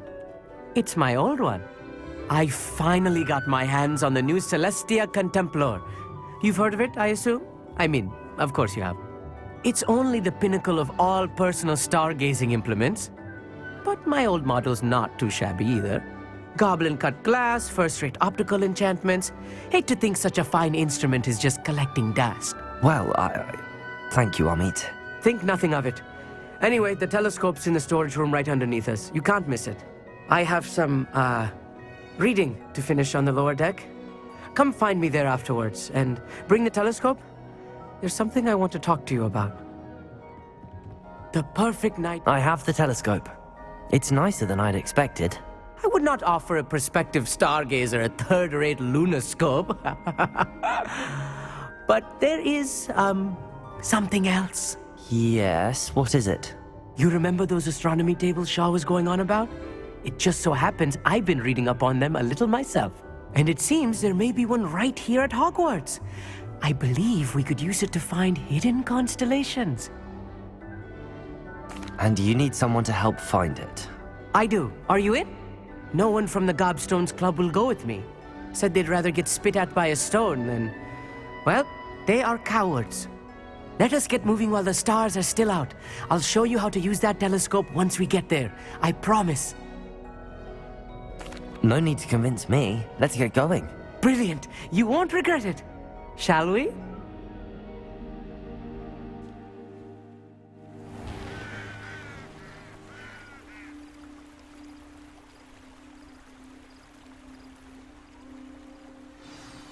The table is on a castle wall ahead.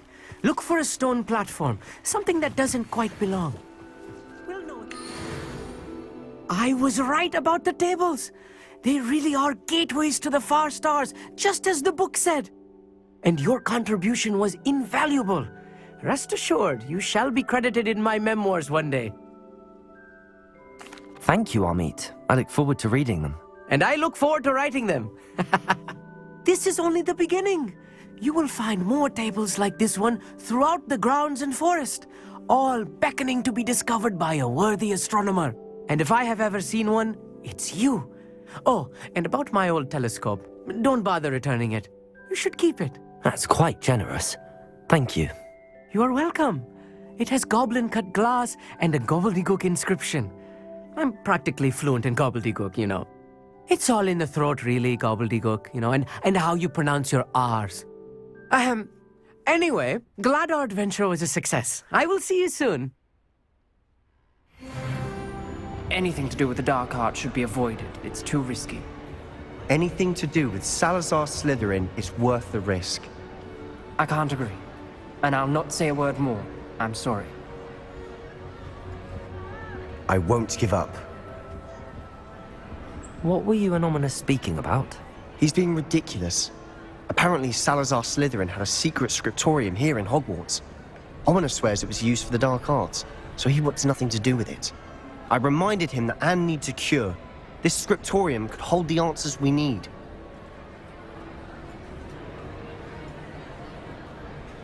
Ominous is right. Meddling in the dark arts is dangerous. There's more to dark magic than people realize. The Gaunts know this. Better than most. Perhaps I've spoken out of turn. Ominous's family history is personal to him.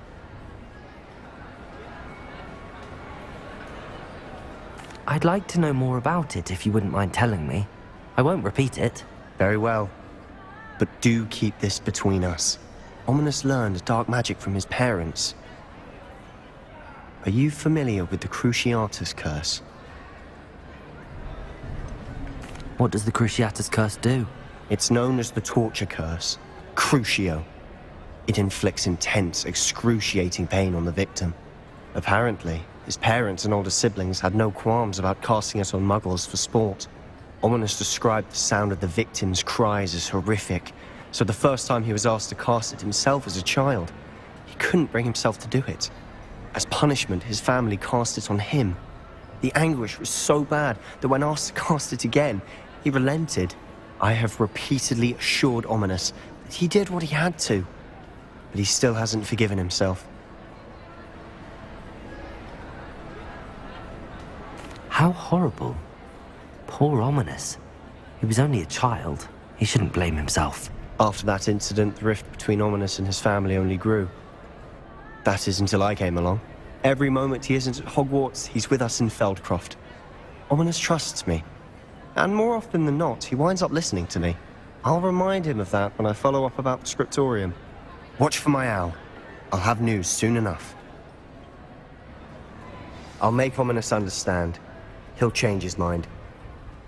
Psst, over here. Quietly. I'm glad that you received my owl. We need to stay low and remain quiet. Natty, what's going on? Why are we all the way out here? As promised, I did some investigating to find out what Harlow is up to. I followed him to the Hog's Head. I noticed him reading a letter. And one other thing. Harlow mentioned you to his colleagues. They did not mistake you for someone else, did they? No, they didn't. Rookwood and Harlow are after me. Why did you lie to me?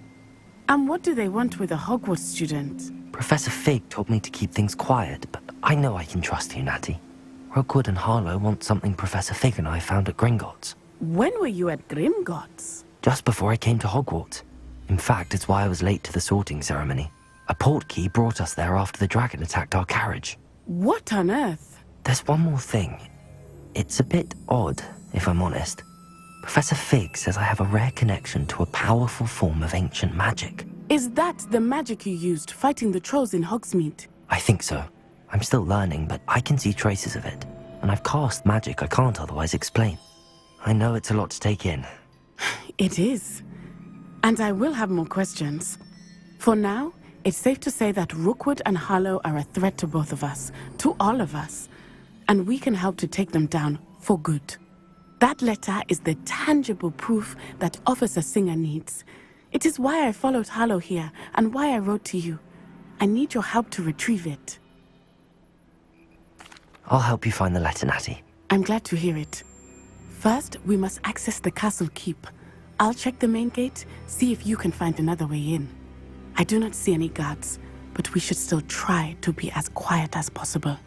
Harlow is here after all.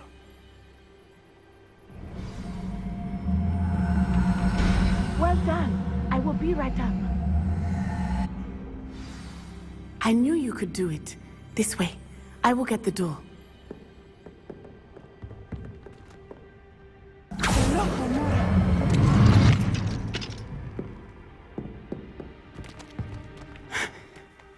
That is the main keep. My guess is that we'll find Harlow and the letter inside. We'll need to be careful once we get... I hear them. Yeah, restrain the beast!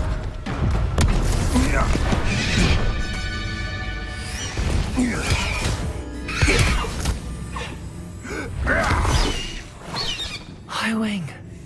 Do you know that hippogriff? Get this thing back.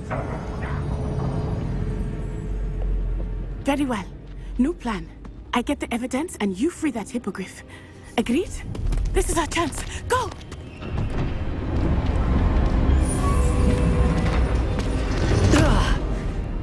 Blasted!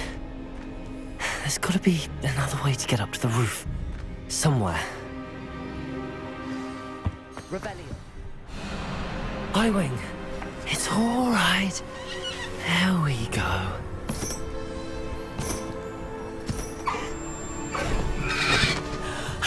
There you are.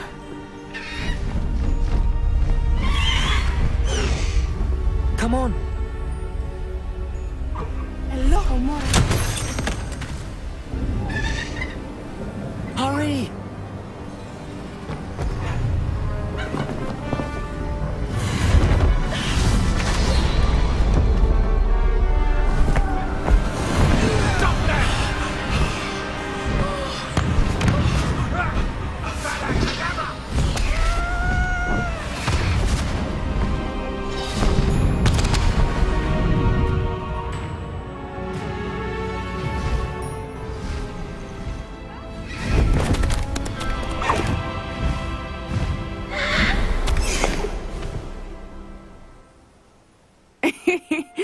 exciting.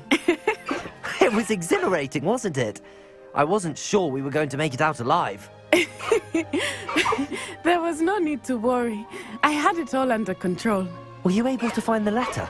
Summoned it straight out of Hallow's hands.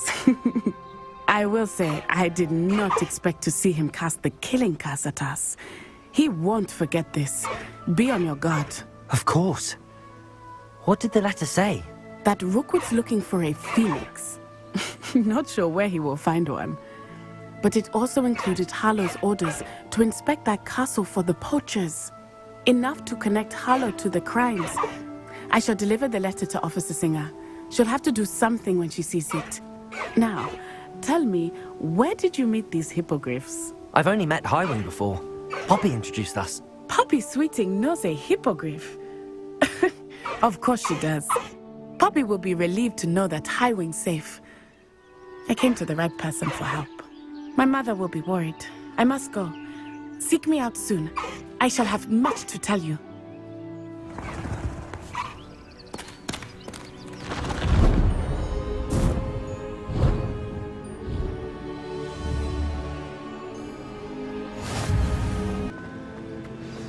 You would be wise not to underestimate this student.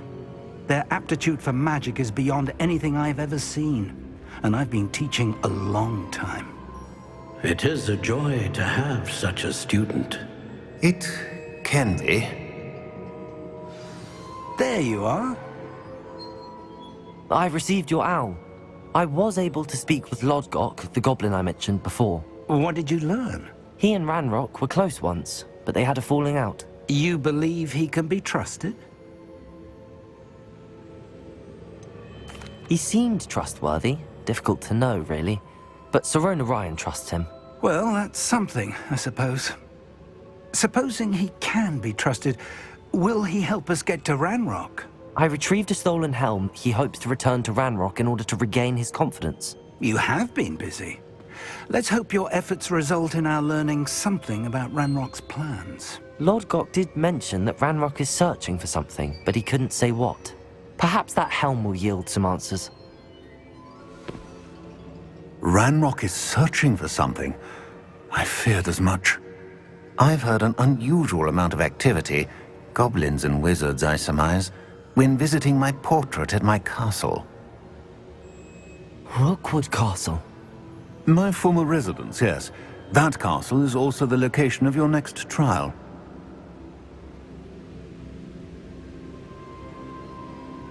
I'm sorry to tell you that Victor Rookwood, evidently your descendant, is a dark wizard in league with Ranrock.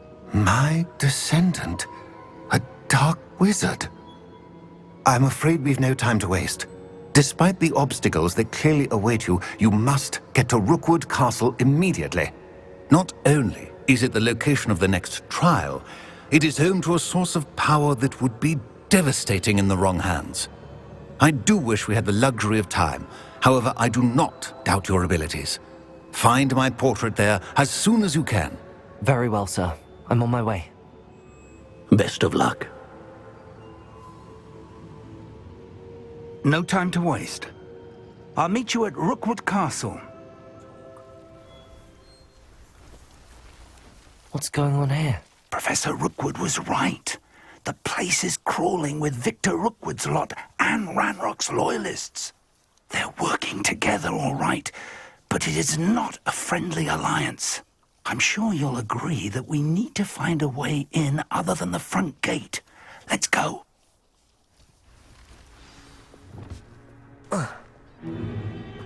If I'd known your plan was to dig up half the country... I wouldn't have to dig if you could simply manage to bring me the child. We wouldn't need the child if you hadn't sent a dragon to retrieve the container I spent months and countless ministry favors tracking. You let them board the carriage. My options were limited once I knew it would be inconveniently beyond my reach at that infernal school. Have you not acquired enough power here? I allowed you to tunnel under my family home. Allowed me?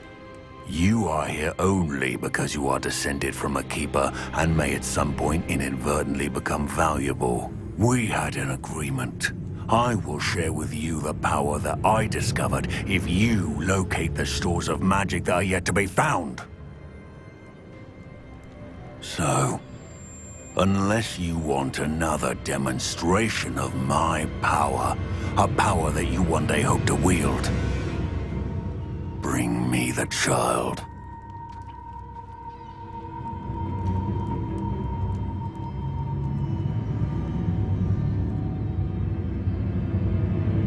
We already knew they were after you, but now we know they're digging for stores of magic. And Ranrock knows about the Keepers. Yes, I caught that too. Professor Rookwood said that you'd understand more once you complete the next trial. Let's get into that castle. Revelio! Goblin tracks. They're a step ahead of us. Let's see where they lead.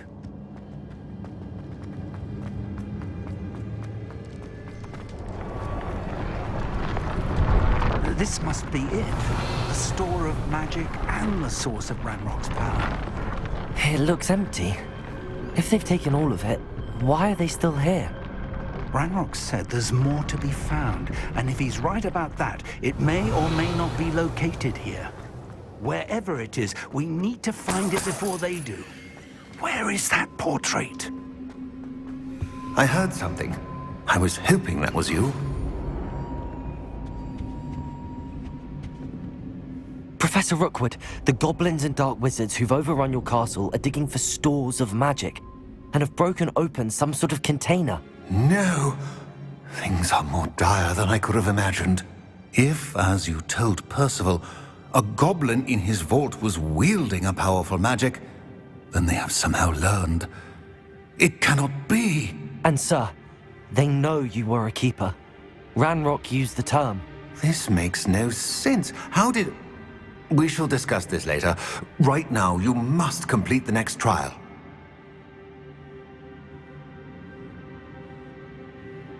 Just tell me where I need to go. The power you stand to wield must first be fully understood. The trials will ensure that. Power without knowledge is dangerous indeed. In the wrong hands, we will simply have to outwit Ranrock and my unfortunate namesake. Very well, Professor. Tell me where I need to go. I shall reveal the path. Professor Fig must leave you now.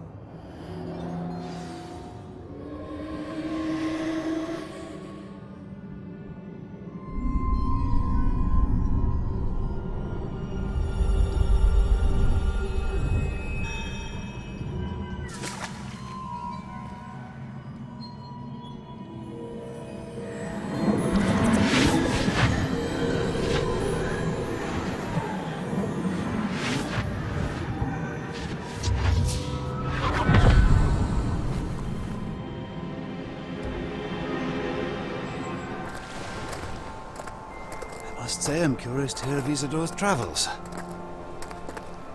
Do come in.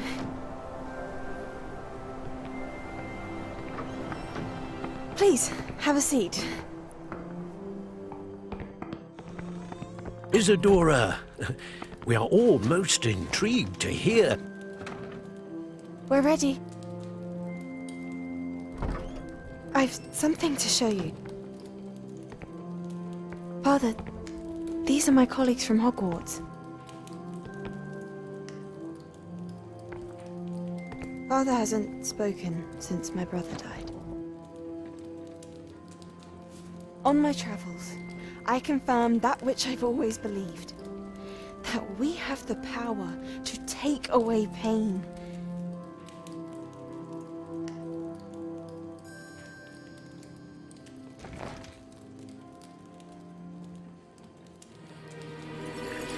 Isadora.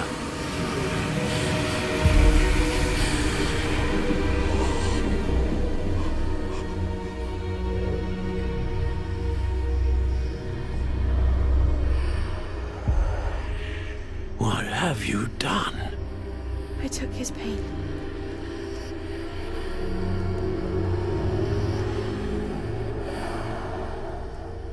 This is uncharted magic, Isadora.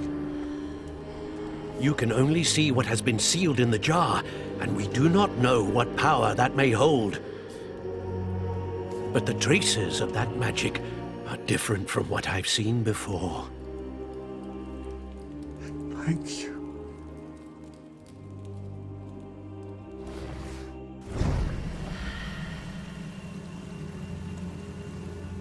You're back. And in one piece, no less. It is good to see you again. Professor Rookwood told me about what happened at Rookwood Castle. In light of the dire circumstances in which we find ourselves, it is most fortunate that someone so competent is following this path. Thank you, Professor. I shall keep the second artifact safe as you've advised. Good. Are you ready to move on? I'm ready for whatever comes next. In that case, introductions are in order. Allow me to introduce former Hogwarts headmistress, Neve Fitzgerald.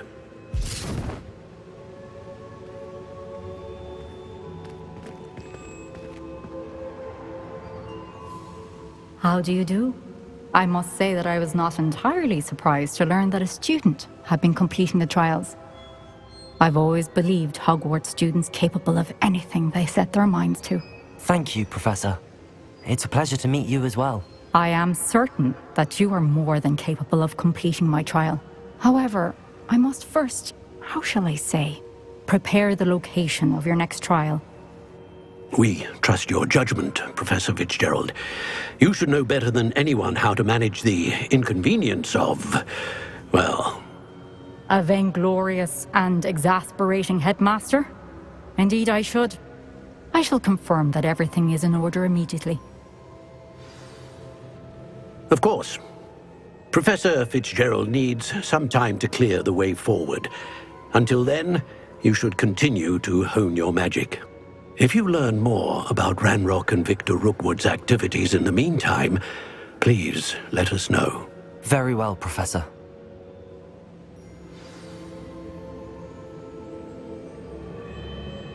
I know.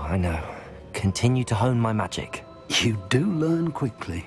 Hopefully you will soon hear from Lodgok as well, and we shall learn how he fared with the helmet you retrieved. Well done today, as always. We shall speak again soon.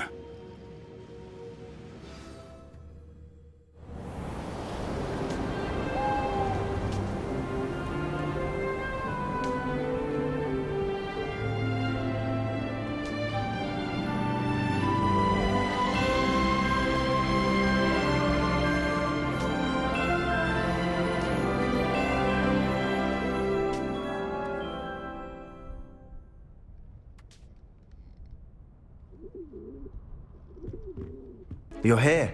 Brilliant. I received your owl. What happened with Ominous?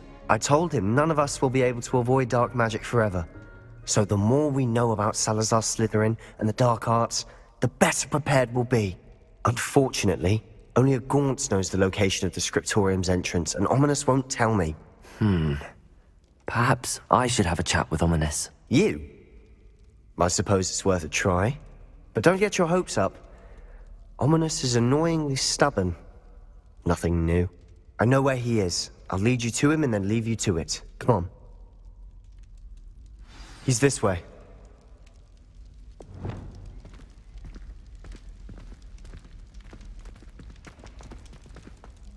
Keep an eye out. Never know who's watching. Although that hasn't stopped us before. Strictly speaking, it has. We were caught. Damned poltergeist. Such a nuisance. What are you doing here? Hello, Ominous. Do you have a moment? What is it? What have you and Sebastian been up to now? I owe you an apology, Ominous. I wasn't honest with you before about the Undercroft. Sebastian did show it to me. He wanted me to have a safe place to practice some spells, to try and catch up to the other fifth years. He didn't think you'd mind. I suppose that makes sense. It's just Sebastian's been pestering me lately about something and I'm frustrated with him. Don't tell me he's still going on about, what was it, a scriptorium? He told you about that. He did. We were talking about Hogwarts founders and he mentioned it. Wouldn't say much more, though. Yes, well, he seems to think it contains the answer to saving Anne. I think it's likely full of dark magic that is better left untouched. Wait, You've never been inside? Of course not. I only know about it because of my favorite aunt, Noctua. She thought like I do. Didn't agree with the family on the use of dark magic. In fact, she'd hoped to convince my family that there was more to Salazar Slytherin than worshipping pureblood status. She'd heard of this scriptorium and thought its contents might shed some light on him. She even found the secret entrance in this very corridor. She wrote regularly to my father about her efforts to gain access, and then she simply vanished. No one else ever tried to enter. I'm sorry about your aunt. Don't you want to find out what happened to her? Aunt Noctua went down this path with good intentions and lost her life. I don't want the same to happen again. You don't know that history will repeat itself. Besides, you said your aunt thought like you. This could honor her memory, get you answers about Slytherin and Sebastian answers for Anne. Your aunt pursued this alone. We could do it together. I see what you've done here, and I confess, you've convinced me. I didn't think it possible. Very well. I shall tell you what I know. Fetch Sebastian, I'll wait. Something's happening. I hope we're ready for this. Looks like a locked door. We may want to look around. The rubble formed a relief of a person facing a snake. The voice is ancient. You hear a voice? It started when you repaired that relief. I hear a whisper saying, "Speak to me." I'm a parcel mouth. I can hear and speak to snakes. Nearly all known parcel mouths are descended from Salazar Slytherin. I'd like to be able to talk to snakes. You might not want the ability to speak parcel tongue. It's often associated with dark wizards. I haven't spoken it in ages, but I'd wager if I speak it now, the door will open. I'm hoping you're having second thoughts.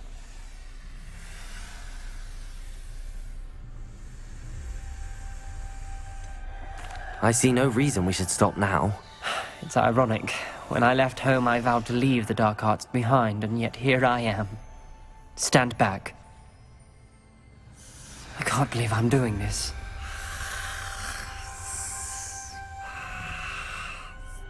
It worked!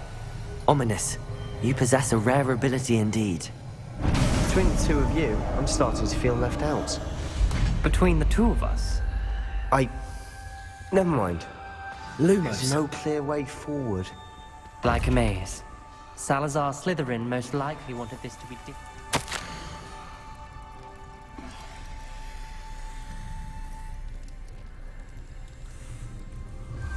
This journal entry, it mentions getting lost and being unwelcome.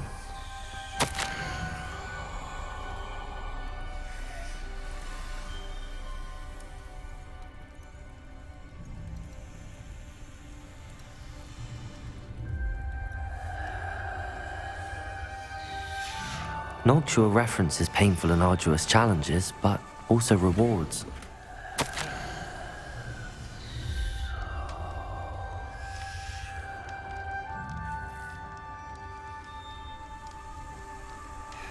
Ominous, your aunt wanted to change your family's traditions. The gate! I think we're locked in. Again. Then Salazar Slytherin is not yet finished with us.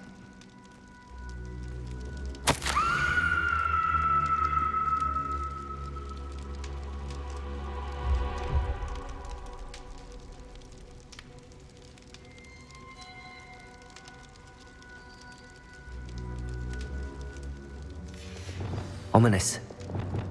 Her skeleton. And Noctua's last journal entry. She mentions being trapped here, blocked by an unforgivable curse. This is where she died. This is where we'll die. I shouldn't have listened to either of you. Ominous, I'm truly sorry about your aunt. But I know what to do. It's going to be difficult. You said you know what to do. Tortured faces on the door and Crucios etched into the stone. My guess is if we cast the Cruciatus curse, the door will open. That's why Noctua died. She had no one to cast the curse on. Ominous has the most experience with this. He should cast it. You seem to be in Ominous's favor. Will you ask him about this? He does seem a bit cross with you. I'll speak with him. Good. Work your magic, so to speak. Wish we had... Ominous. I hadn't imagined we'd end up trapped like this. Salazar Slytherin did. He's to blame for many unimaginable things. I overheard you and Sebastian, and I won't do it. The Cruciatus curse is pure torture, I would know. Sebastian told me a little of what happened when you were young. Sounds as if you had no choice. Should have known he would have told you. And one always has a choice. I'm as guilty as the worst of my family. Unforgivable curses won't work unless you really mean them. I had to want to cause pain, and for that I shall never forgive myself. That spells the reason I have no family left. You and Sebastian will need to sort out another solution.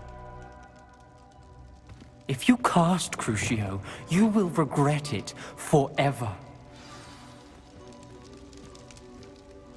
What do we do now? Ominous is not going to cast the Cruciatus curse again. Ridiculous! As if dying in here is a better option than casting a damned spell. It's up to us. I can teach you Crucio, or I can cast it on you. Wait, you didn't say you knew how to cast Crucio? Because I'm not sure I do. Ominous knows that, yet he's left us no choice. I don't yearn to follow in Noctuagaunt's footsteps. I think I can cast it if I have to.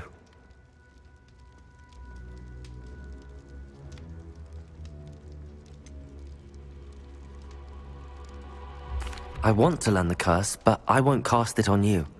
You need to cast it on me. I shan't forget this. Ready? I'm ready.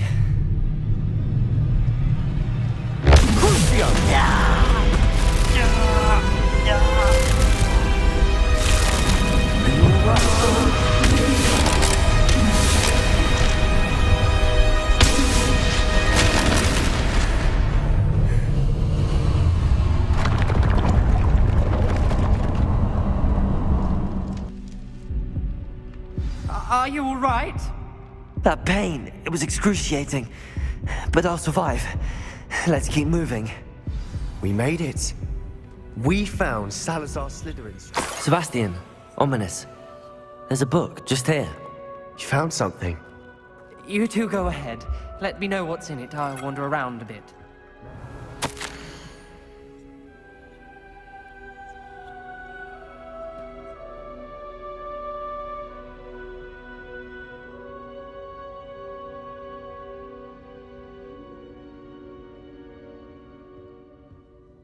What do you think? Looks like a spellbook of some kind. This is incredible. A Hogwarts founder's possession. What an honor. Still can't believe Ominous never told me about his aunt and what she found. What will you do with Slytherin's spellbook? What I do with every book. Read it. Having professors as parents ingrained that habit early on. But I can do that later. For now, I say we explore this room. It's breathtaking. I've been getting an uneasy feeling about this place. We shouldn't linger here. Let's find a way out, please. I don't want to leave, but I owe you. Both of you. Without both of you, we'd never have made it this far. We were lucky. We could have died. We must swear never to do this again. Ominous. About your aunt. Please, Sebastian. I meant what I said before. We swear, right now, never to engage in anything to do with dark magic again. Understood. I'm truly sorry about your aunt, Ominous. I suppose after all this, I am grateful to know what happened to her. Thank you. You'll never believe what I've learned. What did you discover in the spellbook we found in the scriptorium? Salazar Slytherin's spellbook was a little difficult to interpret, but fascinating. Evidently, he encouraged teaching dark magic at Hogwarts. Neither the Imperious Curse nor the Killing Curse was unforgivable during his time. He believed students should be prepared to use dark magic when necessary, not to fear it. That's why we had to use Crucio to gain access to the scriptorium. He didn't want his knowledge shared with anyone who was afraid of the power of dark magic.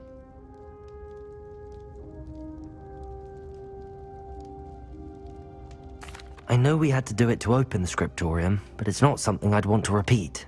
And I'm glad we did it, because in the spellbook I also found something else. References to a lost relic, which, from what I can tell, grants the holder the power to reverse dark magic curses. And you think this relic might be able to save Anne? Precisely.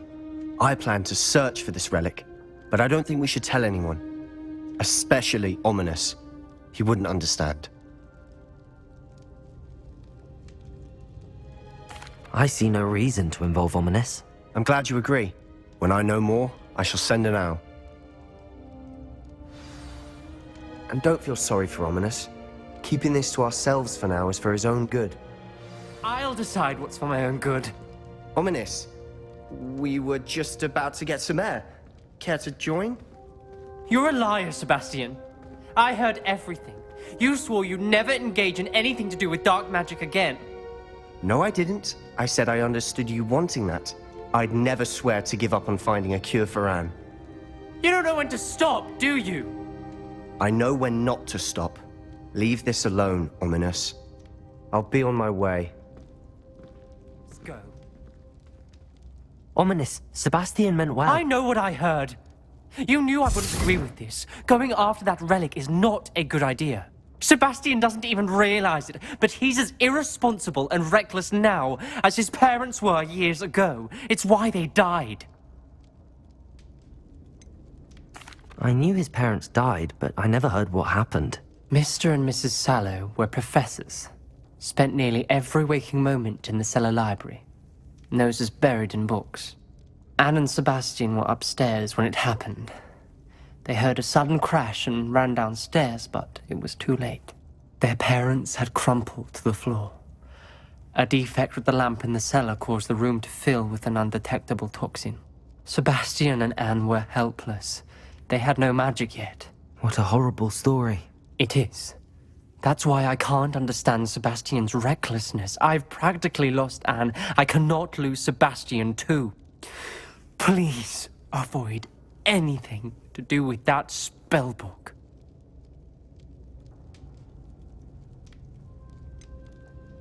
Some references Sebastian mentioned in the book do worry me. I'm glad you understand. I hope Sebastian pursues this no further. But if you think he might, please let me know. It would mean a lot. Natty told me what the two of you did. Highwing's fine. I'm keeping an eye on her. She's safe, Poppy, I promise. Good. Whatever the poachers are up to, I want Highwing far from it. You said you had news about the poachers, and that some of it had to do with me. It did. I overheard them talking in the Hogshead, and did you know that they have orders from Victor Rookwood to capture you on sight? Does this have anything to do with Rookwood and Harlow coming for you in the Three Broomsticks after the troll attack? It does, somewhat. But at the moment, I'm more concerned about what else you heard the poachers are up to. Fair enough. But I hope you'll let me know if I can be of help, especially after what you did for Highwing. Does the name Horntail Hall mean anything to you? I'm afraid not. Why? What is it? The poachers' best kept secret, apparently. The name came up twice, but they never went into detail. I also overheard one of them bragging about all the gold they're making, at the expense of innocent creatures, undoubtedly. The poachers spoke of this area, and I thought if we searched around a bit, it might give us clues as to what they're doing. If you ever meet my gran, this trip never happened. Not to worry, Poppy. If I ever meet your gran, I shall not speak a word of this. I normally tell her everything. She might be my best friend after Highwing, but she knows how I feel about the poachers. I think she worries I'll do something ill-advised. Whatever gave her that idea? A centaur. Tread carefully. An entire castle to roam, yet you choose to wander here. Please, we don't want any trouble. We're simply passing through. Do you take us for fools? That we do not notice more and more of your kind around here, in league with the poachers? We aren't involved with them. If anything, we want to see them stopped. I hope for your sake that is true. Our kind is swiftly losing patience with the poachers and those they work with.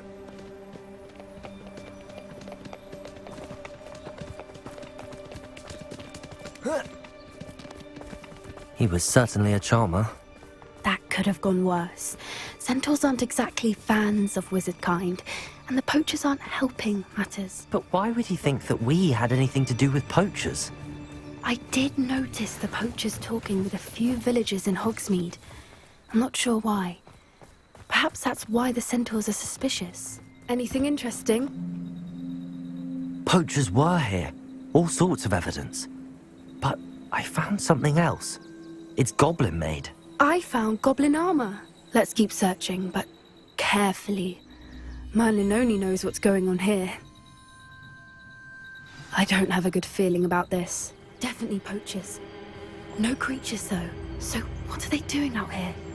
Let's take a closer look. They won't be happy to see us. Should we use disillusionment? Or perhaps a less discreet approach? Hard to say from up here. Let's get a better lay of the land. What in Merlin's name? Are those dragons?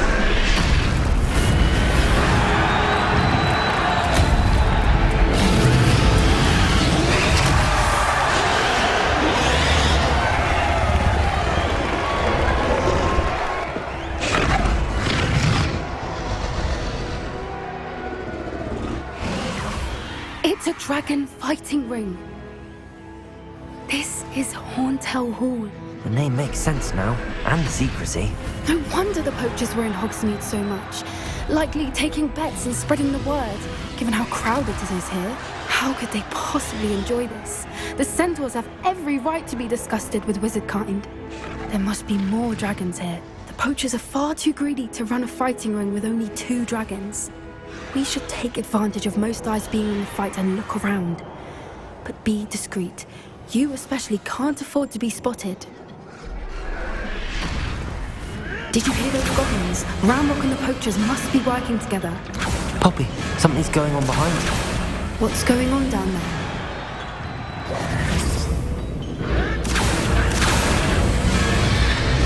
They must have only just captured her. She's putting up quite the fight.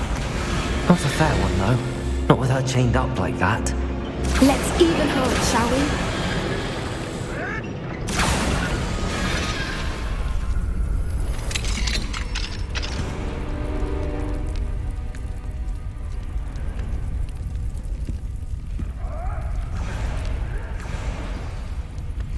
All right, I have the egg. We don't have time. We need to free her now before more show up. Accio!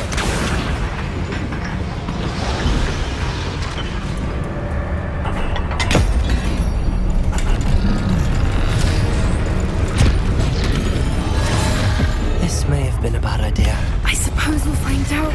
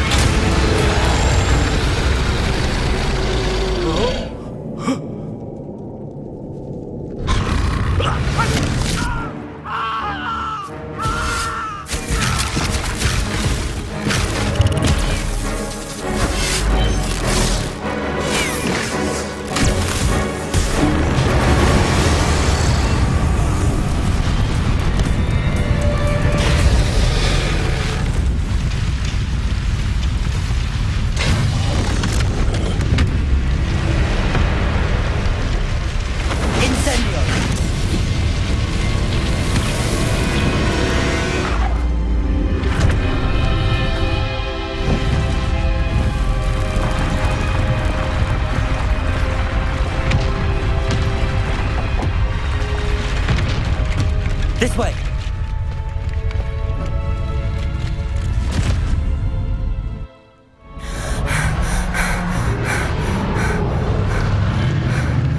That was a Hebridean black. I'm guessing the egg we have belongs to that dragon. I don't think she knew they had her egg. She wouldn't have left without it. What now? She didn't exactly leave us a calling card. I don't know. Nothing about this day was expected. Not the goblins, and definitely not the fighting ring. The last thing I planned on was a dragon egg. And the poachers saw us, which cannot be good.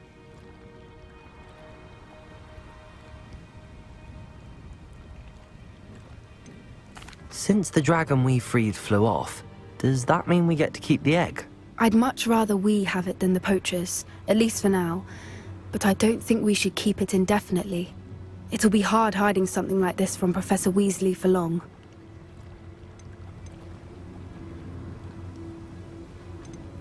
We aren't helping ourselves standing here. Let's get to safety. We can sort this out later. You're right. If there's anything the poachers are good at, it's tracking their prey. And right now, we're it. Be careful, won't you? I shall see you back at the castle. Any chance that the relic from Slytherin's spellbook can help her, I must find it. I'm requesting your help.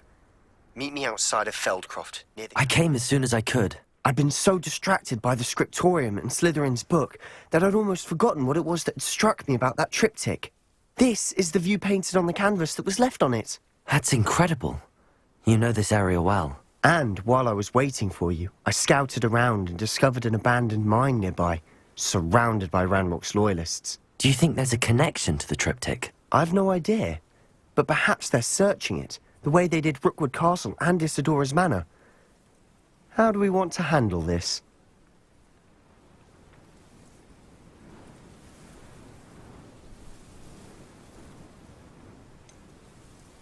We need to see what they're doing. I say we take them head on. Let's bury some enemies. Very well. And I still have that rune symbol we found on the triptych. If there is a connection, I suspect we'll see that symbol again. I have some promising news about the location of our Hebridean dragon friend and where to return her you-know-what. Meet me in the town circle in Hogsmeade.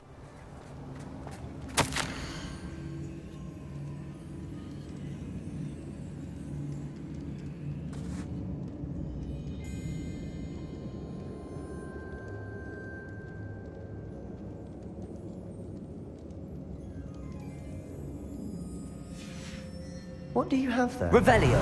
A journal entry by Isadora. Hopefully it will help. Sebastian, I think I found something. A canvas piece. Brilliant. If the triptych led us here to find this bit of canvas, we can probably assume that Isadora Morganach was here. She seems to have been everywhere. But if she was using the Undercroft and the cellar beneath her manor in Feldcroft, why would she create this space? And why hide it behind cryptic rune symbols? And ancient magic that no one but you could see? Isadora and Percival Rackham, another of the Keepers, could see traces of ancient magic too. Rackham? I haven't heard his name before. Here's some of the memories I've seen. I don't think he and Isadora saw eye to eye on how this magic should be used. This is all rather baffling. Let's take the canvas back to the triptych. Perhaps the answers are there. This place is odd, to be sure, but I'm fascinated by it. Now, for the trek back out of here and to Hogwarts.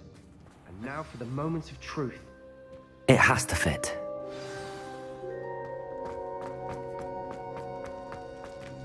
Please tell me you recognize the location in this bit of canvas. The good news is I do, in fact. And the bad news? We're in for more trouble. I know that coast. Ranrock has taken over a huge mine in the surrounding area. Mornweem has suffered for it. It's as bad as Feldcroft's become. Should we head there now? We should wait. Why?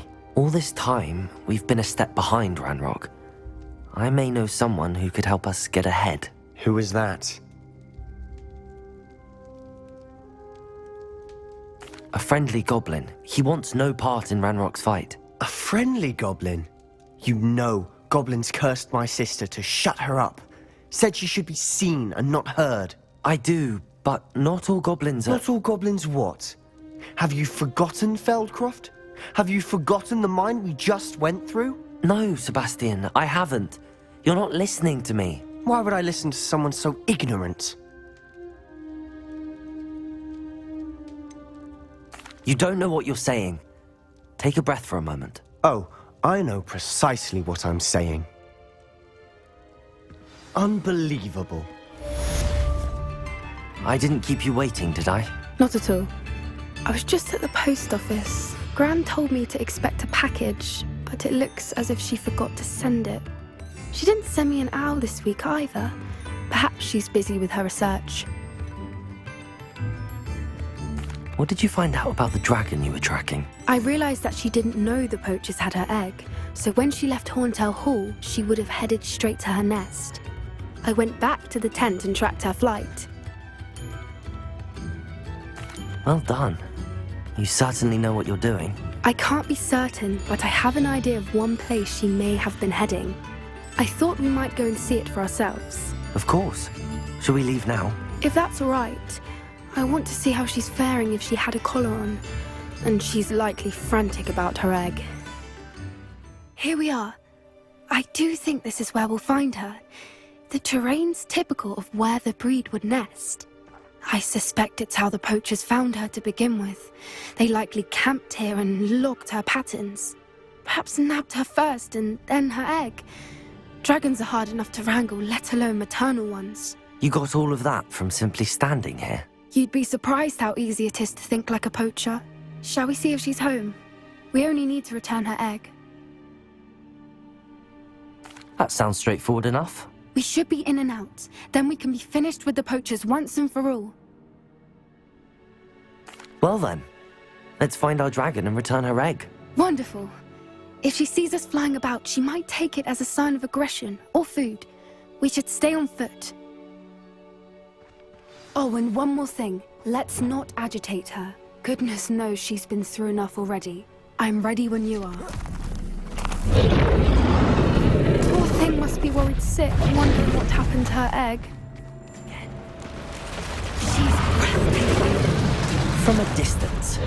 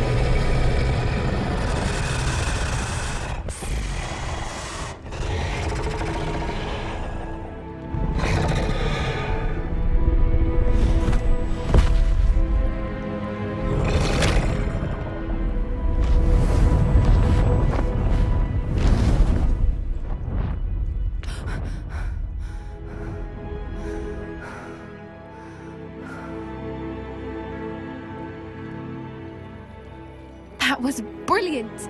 And did you see how clever? She left us perfectly unharmed.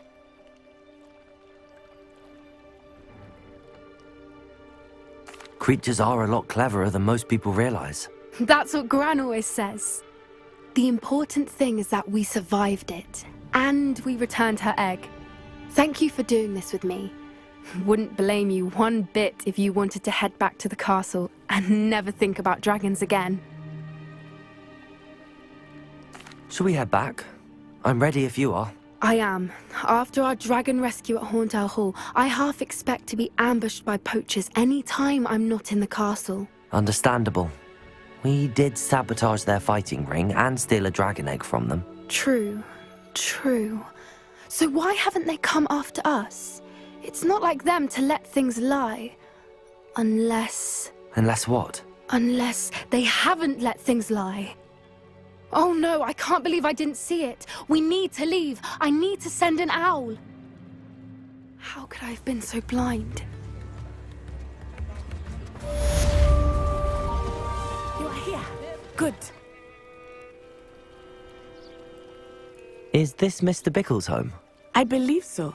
He supposedly has evidence against Harlow. We need to speak with him. Are you all right? We're looking for Mr. Bickle. My husband is dead.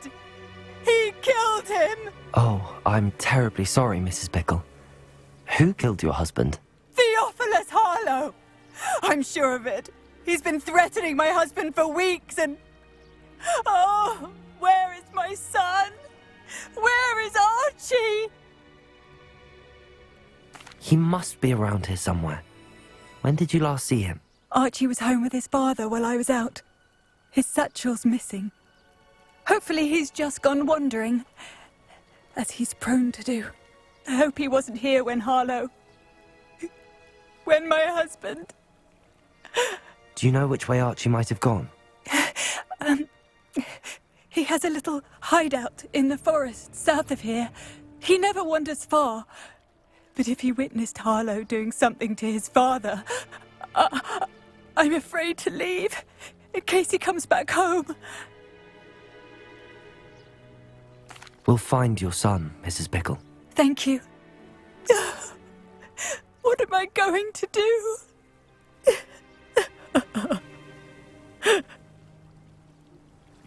Please do not worry, Mrs. Pickle. We will bring Archie home. My husband. What will I do? What did Officer Singer say about the letter you brought her? She thanked me, but she clearly felt that it was not enough. It is a shame that hippogriffs cannot speak. Your friend Highwing could provide all the evidence against Revelio. we need. We will need something more. This must be little Archie's hideout that Mrs. Pickle mentioned. Archie? Archie Pickle! He would not have done this to his own hideout. Someone came here looking for him. Revelio may be our only hope of finding out which way he went. There! Archie's footprints. He went this way. Archie's satchel. Why would he leave it behind? He was likely running from Harlow, distracted. This may be a good time for Revelio again. Archie went this way. I have a bad feeling about this. Harlow must have a reason for pursuing Archie. I wonder what Archie saw. I hope he didn't see Harlow kill his father. He would never overcome it. At least not in any way I can imagine. Handy resources. Multiple sets of footprints. Oh, Harlow caught up to him here. This is not good. They went this way.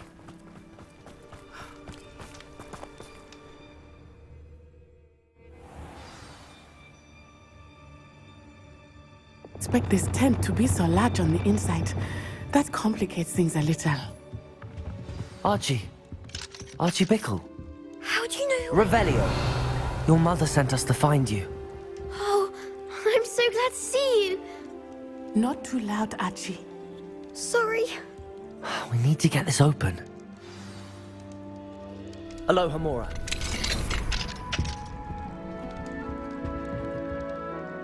A man called Harlow.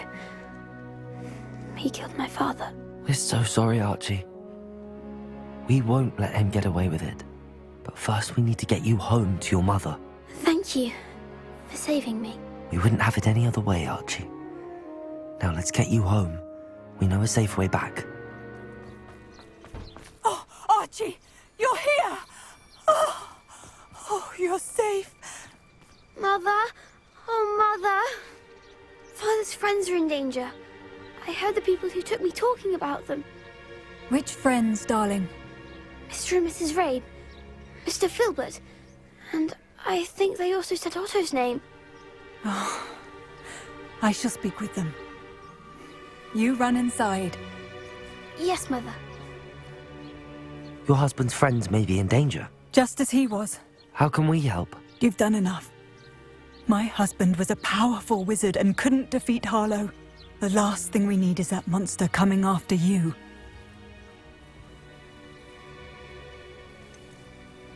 We don't want to worry you. I'm sorry again about your husband, Mrs. Pickle. Thank you. And thank you for bringing Archie home. I can never repay the two of you for your kindness. Not to worry, Mrs. Pickle. My father used to say that rain does not fall on one roof alone. We are here to help each other. I've handled much worse. If I'm translating this correctly, and I think that I am, They're building something rather large. But what? Let me know if you see any more plans or schematics. We can't return to Lodgok empty-headed. Revel wants to be slick. A schematic? They're building something. I can't quite make it out. Curious. There must be more notes around here. What could they be building? I see. Accio should easily engage the handle. Marvelously clever. I'd imagine most goblins to be brilliant and kind. Fascinating to see gobbledygook written in a goblin hand. The flourishes are extraordinary. I will get to the bottom of what they've been building down here. Another schematic. What are they going to build? This mine is too small for whatever it is. This is not good. They're building enormous drills, bigger than this mine could contain. Let's get out of here and tell Lodgok what we found. Can we please talk about what just happened? That wasn't so bad, was it? It was. It really was. I'm afraid I've had enough adventure for one day. For a lifetime, perhaps. Thank you, Amit. I couldn't have done it without you. Now, if you don't mind, I'd like to have a word with Lodgok. Understood? I'll leave you to it. Your goblin secrets are safe with me, but I get to write the book about this escapade someday. Without further ado, adieu. They're building enormous drills. We found their plans. Ranrock must be searching for the repositories. I fear you are correct.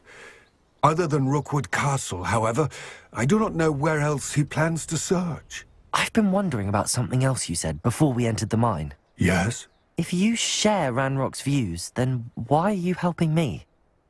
I expected Rookwood Castle to be deserted when I arrived to begin my search. So was surprised to find a witch there who had set up a sort of improvised research site. She was studying something so intently that she almost didn't notice me. When she looked up, I thought she would react with fear or disdain. But instead she did something that I will never forget. Without a moment's hesitation, she smiled and asked me to sit with her. She told me that she was a researcher and showed me a small, oddly shaped container with a strange symbol on it. She was certain it was made of goblin metal, but was unable to open it. She wanted to work together. Miriam. Yes. But how did you... Professor Fig's wife. He told me of her research, and I know of the container. Ah. The reverence with which she talked of goblins and their intelligence and skill, it caught me entirely off guard. I'd never been treated with such respect by a witch or wizard. So, to my surprise, I let her study the container if she would allow me to search the castle on my own. We parted ways, with her promising to share what she'd learned. More of Ranrock's recruits arrived, and we began to dig, eventually locating the first repository. Ranrock was thrilled with our discovery, but furious when I told him about Miriam. Berated me for trusting a witch, and I heard she had been killed. You think Ranrock murdered her? I don't want to believe it, but I don't know. After that, something shifted in me. I had seen how the power from the repositories was transforming Ranrock, transforming all of them. I could no longer remain a part of it. Thank you, Lodgok, for telling me this. I tell you all of this so that you understand what is at stake. Ranrock never found all of Bragbor's journals, but the ones he did find suggest that Bragbor at some point built a repository far greater in size than the one beneath Rookwood Castle. What you've discovered here today worries me deeply. if Ranrock learns of the location of that repository, I fear we shall be destined for a great war. I will find out what Ranrock knows. Watch for my owl.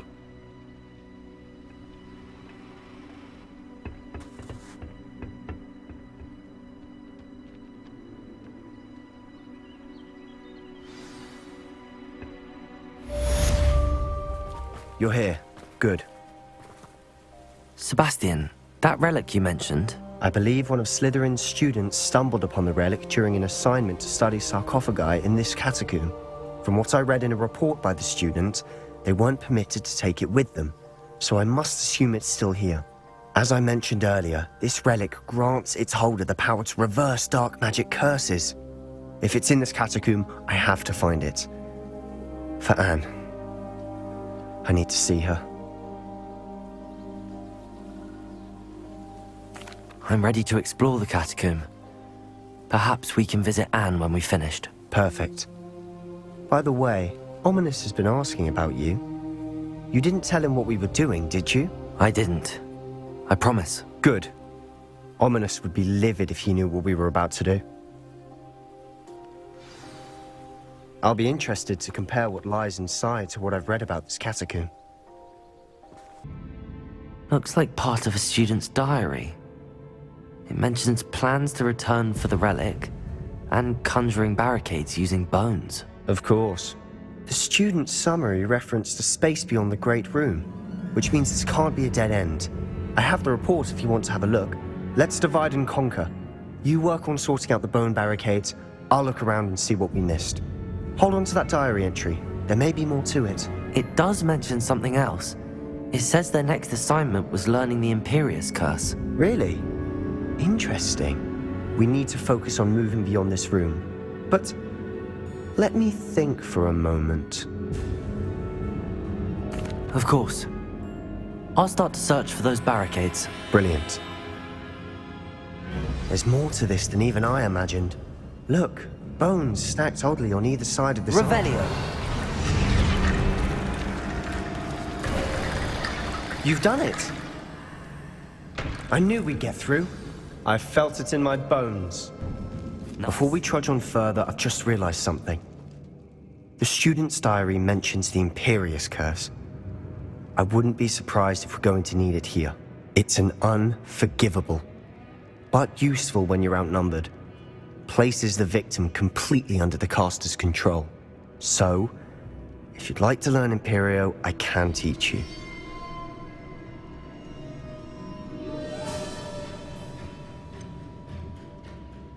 It's probably wise to know the spell. I couldn't agree more.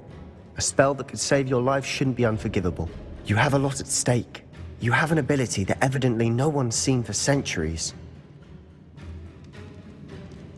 Focus your wand movement. It's not an easy spell to master. You are head and shoulders above these bones.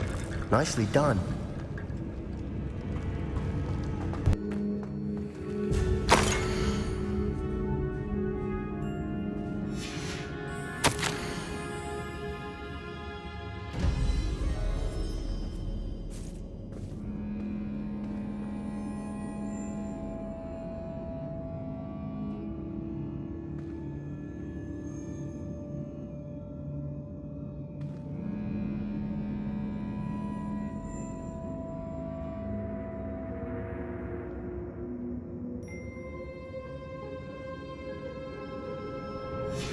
Sebastian!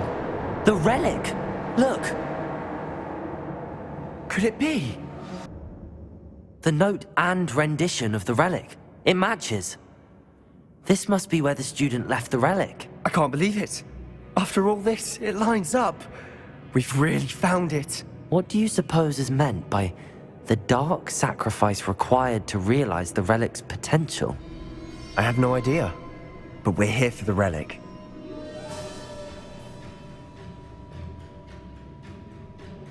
The note advises to leave the relic alone. I assure you, we were meant to find this. For Anne's sake. I'm taking it. Let's get to Feldcroft. I must keep this relic secret. Especially from my uncle. Revelio. Is that... Ominous. Ominous. The sounds we kept hearing. It was you. You gave me no choice. I had to follow you. Sebastian, please, leave the relic alone. We can find another way to help Anne. I'm sorry, Ominous, but I'm taking it. No, you're not. If you won't put it back, then I will. Hold on, both of you. Sebastian, please, take a step back. Fine, but Ominous knows I won't step back from a fight. Can't believe this.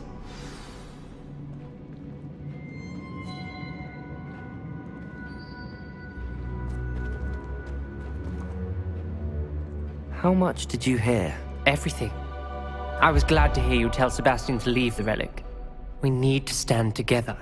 Convince Sebastian this is wrong. And if nothing will change his mind? Something has to. I need your help.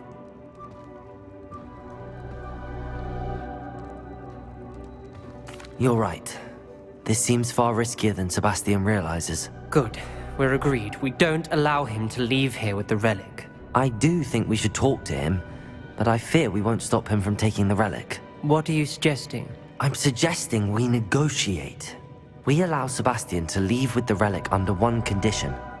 After this, no more. I feel that's what we agreed to in the scriptorium. I'm being taken for a fool. You're not, Ominous. This may be the only way to keep your friendship intact.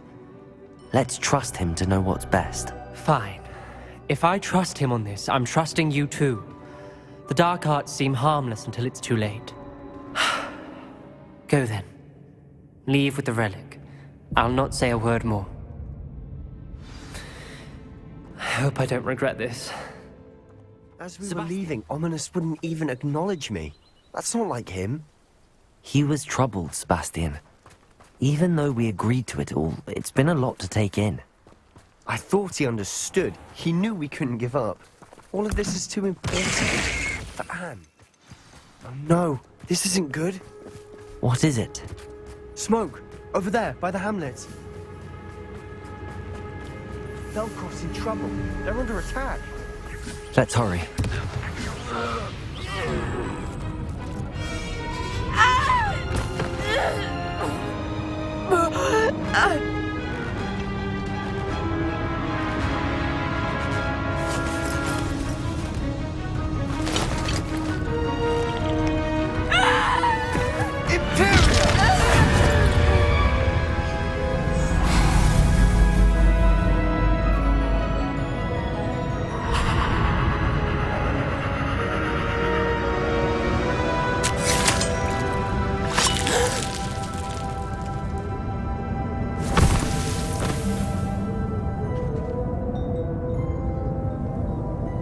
Boy! What have you done? Saved my sister. With an unforgivable curse. From that damned book, no doubt. Your father would be ashamed. You've gone too far, Sebastian. Stay away from her. From all of us.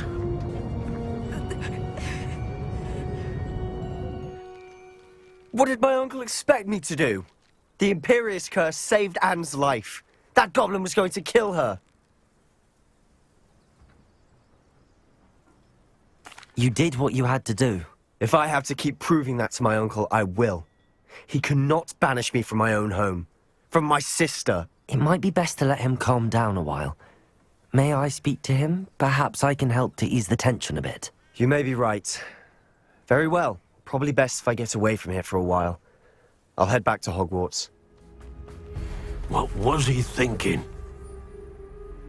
Pardon me, Mr. Sallow. What Sebastian did was inexcusable. You cannot possibly be about to defend him. Sebastian and I have encountered Ranrock's loyalists before. That goblin would have killed Anne. This family does not resort to using dark magic even against our enemies. What Sebastian did cannot be undone. That you are defending Sebastian's behavior at all tells me everything I need to know. You are as guilty as he is. Sebastian is to come nowhere near Feldcroft, nowhere near Anne. Unforgivable curses are so named for a reason. If I hear that either of you continues down this path, if either of you uses dark magic, I will notify the headmaster immediately. Why, Sebastian? Did you speak with my uncle? I wish I had better news about your uncle and Anne. Don't think I've forgotten about your goblin friend. I haven't. But I appreciate you setting our earlier discussion aside for now. Well, what did he say? I'm afraid he wants you nowhere near Feldcroft. Nor Anne. I had to stop that goblin from killing my sister. He had no right to banish me from my own twin.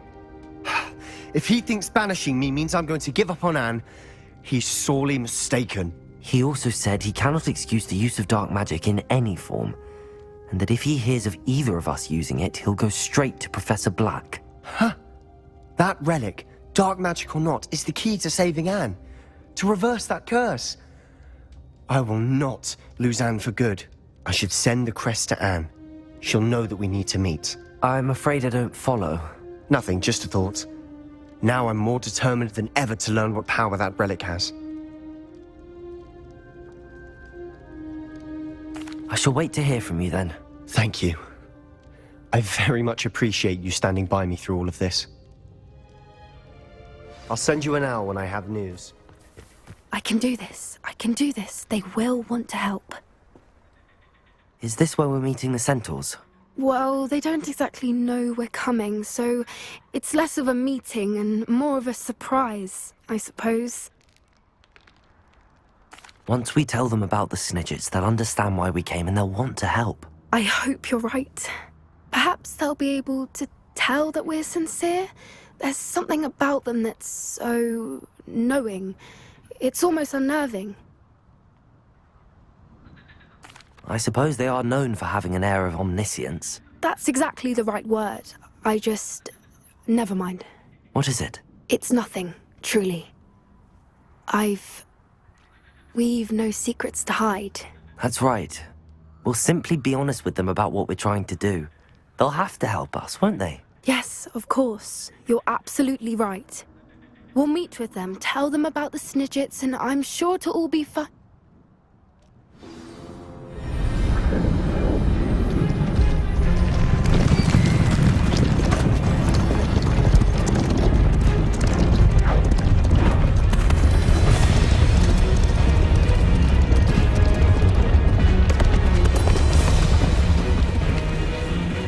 What do you think you're doing here, humans? Please! We were hoping to speak with you. Ah! I suppose you'd like a tale for your friends of the time you spoke to a centaur, and it spoke back. No! Never! We're here because we need your help. Enough! You made a grave error in judgment in coming here, little witch.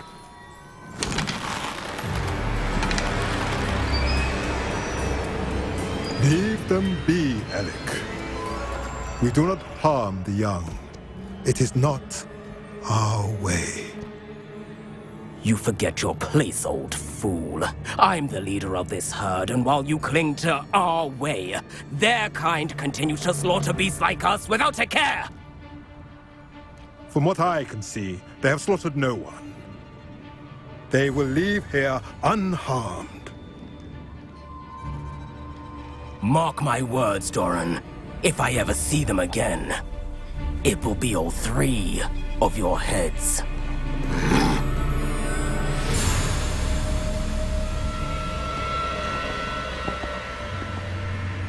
Foolish children. Do you know what happens to wizards who wander here? Now, follow me before Golden Snidgets are still alive, and the poachers are after them. They know that the key to finding them lies in the moonlight, but they don't know what that means, yet.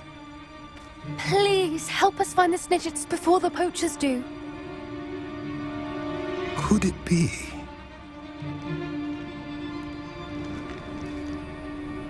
In the south, there is a cave within which lies what the poachers seek. A moonstone. Retrieve it and place it in the henge in the forest.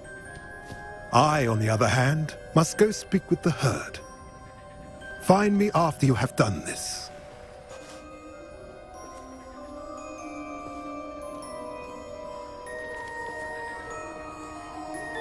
I don't understand. So the moonlight mentioned in the journal doesn't refer to actual moonlight, but to a moonstone. What do moonstones have to do with snitches? And why was he so certain about where we could find one? I don't know, but I am inclined to believe him, what with his being a centaur and all. I am too. It is a shame how quickly he left. What was his name? Doran. That's what the leader of the herd called him. Well, if Doran knows something we don't, I'd rather act now and ask questions later. I can head to the library and start looking into the cave you mentioned. I'll let you know what happens. I'm ready to do what's needed to take Harlow down. I know you have a plan. We must gather information from the friends of Mr. Bickle that Archie and Mrs. Bickle mentioned. Agabus Filbert, Otto Dibble, and Mr. and Mrs. Rabe. All right. I suggest that you speak with each of them while I head to the Hog's Head. I saw some Ashwinders heading there. And as my mother would never go near the Hog's Head, she is less likely to learn of my activities than if I were to wander the village questioning its residents. Very well. I'll speak with them, see what I can learn. I knew I could rely on you. We need to know how they are being blackmailed by Rookwood and Harlow. Meet me here after you have spoken with them. Hopefully, by the time you return, I will be able to move a bit more freely. Oh, Isco, what have I done? Mrs. Rabe, I wondered if I might speak with you about Theophilus Harlow. I'm a friend of the Bickles and am trying to gather evidence against him. Poor Joanna and little Archie. And now Harlow has taken my darling Isco. What do you mean? Why? I'm a security guard at Gringotts, and my husband is a curse breaker for them. Harlow approached me about helping him extort my colleagues into giving him treasures from the vaults. And you declined? Of course I declined. Repeatedly. I thought they'd given up, until I came home one night and found my husband gone, and a note affixed to my door with a knife. The note stated that I only had a few days to reconsider helping with some banking needs, and that my husband would appreciate it if I acted quickly. But the help Harlow wants is help that I cannot give, and my dearest Isco is paying the price. Thank you, Mrs. Rabe. Knowing the lengths that Harlow will go to is helpful, albeit more than disturbing. Mr. Bickle was trying to help us, but now he's gone. I don't know what to do. I shall do all I can to get evidence against Harlow, Mrs. Rabe. Very well. Here's the note I received. You must be careful as well. Please don't put yourself in danger.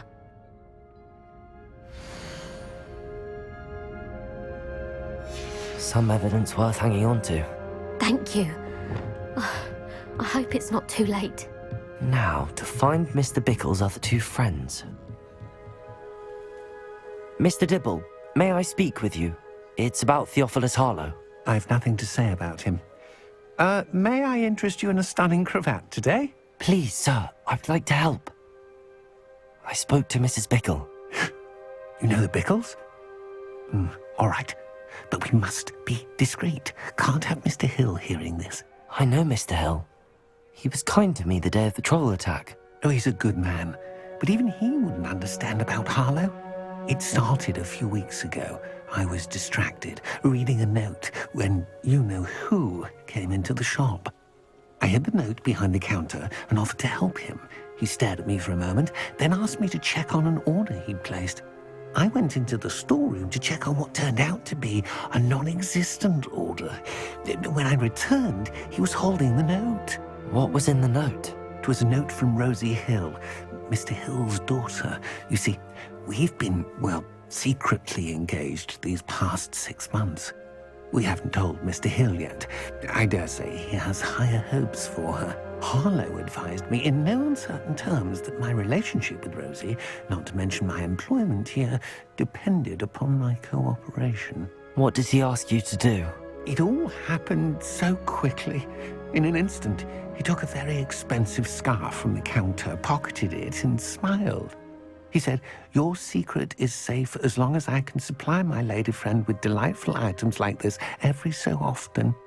I've been able to cover for his requests until now with some creative bookkeeping, but I can't keep it up for much longer. I'm terrified to say anything. I could never live without Rosie. Thank you for telling me. I'm gathering evidence to take Harlow down.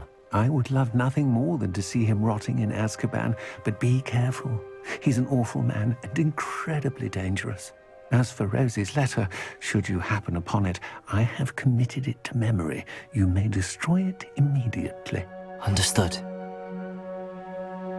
Now hurry off before Mr. Hill returns. Where was I? We're on the... Excuse me, Mr. Filbert. I wondered if I might speak with you about your dealings with Theophilus Harlow. I hope to ease Mrs. Bickle's mind by gathering evidence against him. Oh, tragic, what happened to Bickle. He wanted me to speak out against Harlow for an act of violence committed against me. But I feared Harlow's retaliation, and so I refused.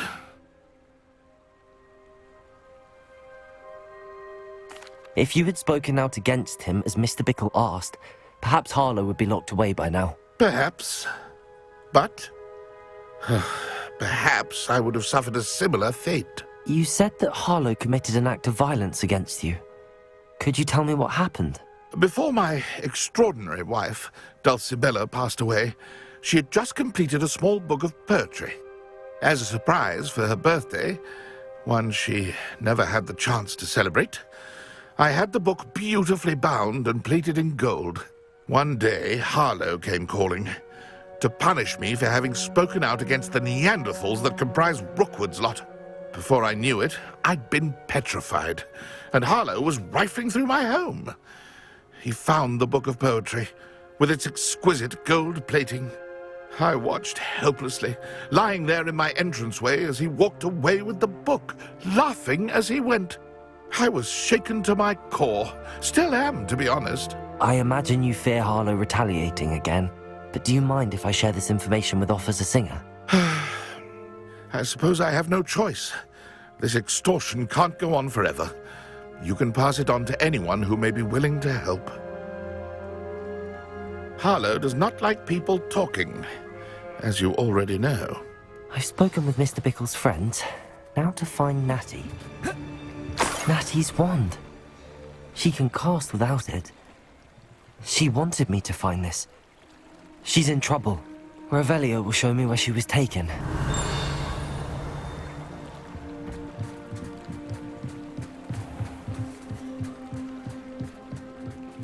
Natty must have been taken this way. I need to find her quickly. The footprints led to this room. There must be another way forward.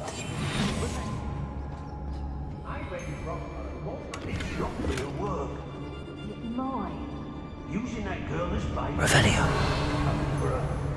We ought to just kill her. Harlow says her friend has been reckless enough. He wants them alive. What? Would be arrogant enough to come in here alone. Just keep an eye out.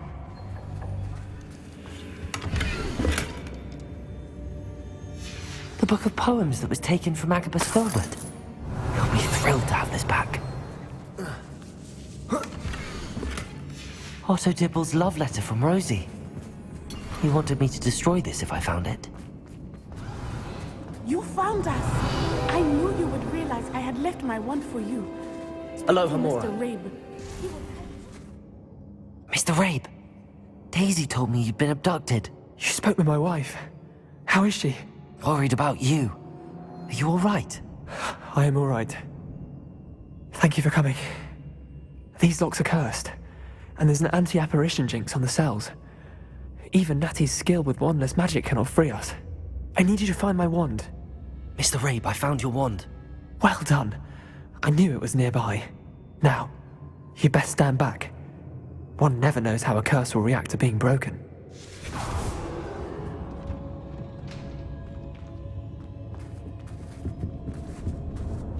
Thank you, Mr. Isco. My pleasure. And thank you, my friend. We owe our lives to your bravery. I may be too weak to disapparate with you both, but I can try. You go ahead. Find Officer Singer. We will get out of here on our own. Very well. But be careful. Thank you, my young friends. Be prepared for a fight. These Ashwinders must pay. Natsai Onai. I should have known. And you, the troll dispatcher. Oh, thank goodness the two of you are safe. Isco Rabe told me a couple of students had rescued him. Should have known it was you two. Is Mr. Rabe all right? He is. I sent him home to his wife, Miss Onai. Your mother will not be pleased to learn that you're still risking your safety pursuing these dangerous men. Actually, Officer Singer, Natty and I learned of several Hogsmeade residents who've had their lives threatened by the Ashwinders. In addition to abducting Mr. Rabe, to blackmail his wife and Natty, Rookwood and Harlow have also extorted Agabus Filbert and Otto Dibble. I will look into all of that. As for the two of you, I appreciate what you're trying to do, but you are taking great risk. Next time, please let the authorities handle the Ashwinders.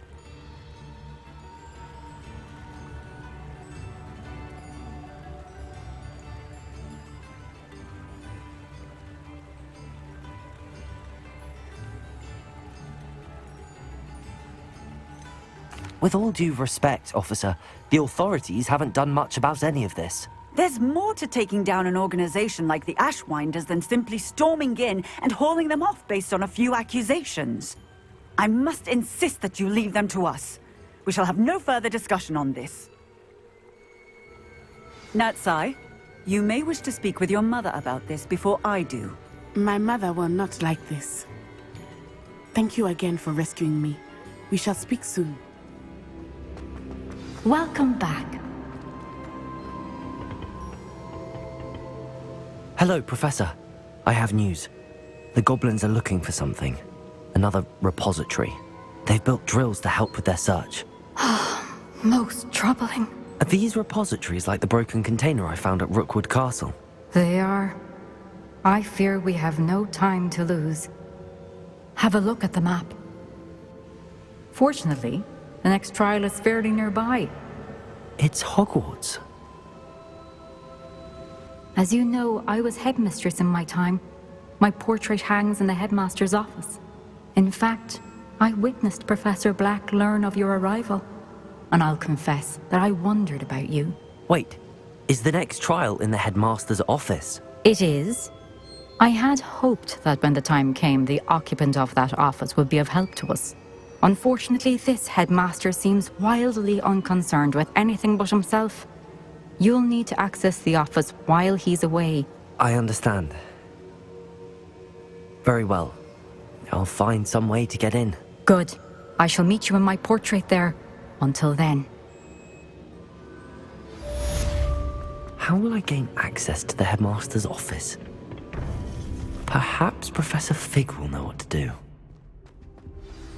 Professor Fig, the Keepers have shown me where the next trial is. Has something changed? Lodgok and I have learned that the goblins are searching for another repository, like the one we saw at Rookwood Castle, and I discovered that they're building massive drills to help in their search. Professor Fitzgerald seemed very concerned. I see. Ranrock clearly knows even more than we suspected. And sir, there's something else. Lodgok knew Miriam. He knew Miriam? They encountered each other at Rookwood Castle. She was doing research. That's where she found the container with the portkey. He liked her so much that he let her leave with it, despite orders from Ranrock. I don't know what to say. She could win over almost anyone.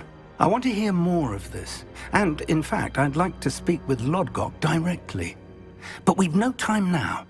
Where is the next trial? Believe it or not, it's in the headmaster's office. Incredible. Very well. You'll need the password to get past the stone gargoyle. The headmaster's house elf will know it. I don't know the headmaster's house elf. Will he even speak to me? I imagine he's loyal to the headmaster. He is. So you'll need a disguise. I have just the thing. A polyjuice potion. You'll look and sound like Professor Black. Wait, doesn't Polyjuice Potion require a bit of the person you want to change into? And take ages to brew? It does. So how do you already have Polyjuice Potion to change into Professor Black? One never knows when such a thing may come in handy. Let's just say I felt the need to be prepared for anything after my fruitless trip to the ministry on his behalf. Now, time is of the essence. Drink up and I shall explain more.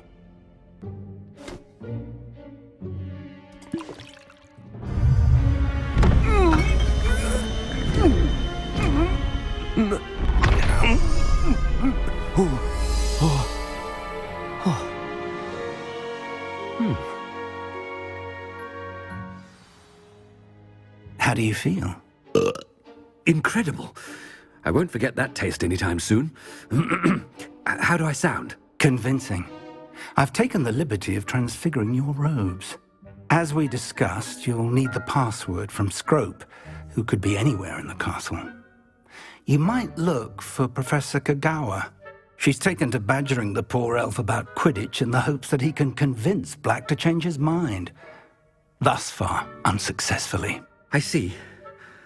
But what if Professor Black sees me? Leave him to me. I shall tell him where to meet a liaison from the Ministry in Hogsmeade.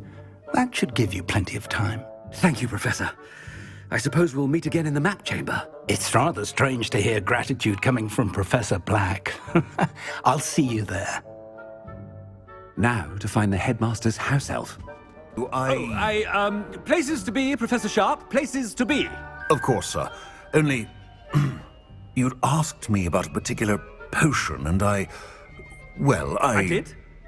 I did, yes. Well, spit it out, Sharp. I don't have all day. Probably best not to discuss it here, sir. I assure you, Sharp, you may speak freely. Very well. I've brewed the cure for boils you wanted. I can drop it by your office when it's convenient. Of course, yes. No need for all the cloak and dagger. Simply have a student deliver it. A student. Very well, sir, if you insist. I do. And thank you, Sharp. I just hope you've brewed enough for all my boils. How are you, sir? If you must speak with me, consult my secretaries or what? Professor, a word? Professor Black? Again, it is not too late to reconsider your decision regarding Quidditch. We could still have trials and a somewhat shortened season. It would be better than none at all. But the injury, Madam Kagawa. Professor, more than one student has taken a bludger to the head on our pitch. I dare say it knocked some sense into them. And they're fine now. The fact that it happened to be a pureblood, well, that's no reason to... What nonsense! That you would trivialize the health of a student over a silly game. A silly game? You are quite impossible sometimes. Sir, I've a good mind to write to the Department of Magical Games and Sports at the Ministry about you. Good idea. I can even provide the parchment should you need it. Now, where is my elf? Parchment? Very well, I will, and with pleasure. And I spotted Scrope in the Great Hall. Seems to be avoiding me. I wonder why. Good day, Madam Kagawa. Why I accepted this appointment from... Professor, I need to speak to you. Hello, Professor Black. Ah, Professor Weasley. How delightful to see you. Sir? Since I have you here, I wonder if I might, speak with you about Professor Fig. Oh, very well. I've decided to give him a bit more, leeway with his time. Leeway, Professor? Are you sure that's wise? I confess I do worry for his students. He's rarely here as it is. Well, yes. He's handling some official ministry business for me. I see. But, sir, if I may, I am wary of how much time the new fifth year seems to be spending away from the castle, supposedly on Professor Fig's behalf. I've heard unsettling rumors of their escapades. Everything from sneaking into the Forbidden Forest to confronting Ranrock's loyalists and Rookwood's lot. What? Goodness. You cannot believe everything you hear, Professor. No, you cannot. I mean, I shall keep an eye on Fig. You simply keep doing the wonderful job that you're doing. Simply wonderful. Thank you. But I'm happy to look into... Good. That'll be all, Weasley. I mean, Professor Weasley. Good day.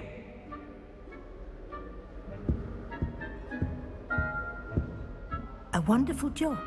Leeway for Professor Fig. I shall never understand that man. Scrope's as hard a worker as any house elf. Attend, Scrope! Oh, greetings, Master. Remind me of the password to my office. Oh, but Master made Scrope swear never to tell anyone, even Master himself.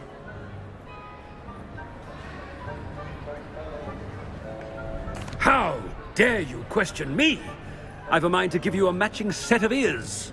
Yes, sir. Of course, sir. Scrope begs forgiveness. It is the Black family motto, Master. Right. Of course. Master does remember it.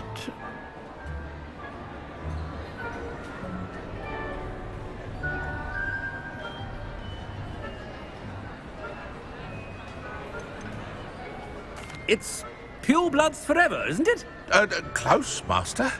Scrope thinks Master is indeed testing Scrope. It is always pure. Obviously. And, of course, as Master knows, in French. Yes, of course. I order you to pronounce it for me. Oh, but Master knows that Scrope's French is most pitiful. Oh, very well. Toujours pur. Ha! Thank you.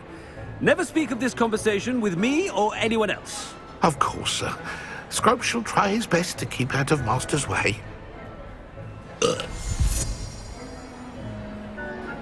polyjuice potion's wearing off. I best get out of sight. Made it just in time. It's wearing off.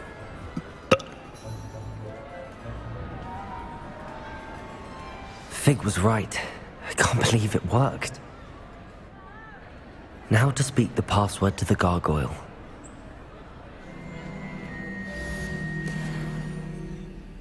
Toujours pure.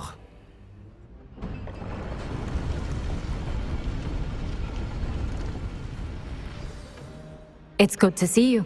All thanks to Professor Fig's quick thinking. Now what?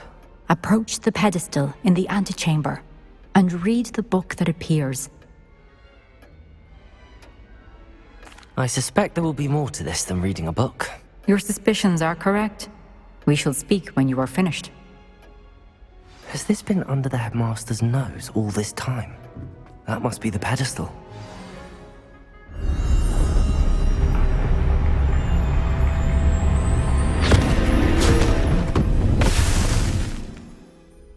Where am I? Professor Fitzgerald? Can you hear me? I am here. In this place, you may call me Neve. You shall be witness to a fable. Pay attention. Things are not always as they seem. You must move swiftly and cautiously. Use the tools you encounter to find me. The first you will need is a cloak. In this place, as in life, death takes many forms. Avoid each of them at all costs.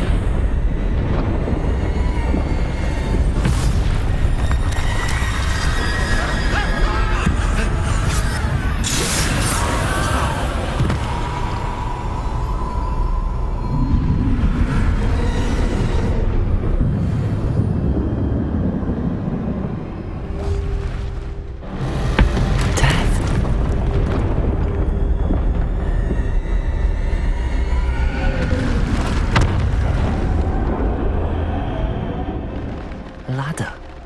Perhaps they won't be able to find me if I go up there.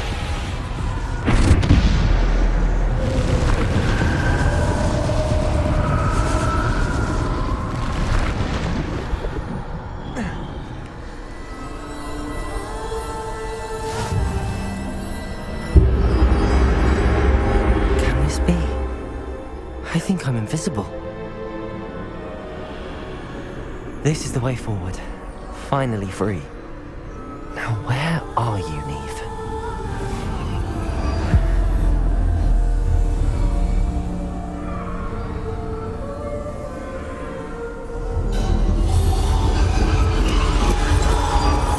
You have outrun death thus far, but have yet to find me. Keep searching, but this time you will be unable to hide. Wield the wand you see before you. Do not squander its extraordinary power.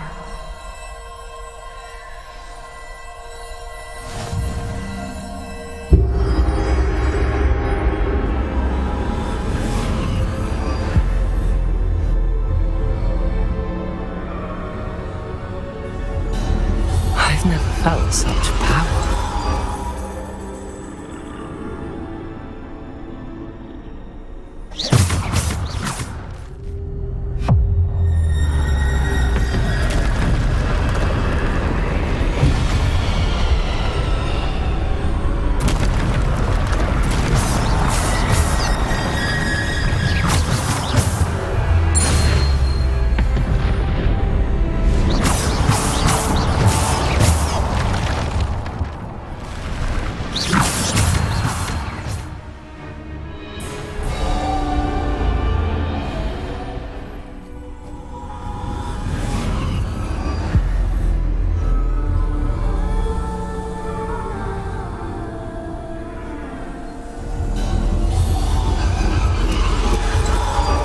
A simple stone.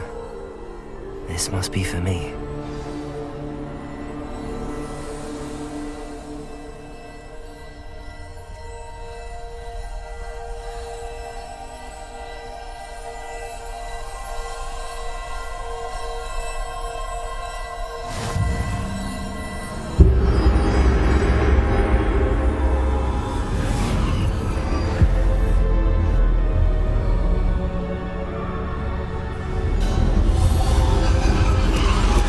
You're far from finished.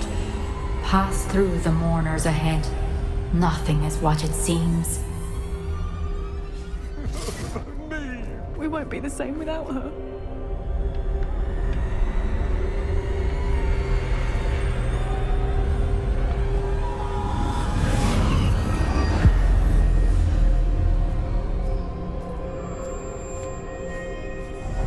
You found me, but you cannot undo what has been done. The magic of the stone can only conjure a shadow of my former self.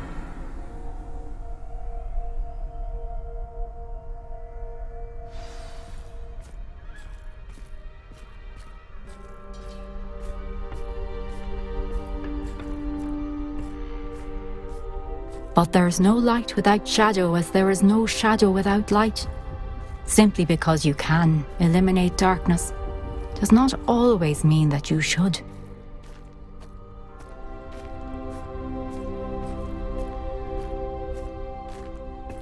Remember that as you witness my memory.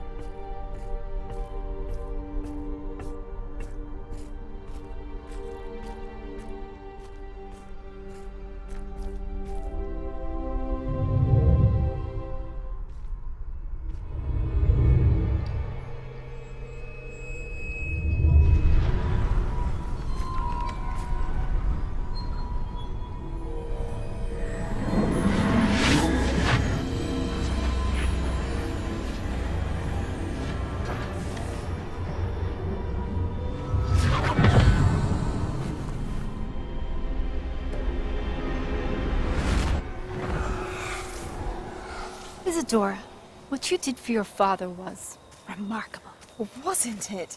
And Percival needn't worry about the strands of emotion or the traces that this magic leaves. I found a way to contain all of it. You haven't stopped. Goblin Silver. You spoke to a goblin about this. Don't worry, he has no idea what we're containing. We don't know what effect any of this may have. The emotions, the dark traits. You sound like Percival. And as it happens, I do know. It is a source of strength, of focus. Somehow it enhances my ability to wield magic. I don't follow, Isadora. I think we can harness it. Power like this is not to be toyed with. In the wrong hands. You saw what I did for my father.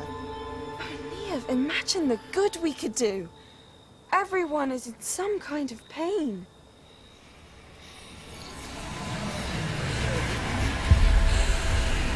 What are you doing?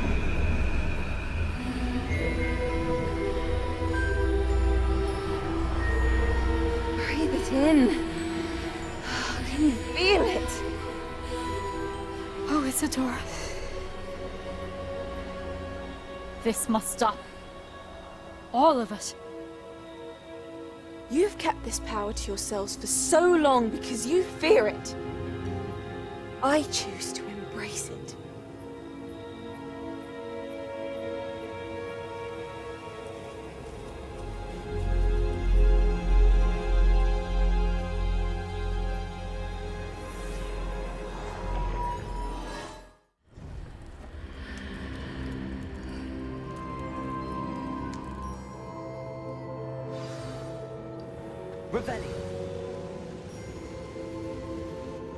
Is it true? Has someone completed the first 3 trials? It is, and I have. But you are so... Young? I know. You must be Professor Bakar. I am. Pleased to meet you. The pensive memory I just witnessed, was Isadora inhaling painful emotions? She was.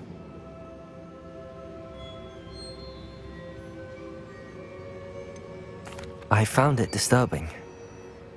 But how did she gain power from it? How did she harness it? It was disturbing. Although, I wonder that you are asking about her power. I hesitate to reveal the location of my pensive to someone who, perhaps, has yet to understand the responsibility of power. I can assure you, Professor, I do. In fact, what you don't yet know is that a dangerous goblin called Ranrock has accessed the repository at Rookwood Castle. He has learned to harness the contents of it as a source of immense power.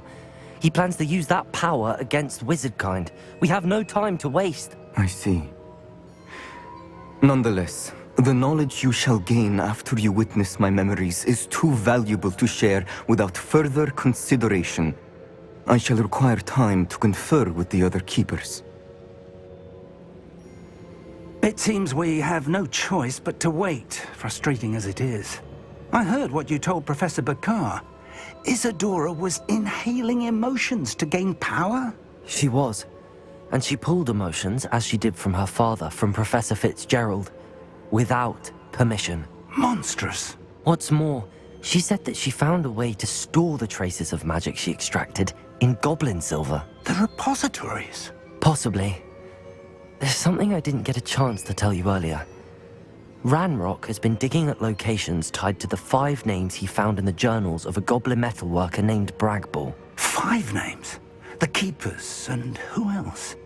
Isadora Morganac? Precisely. That's how he's been one step ahead of us. Gringotts, the Tower, Rookwood Castle. If the Keepers won't tell you where the next trial is yet, I say we at least maintain a watch on Ranrock. Perhaps he'll lead us to more information. Perhaps. I hope to hear from Lodgok soon. I haven't heard anything since I learned of the drills. Oh, and as you've probably guessed by now, your polyjuice plan worked like a charm. I knew it would. I may have done too good a job distracting Black. I had no idea he can't hold his fire whiskey.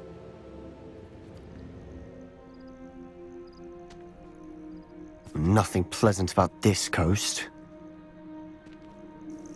I received your owl. Thank you. I'm glad you came. I spotted droves of Ranrock's loyalists coming up from the coast. Overheard one of them say they're headed to another cavern, like the one we found. How are they still one step ahead of us? They can't know about the triptych. I don't know. I did see another memory. This time, it was a keeper named Neve Fitzgerald. She was unnerved by Isadora's use of ancient magic. But I still can't be sure how any of it connects to Ranrock. These keepers are playing games with you. You need to press them for more information. It doesn't work like that. To access each of these memories, I have to complete a trial. It's not as easy as you think. They're showing me the memories in a particular order. Either they don't trust you, or you don't care enough about Anne to ask the difficult questions. Of course I care, Sebastian. We've come this far. Don't let your frustration get the better of you. Fine. I'll defer to your keeper friends, for now. But I don't like it. We don't have a choice. Now, shall we see why the triptych led us here? Let's go, quick, before we spot him. Keep a close eye out. I saw some of Ranrock's crew. Stupid! I wonder why. What were you thinking? I was thinking about dead goblins. You could have got us killed. But I didn't.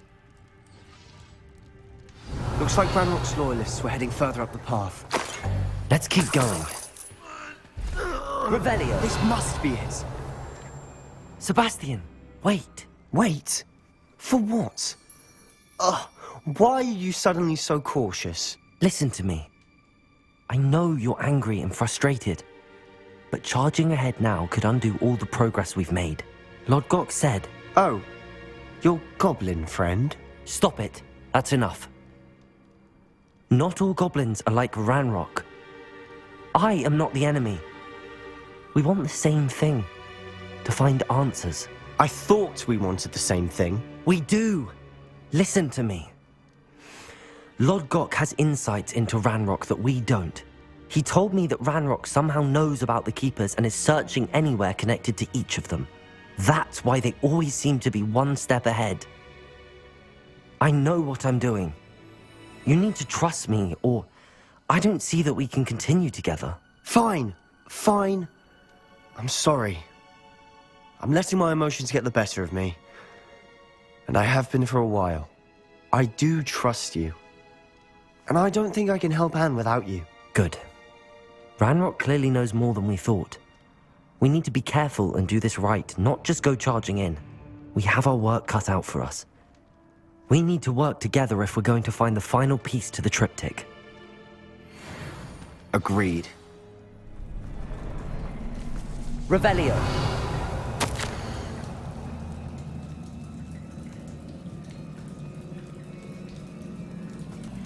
Sebastian, a journal entry. We should look for more. Why couldn't she have kept all her journal entries in one place?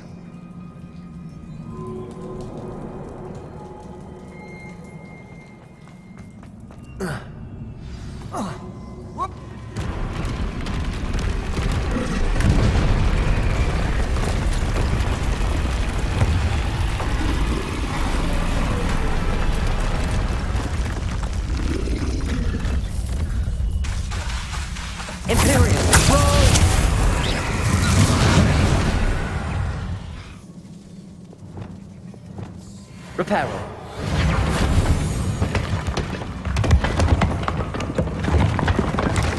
That was a piece of work. More than one. Revelio.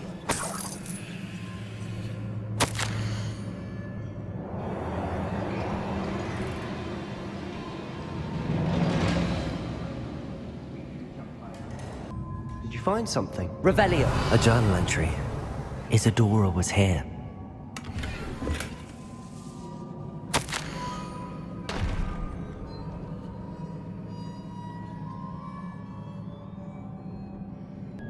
Good news?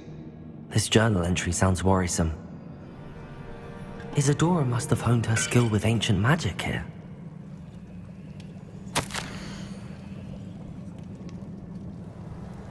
I know from the memories I've seen that the Keepers and Isadora didn't see eye to eye on the use of ancient magic. I wish you could see one of her memories. The final canvas piece to the triptych. We've done it! Isadora should not have had to keep all this secret. I know from the memories I've seen that the Keepers and Isadora didn't see eye to eye on the use of ancient magic. But I don't understand why she seems to have gone to such great lengths to tell her story without their knowledge. I wish you could see one of her memories. So do I. Perhaps completing the triptych will shed more light on Revelio. I cannot believe the journey this triptych took us on. This is it. Don't keep me in suspense. Go on, place it.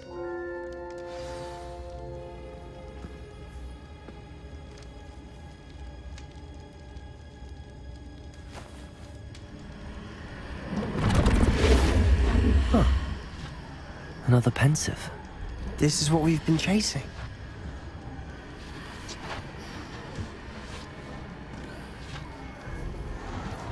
I wonder...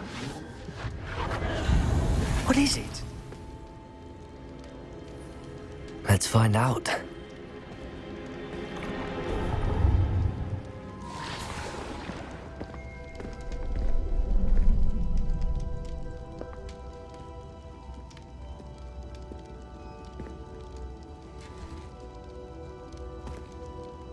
cannot bring my brother back, Father. But I can give you peace.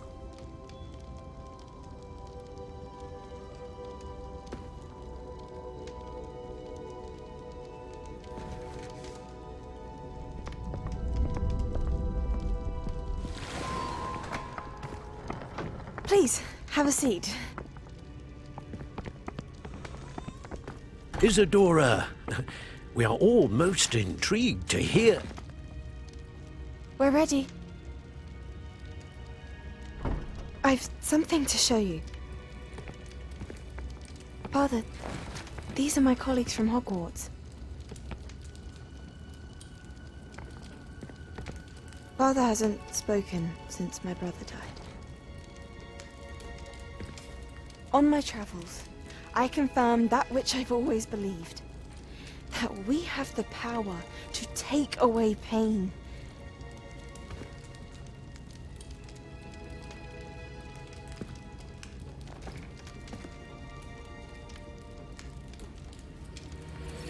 Isadora.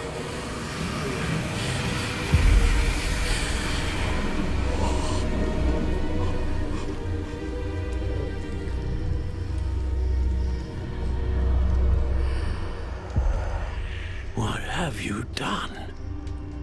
I took his pain.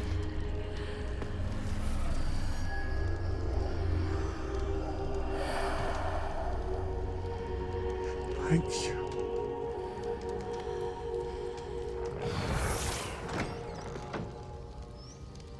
That worked? It did indeed. Of course it did. It's goblin silver.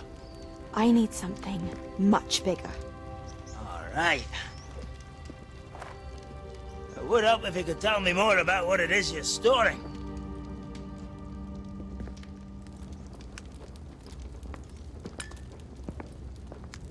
Magic.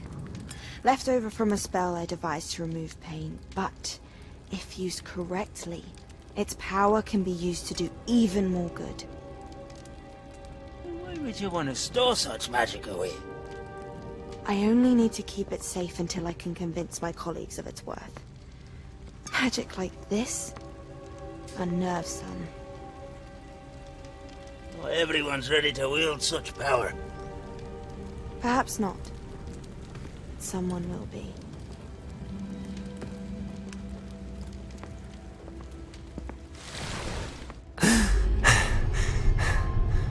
She took away the pain. I knew it. I knew there was a way to help Anne. Something isn't right, Sebastian. What do you mean? You saw what she did. No, not the memories, the portrait. I think the reason Isadora hasn't appeared is because she can't. I don't follow. We have seen that view before. The abandoned home in Felgroth, the destroyed painting, it was her. So someone destroyed a bit of enchanted canvas, but we found the memory. Yes, you're right. We saw what she wanted us to see. We saw what she could do, what you can do. But I don't know how to do what Isadora did. Well, then you shall learn. The Keepers can teach you. I'm not sure that they would. The Keepers believe that removing someone's ability to feel pain, it's a highly complicated, unpredictable form of magic. One that should be wielded with great care. If at all. If at all? You've overcome all of their challenges. You've more than proven yourself. You can wield it. You have the ability.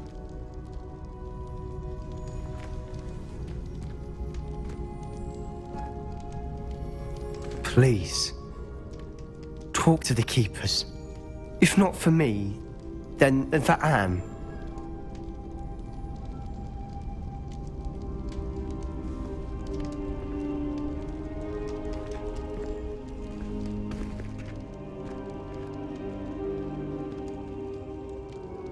Why did the Keepers want to keep Isadora quiet? Why destroy her portrait? Sebastian, a lost relic from a catacomb which requires a dark sacrifice. I know how it sounds, but if this can help you, it's worth the risk. Does Ominous know about this? He helped find the scriptorium where we discovered Slytherin's spellbook. Very well. If Ominous will be there, I'll meet you. We don't have much time. Solomon wants to leave Feldcroft. What? Leave? Never mind. You need to stall him. Buy us time, Anne. Please. I shall do my best. I'll be in touch. Solomon can't take Anne from Feldcroft. Where would they go? When would I see her? Sebastian. I can't believe my uncle wants to leave Feldcroft. Anne's going to stall him. She must. We need time. Time? For what? I've learned more about the relic. I cross-referenced Slytherin's spellbook with everything in the library on relics and dark sacrifices. That's when I realized something. I believe the relic will only work inside the catacomb. So we have to get Anne to the catacomb and then conduct a sacrifice? Seems risky. It'll be worth the risk. Our biggest hurdle may be convincing Ominous. Anne will only give this a chance if he's on board. And we have to keep all of this from your uncle. If he goes to the headmaster, we could be expelled. Let me handle Ominous this time. As for my uncle, he's not an Auror anymore. What he doesn't know, well, won't hurt us. Good luck with Ominous. Until we meet again. I shall let you know when the four of us should meet at the catacomb. Look for my owl. See you soon. I have been meaning to speak with you. I still can't believe we escaped the Ashwinders. You may not realize it, but you are the talk of the school since you saved me that day. I wonder how everyone knows about it. I told my mother in the hope that she would be more forgiving of what I have been up to if it came from me. She likely told other professors, and news travels quickly. Unfortunately, she might, in fact, have been even less forgiving than I'd hoped. If she knew more about what you've done, I suspect she'd be proud. If she knew any more about what I've done, she would never let me out of her sight again. I'm sorry. Has Officer Singer done anything with the evidence we provided? She has not. Harlow is as strong as ever. Someone needs to stop him, whether it is us or Officer Singer. If someone had stopped the monsters like him in Matabeleland, my father would be alive today. What exactly happened to your father? It was a beautiful day. My mother had gone to tend to a neighbor who was ill, and so my father and I were galloping in the savannah. Galloping? Your father was also an animagus, I take it? He could become the most majestic giraffe, and he would carry me on his back, my arms around his neck. We were on our way home when we surprised a group of bandits who had come from our village. One of them saw me just as he removed a scarf from his face. He shouted and then aimed his rifle. He didn't want you to identify him. Exactly. In an instant, my father bowed his neck to protect me and was hit. As he fell, my father changed back into his human form. When the bandits saw this, they turned and ran in fear. Magic terrified them, and then he was gone. And it was all my fault. Your fault? How so? He died protecting me. If I had been capable of protecting myself, he would still be alive today. My mother and I tried to go on without him, but it became too much for us there. A few years later, we left to come to Scotland. I'm sorry, Natty. I can't imagine what you've been through. Your father sounds exceptional. He was. Truly extraordinary. And thank you for your kind words. We all have our burdens. My father had a saying about that. Yes, I remember. Rain does not fall on one roof alone. Exactly. Soon you and I will put an end to the Ashwinders, beginning with Harlow. And once he is gone, we will turn our attention to Rookwood. We are making progress, and we will succeed. Thank you again for saving me. You deserve all of the praise you have received.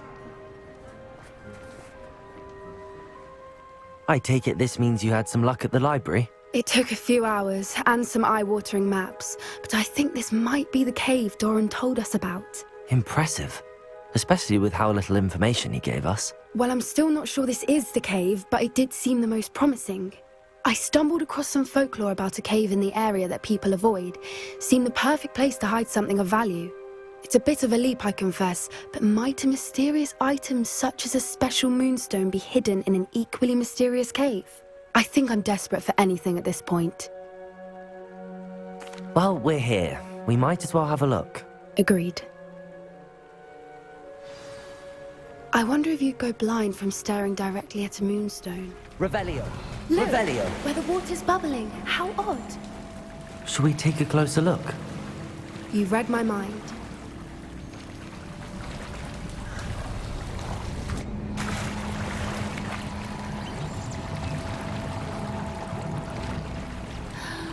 Merlin, it's even more beautiful close up. It's got to be here, I just know it. We found it! It's like staring directly at the moon. Well, we found what we came for. Now we just need to bring it to the henge. Well done, Poppy. This did end up being the right cave after all. A good thing, too. We need every advantage over the poachers if we're to get to the Snidgets first. We should do as Doran suggested and bring the moonstone to the henge. Shall we? We shall. If we leave now, we should make it there by nightfall. That's the henge, precisely where Doran said it would be. But now that we're here, I'm not entirely sure how to feel. We knew we were at the cave for the moonstone, but Doran didn't tell us what to expect when we placed the stone in the henge. I don't think Doran would knowingly send us into danger. You're right. I suppose I'm worrying over nothing. Let's make our way down. We're nearly at the end of this. I think that's it over there. I think we can safely say we know where the moonstone goes.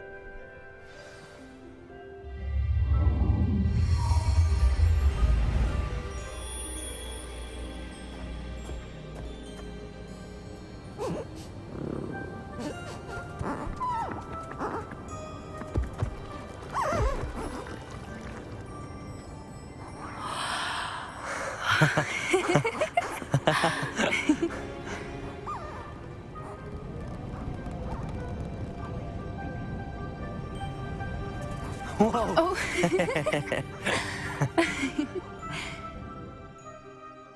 That was a mooncalf dance. Do you know how rare it is to see even one? They only ever happen under a full moon. Though I suppose the moonstone allowed it to happen now. Is the pattern they left behind on the ground normal? All part of the dance. No one pattern is ever the same, though. We'll need to draw this one to get a better sense of it. Can't wait to tell Gran that I've managed to see not one, but 2 mooncalf dances. She'll be jealous. You've seen this before? It was pure luck the first time. I was on Highwing, or I'd never have spotted it. It was the night Well, the night I met Highwing, actually, I'd love to hear about how you and Highwing met. I'd actually like you to know. About 5 years ago, Highwing had been captured by poachers. At first, they planned to sell her, but soon decided they wanted to kill her instead. More money, I suppose. I'd finally had enough. I freed Highwing and we ran. We'd flown for ages when I spotted mooncalves dancing below and we landed to watch them. It felt like an omen. A good one. A sign that the worst was over. What do you mean you'd had enough and the worst was over? You see, the night I freed Highwing was also the night I ran away from home. A poacher camp. I come from a family of poachers.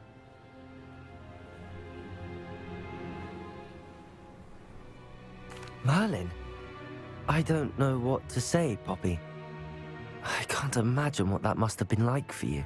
I never fitted in, but the older I got, the more apparent it became. Gran tried for years to convince my parents to let me live with her. Suffice it to say, when I left with Highwing, I flew straight for her house. How brave. I'm glad you escaped. So am I. There were so many creatures I was unable to help when I was younger. Now that's all I want to do.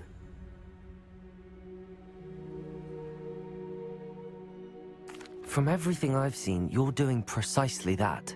I've had a bit of help. I've never told anyone any of this, but I'm glad that you know. It's nice to have someone to talk about it with.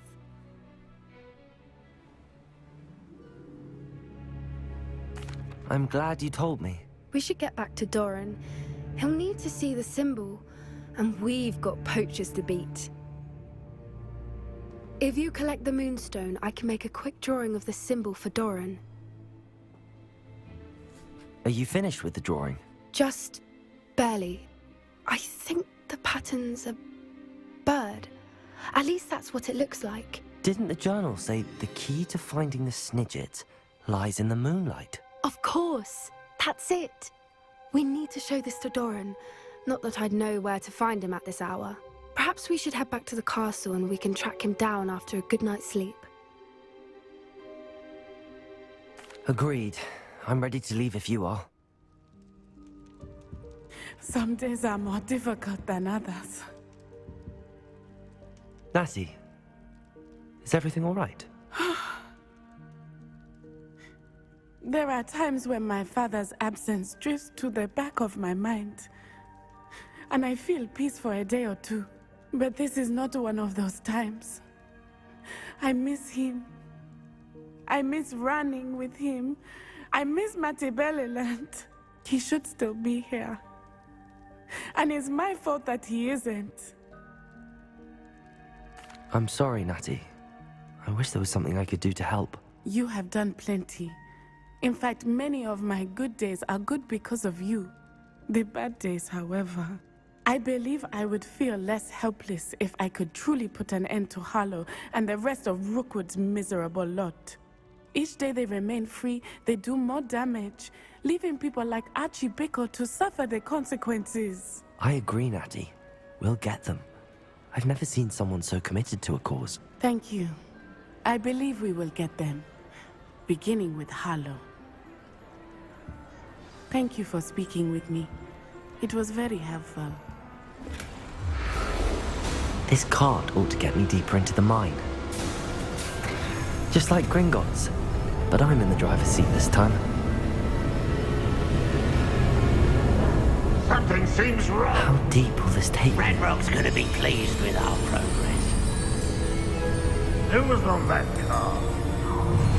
Let me lend you a hand with his car, will you? That has to be the end up ahead.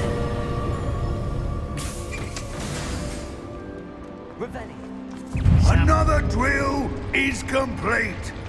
The wizarding world will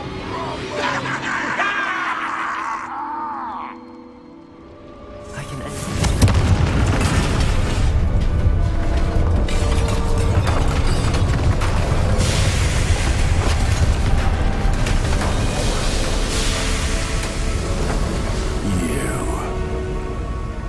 That is unfortunate. No matter, we will build another. I found this one lurking outside. Lord Gok, come to make amends, little brother. I came to stop this. What is this you've brought me?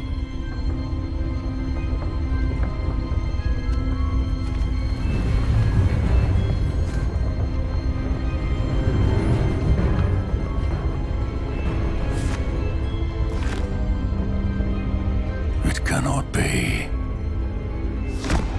All this time, you knew where it was.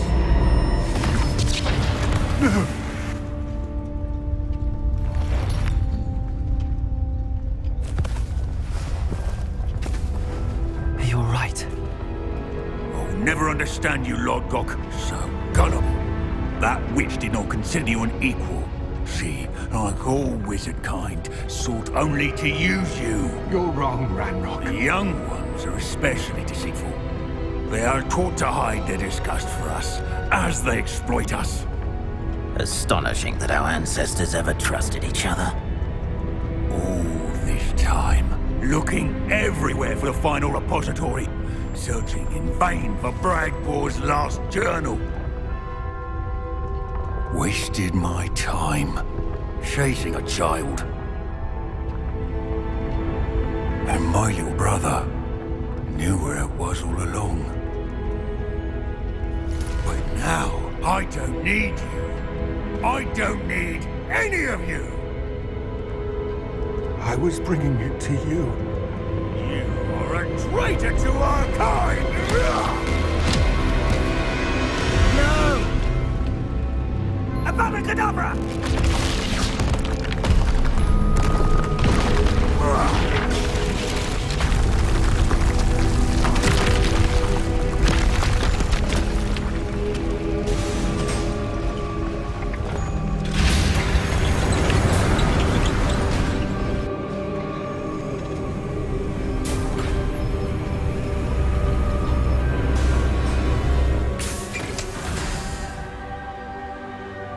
Poor Lodgok.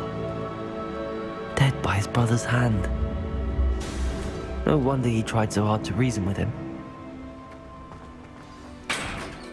I'll send word to Fig to meet me in the map chamber. He and the Keepers need to know Ranrock has that journal and knows where the final repository is. I hope Professor Fig got my owl. I need to tell him and the Keepers that Ranrock knows where the last repository is. According to the owl I received, Ranrock is moving more quickly than we could have anticipated. This is grave news indeed. We had hoped for more time to discuss the best path forward. Let us hear what the student has to say. Professor, you received my owl. Ranrock has the last of Bragbor's journals. He killed Lodgok to get it. He knows where the last repository is. Godric's heart. Lodgok and Ranrock were brothers. Lodgok was bringing the journal to me. Ranrock is a monster. We need to know where the final repository is. Surely this changes things. Ranrock has Bragbor's journals and knows where the final repository is. We obliviated Bragbor. He kept journals? Why would he have documented all of this? He didn't know what we were containing.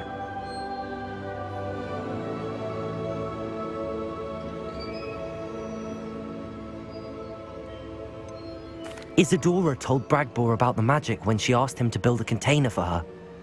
I've seen her memories. Isadora left memories for someone to find? You know what she did? Her memories showed what she did for her father, which I also saw in Professor Rookwood's Pensive. And a conversation with Bragbor in which she expressed frustration about the limits being placed on her use of ancient magic. Based upon the memories they have seen, I believe our young friend is well aware of the grave circumstances in which we find ourselves. The next trial will involve an exceptional level of magical skill and a nuanced ability to interact with beasts. Find a face of stone and tendrils. I should advise you that you must engage with any beast that is part of the trial on your own. Professor Bakar will meet you in his pensive room. An exceptional level of magical skill? Nuanced ability to interact with beasts? I suppose we should begin our search for a face of stone and tendrils, whatever that may be. Very well. Professor Weasley has been keeping an eye on me. Perhaps we should meet there, so she has no reason to raise concerns with Professor Black. I shall see you near the coast. Perhaps then you can tell me a little more about the memories of Isadora that you witnessed. Off on another adventure. You're here. I have good news. We do not have any of Ranrock's loyalists to contend with. Of course, the bad news is that it's likely because they no longer need to track the Keepers for information. Revelio. Accio. Incendio. This place could do with a bit of cleaning. Let's look around. Is that a... It is. I believe I know what must be done.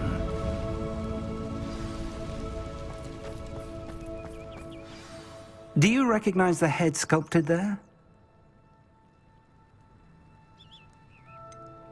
That's a head. I can't say that I do. It appears to be a fearsome beast known as a graphorn. And the prints carved into the ground lead me to believe that a graphorn will somehow open the way forward. That's what Professor Rackham meant when he spoke of my needing an ability to interact with beasts. It would seem so.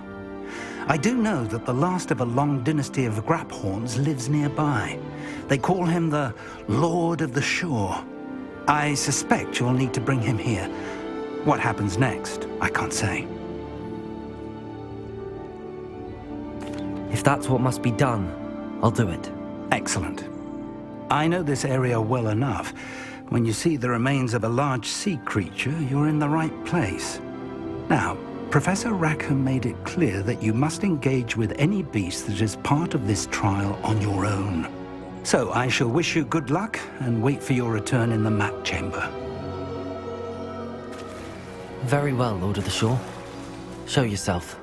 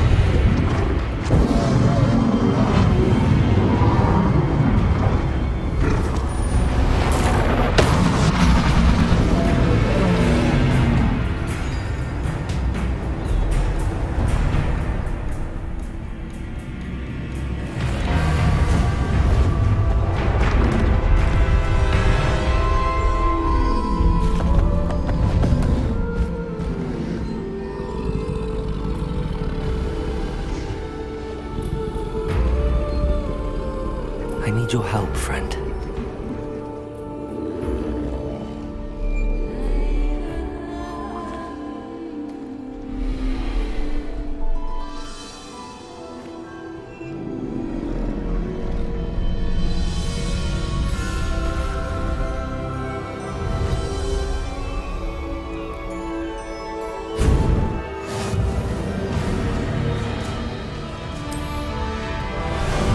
How about some sightseeing?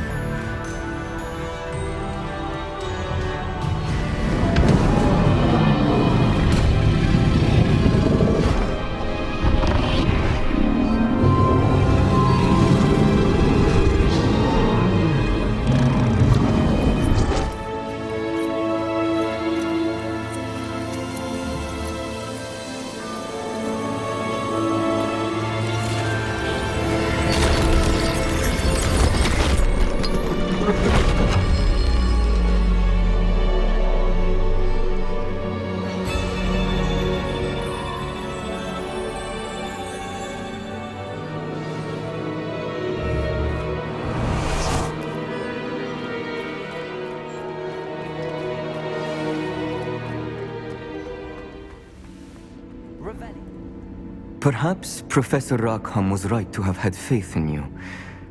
I still have my reservations. Isadora, as you will see, was not who she seemed. I can only hope that you are. My memories should answer any questions you may have about the power you will need to protect. Thank you, Professor Bakar. I shall see you back in the map chamber.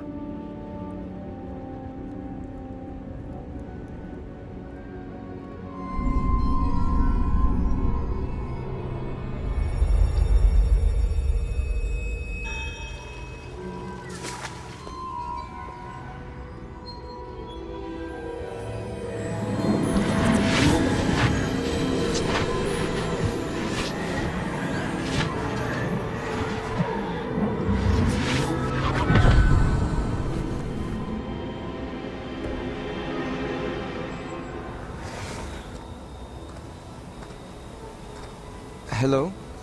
Isadora? Isadora?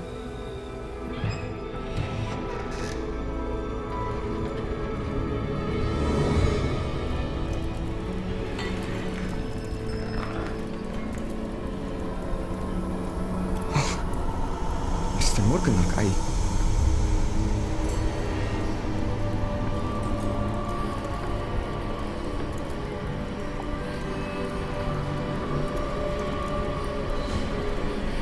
bastırmak.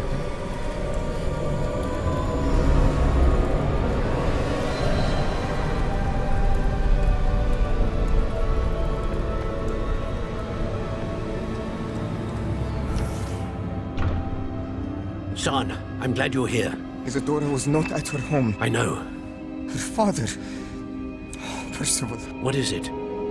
It is as though he was stripped not only of his pain, but of all emotion. Everything is much worse than I feared. Neve was right. Isadora hasn't stopped. I've just learned that she has been wielding that magic on students. We must gather the others.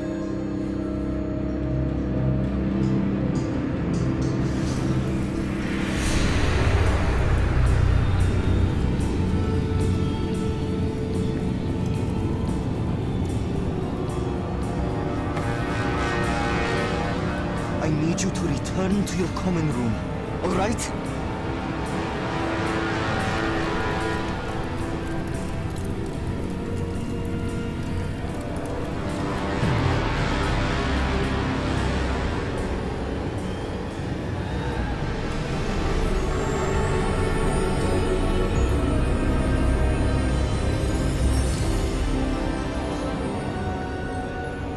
What have you done? Take a breath. Students, Isadora. Everyone feels pain. And why? Because of your arrogance? Your obsession with secrets? They won't suffer any longer. Not my father, not my students. No one. Isadora, set down your wand. Professor, you taught me to hone my power, not throw it away. I did not teach you this. Expelliarmus!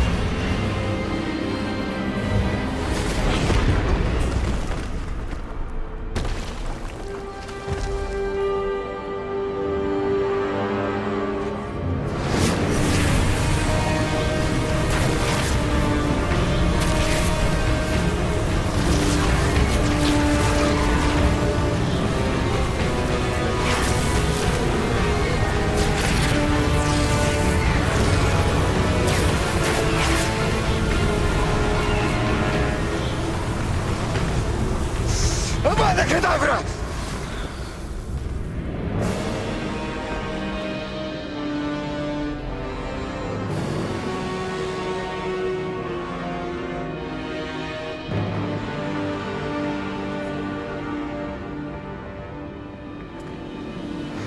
She's alive.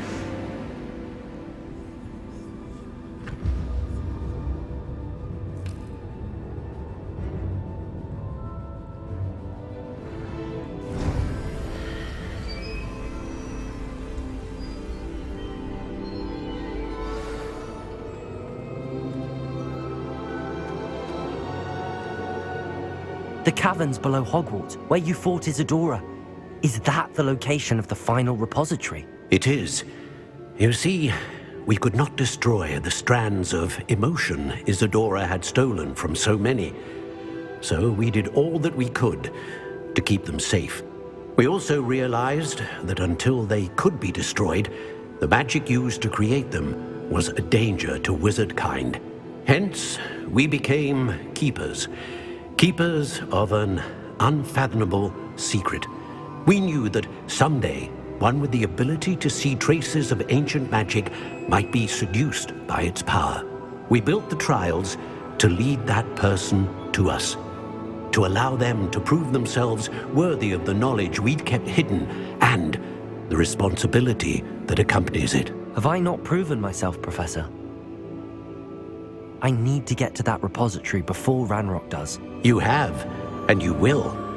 But the repository is protected by powerful ancient magic. To enter, you must craft a special wand from the 4 artifacts you found above our pensives. So the repository is safe from Ranrock for now? If he is, as you suspect, capable of using the power of the other repository, I fear he will be able to breach our defenses. Then I must go now and craft this wand. Perhaps Mr. Ollivander will help me. Another Ollivander? I'm not surprised. As I am sure he will tell you, this wand may be used for only one purpose. Return with the wand, and we will open the way forward. I shall send an owl ahead to Ollivander. Whilst you visit him, I'll reach out to Professor Weasley. Professor Weasley? Yes. I may have made an error in judgment by not informing her of Ranrock's intentions earlier. I only hope it's not too late. If Ranrock really is going to try to drill below Hogwarts, we'll need all the help we can get. All right, Professor. I'll see you soon.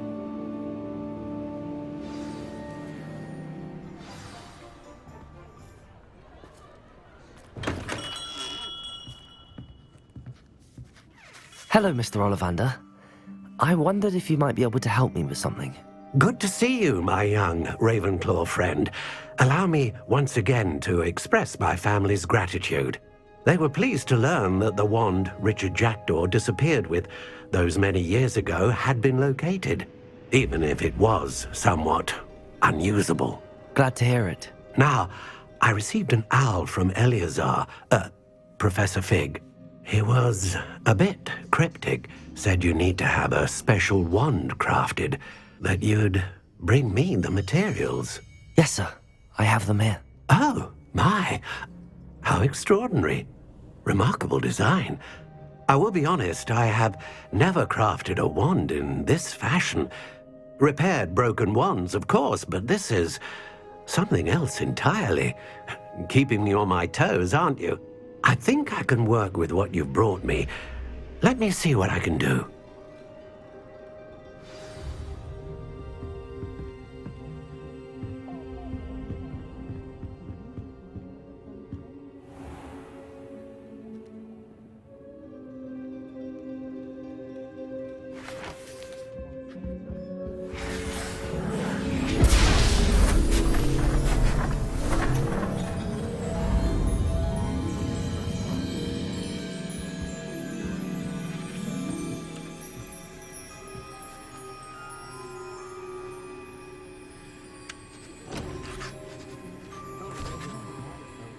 It is done.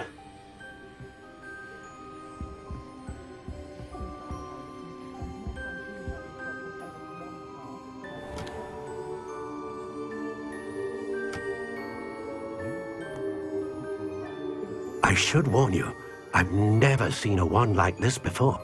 My suspicion, as Professor Fig implied in his letter, is that it serves a unique purpose. I doubt you shall find much use for it otherwise. I understand. Thank you, sir.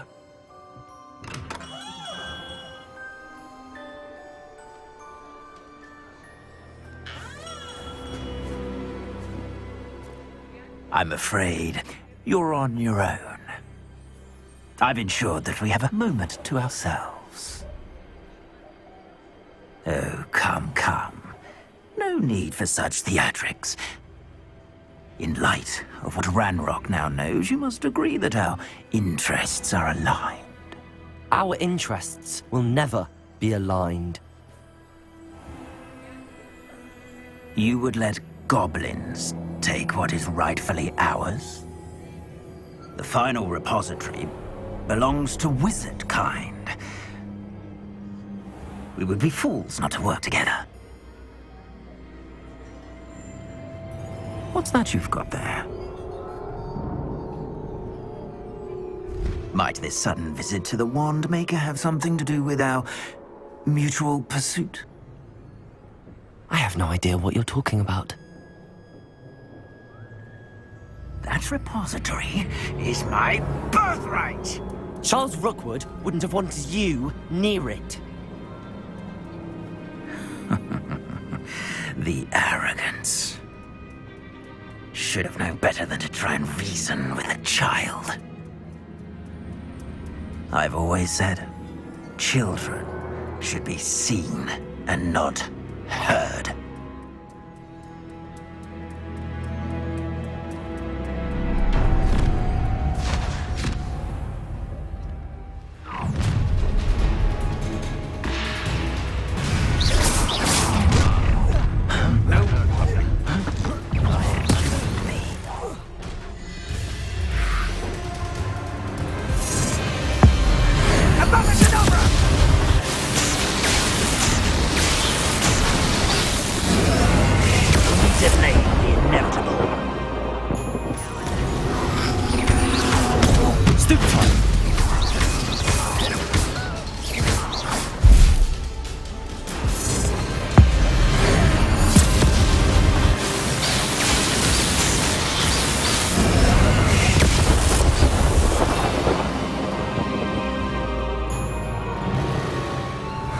believe it.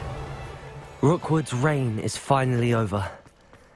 I'll need to send an Alternati right away. For now, though, I need to get back to the map chamber and tell Fig what happened.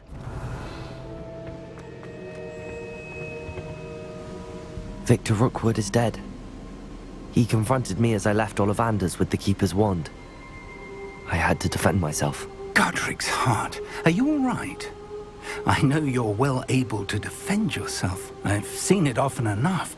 But Rookwood himself...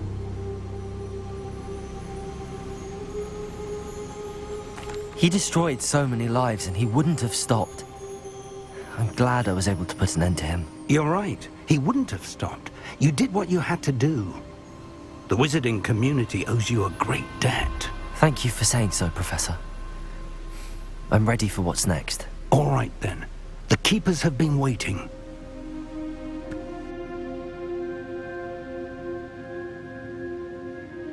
You have completed all of our trials, and you have done so under circumstances even I did not foresee. You understand now why all of this was necessary. The portkey, the vault, the locket, the book, the trials. To ensure that one with the ability you and I share would make the same choice that San, Neve, Charles, and I did. Now that you have witnessed my memory, you understand all that is at stake. Not everyone is what they seem. As you know, light does not exist without shadow, nor shadow without light. Simply because you can eliminate darkness does not always mean that you should. Even the most well-meaning and competent amongst us cannot possibly know the consequences of manipulating what should be beyond our reach. What lies in the repository must never be released. Resist the temptation to destroy or control it. The magic that you have so carefully honed must now be used only to protect the secret we keep. You have the wand. You will know when to wield it. We leave our legacy in your hands.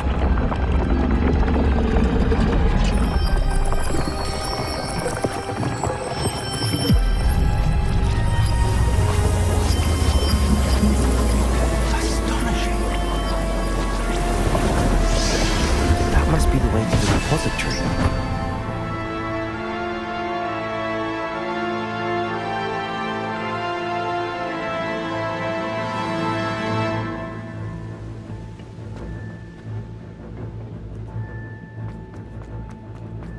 We can only hope that we're not too... I should hope that the enchantments protecting the castle would protect against an incursion from below. I fear they may not. Although, if they don't now, I can assure you they will in the future. Were you able to reach Professor Weasley? I was. Hopefully she and the others will arrive soon. They know where to find the door through which we entered.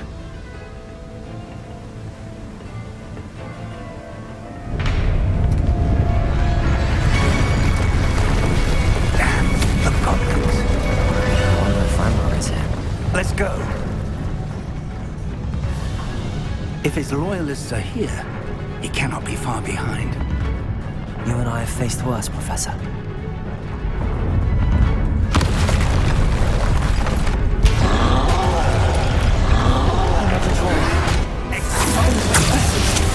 I see it, and I don't know. I can only hope they find soon. Now quiet.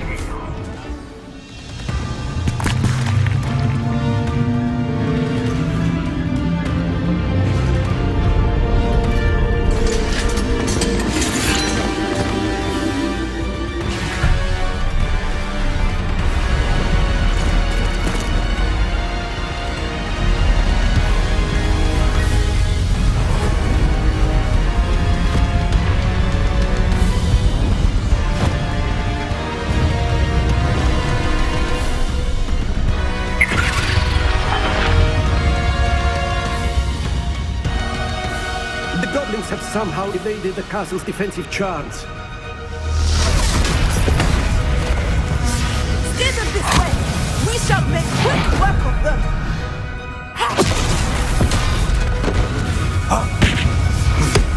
They got this.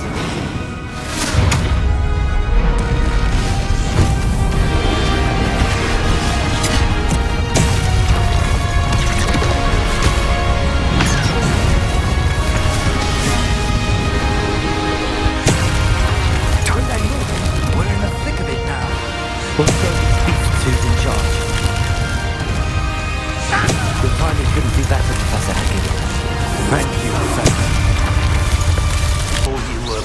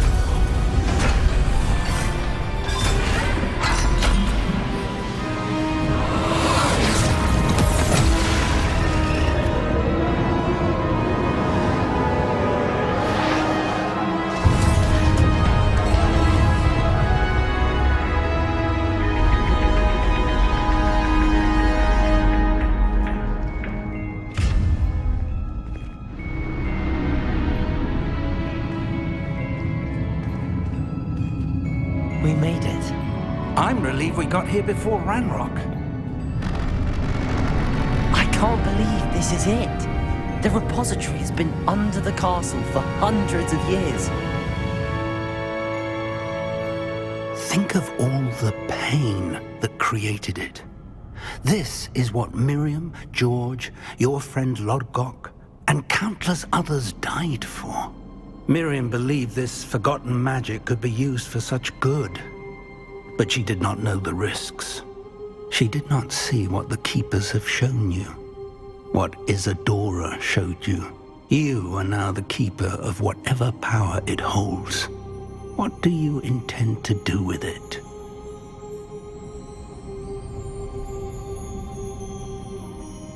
I plan to leave the repository as it is. I'm pleased to hear that. I've been thinking. What is it, Professor? I spent all year trying to keep our journey a secret from everyone, including Professor Weasley. But now I wonder if I should have shared it with her, and the others, sooner. Trusted them more. The Keepers wanted this secret to be locked away forever. How long will you keep it?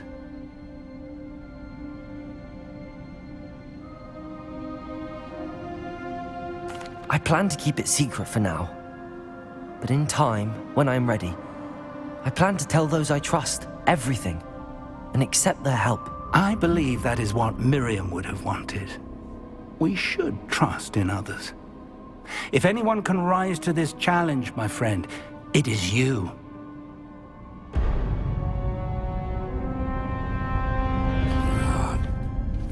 The arrogance of wizard kind.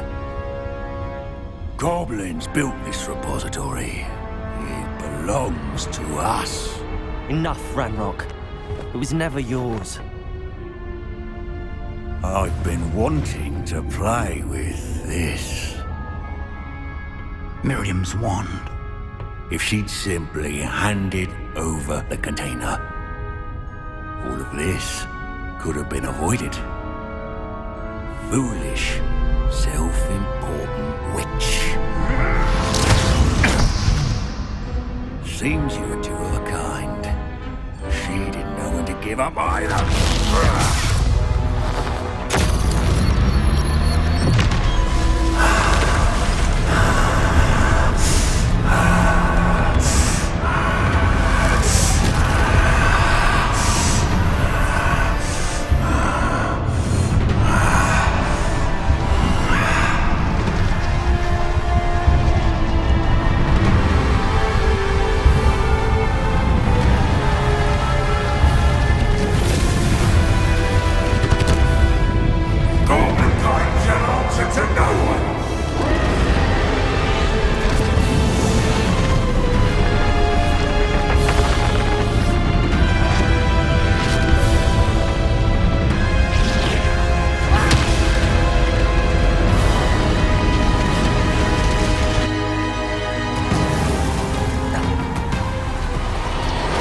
Feeding off the power from the repository.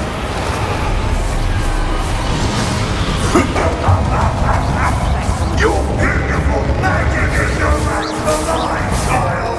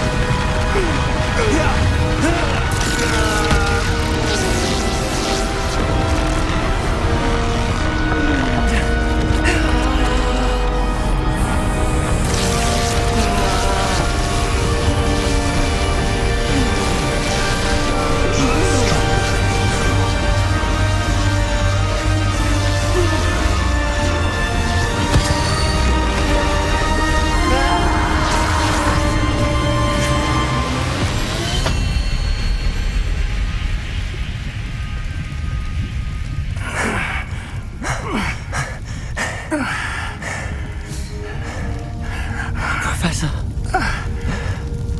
Miriam.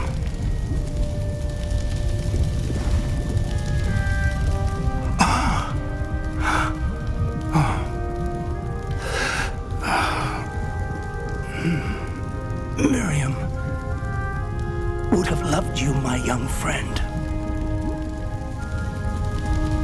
The wizarding world could not be in more capable hands.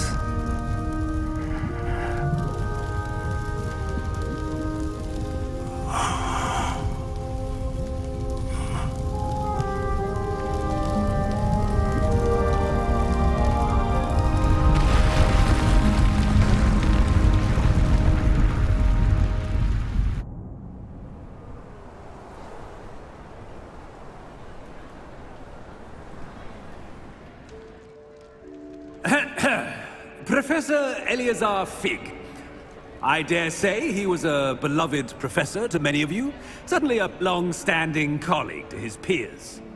A famed adventurer and seeker of knowledge, he built a reputation charging into the unknown, brazenly disregarding both discretion and safety, providing perhaps a rather unfortunate lesson for us all. His devotion to adventure was rivaled only by his dedication to Hogwarts. And of course, to his wife, Middy, whom we lost much too soon as well.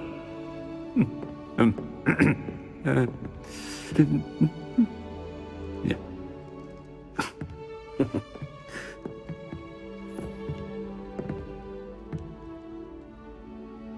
Professor Fig represented the best of all of us. He could be deviously clever, possessed a brilliantly inquisitive mind, and was the most loyal of friends. But perhaps it was his remarkable courage, for which we will all be forever indebted to him. If not for Professor Fig,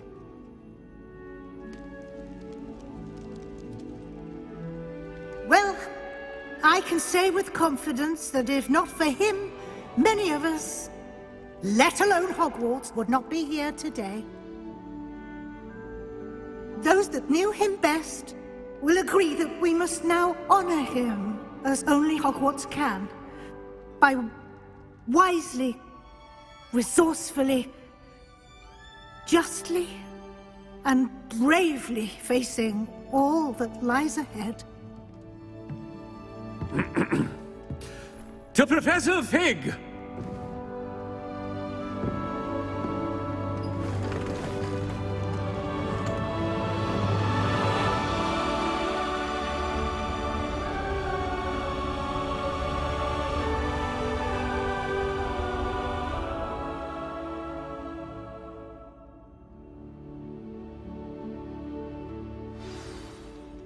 Can't believe we lost Fig. I didn't know him as well as you did, but I know he was a good man. Glad Weasley spoke for him. She honored him well. Fig will be well remembered. Sebastian, there's something you should know. It's to do with Victor Rookwood. I heard a rumor that he confronted you outside of Ollivander's. Sounds as if he faced quite a fight. The rumors are true, and I did, but it's not that. Just before Rookwood attacked, he uttered something familiar. The same words Anne heard before she was cursed. Children should be seen and not heard. Wait, what are you saying? It wasn't one of Ranrock's loyalists who cursed Anne. It was Rookwood. It was Rookwood all along. This can't be. It was the loyalists. It's always been them. The night Anne was cursed, all she saw were goblins. Once Rookwood allied with Ranrock, Isadora's estate became of interest to them both. That's why Rookwood was there the night Anne was cursed. He was working with Ranrock. When he saw your sister, well, he didn't want anyone to know. So he cursed her. And she's never been the same. So cruel. Rookwood deserved what he got. Thank you for telling me. It wasn't a goblin. I suppose I owe you an apology. All this time I thought goblins were the enemy. But it was never that simple. I have a lot to think about. Let's speak again soon.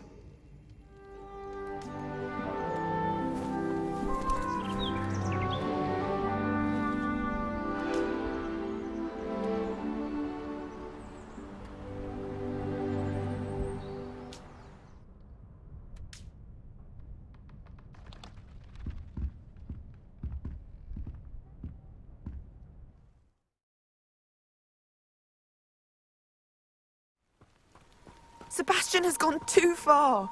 You saw what lies in the catacomb. I cannot stay here. Wait, Anne, please. Ominous. He was willing to put the whole hamlet and himself in danger on the chance that some old relic could help to heal me. I'm sorry, Ominous. Make sure he's all right, will you? I'm glad you're here. I received your owl. Where's Sebastian? Inside the catacomb. Frankly, I was surprised you weren't with him. Ominous. Stop. You swore you wouldn't let Sebastian take this one step further. Yet here we are.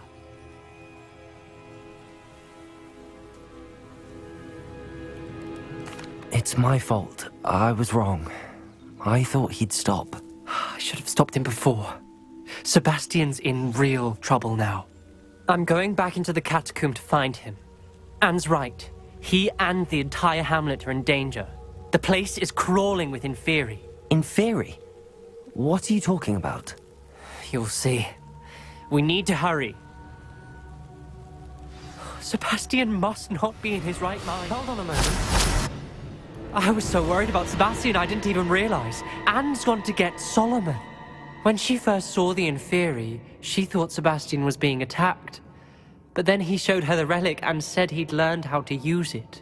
The carvings on the relic were Inferi, and Sebastian somehow created them. Not exactly. He's controlling them. This is powerful dark magic. Creating Inferi is incredibly difficult, but controlling them... As Anne and I frantically barricaded the Inferi to keep them from escaping, Sebastian kept mumbling about healing Anne. When Anne said she couldn't stay here, I didn't realize what she meant. Solomon threatened to go to the headmaster if he heard of Sebastian dealing with dark magic. I need to get to Hogwarts. I must get to Professor Black first. Twist the story a bit, make him think it's a family fight. I'll be back as soon as I can. See if you can talk some sense into Sebastian. Be careful. There's Sebastian. Isn't this incredible?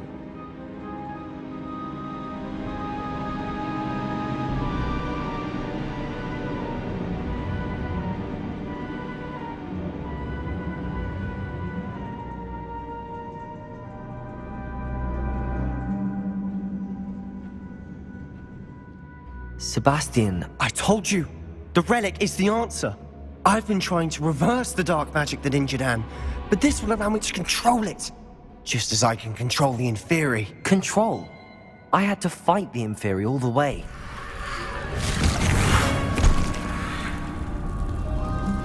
What have the two of you done? Accio relic!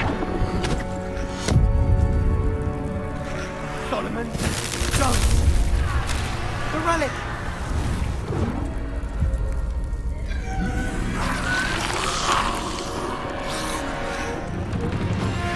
You'll pay for this!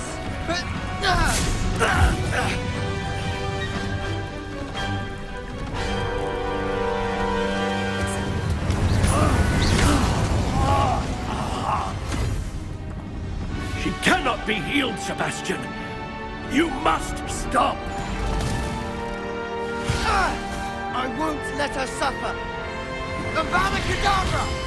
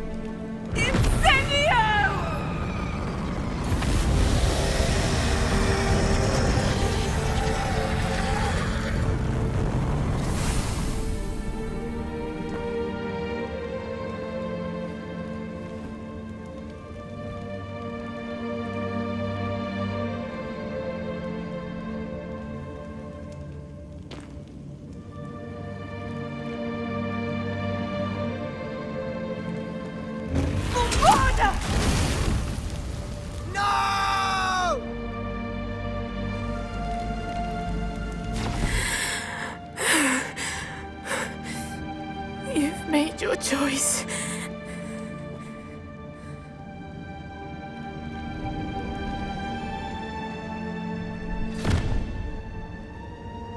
Oh, Anne.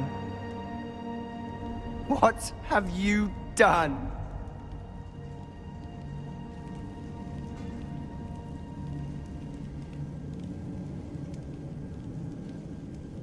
I must get out of here.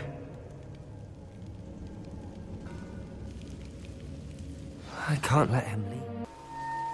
Why wouldn't you stop? I was calling after you. Anne won't survive this. She's withering away, inside and out. Solomon's never been there for us, not really. He gave up on Anne. I'll never give up on her.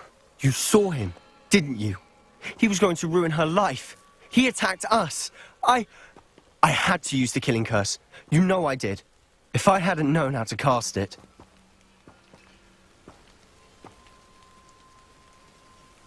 You went too far, Sebastian. I can't think right now. I need to leave. I can't stay here. I need to find Ominous. Sebastian. Please, I'm not myself right now. Let's meet later, at the Undercroft, all right?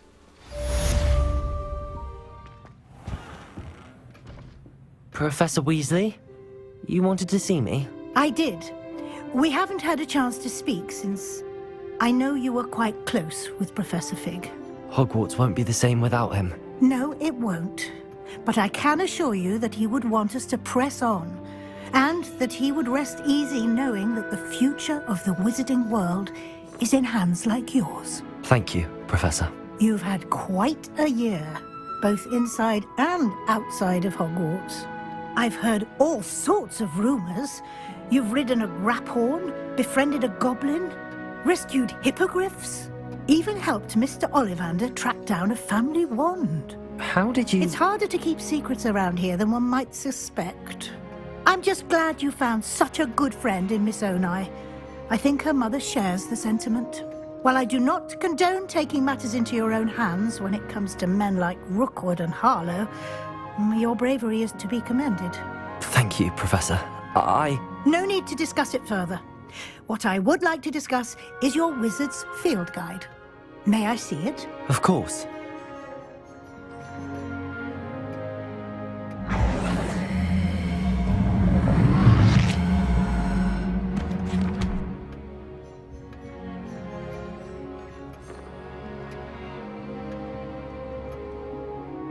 What do you think, Professor? I think you've been busy this year. I see some progress here, but quite a bit of your field guide has yet to be completed. Fortunately, you do have some time to prepare for your OWLs. I will confess, I had a sense about you from that first moment you came bursting in, late, to the sorting ceremony. I am pleased to see that my instincts were correct. To think you've only been with us a year and you'll already be taking your OWLs, well, it's nothing short of astonishing. Thank you, Professor, for everything. You are most welcome. I look forward to seeing what you do during the rest of your time with us.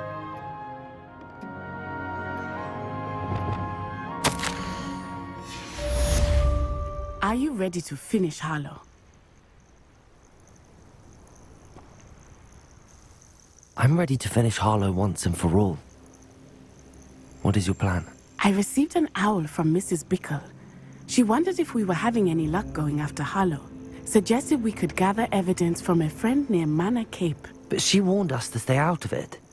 Was rather adamant about it. Precisely. Harlow knows that we saved Archie, and that we rescued Mr. Rabe. The letter didn't come from Mrs. Bickle, did it? I do not believe it did.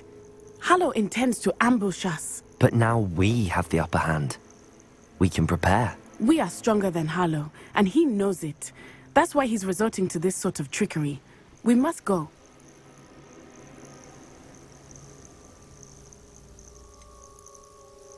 Agreed. Let's finish this. Brilliant. Harlow's reign ends today. Perhaps we ought to inform Officer Singer of our plans. I already sent her an owl to let her know that we were following a lead given to us by Mrs. Bickle. Are you concerned she might tell your mother? Indeed she will, but so be it. I am tired of hiding it from her. My mother needs to understand that I will not be safe from the Ashwinders until everyone is. I shall pursue them until they are finished, and I think she knows that. As do you. That I do. They got what they deserved. Expulso!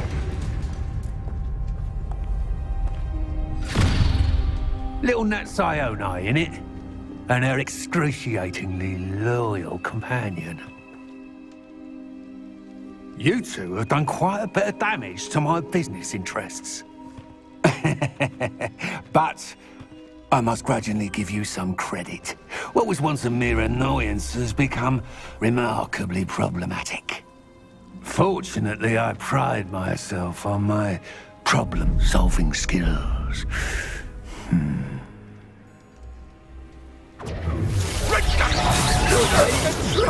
Bombarda! Protego! I see Captain! Bombarda! Incendio!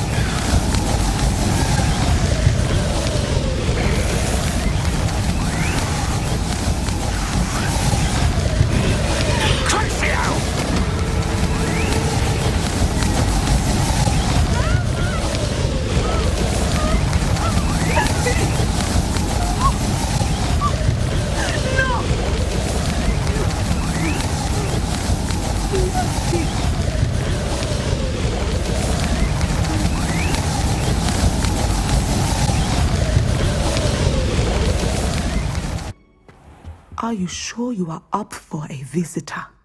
Yes, Mother. I feel fine, and it will do me good to see my friend. Very well. But do not overdo it, Natsai. I know, Mother.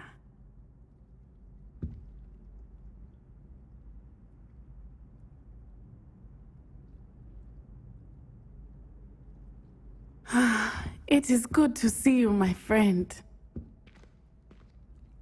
I'm glad to see you're doing so well. I am doing better than it appears.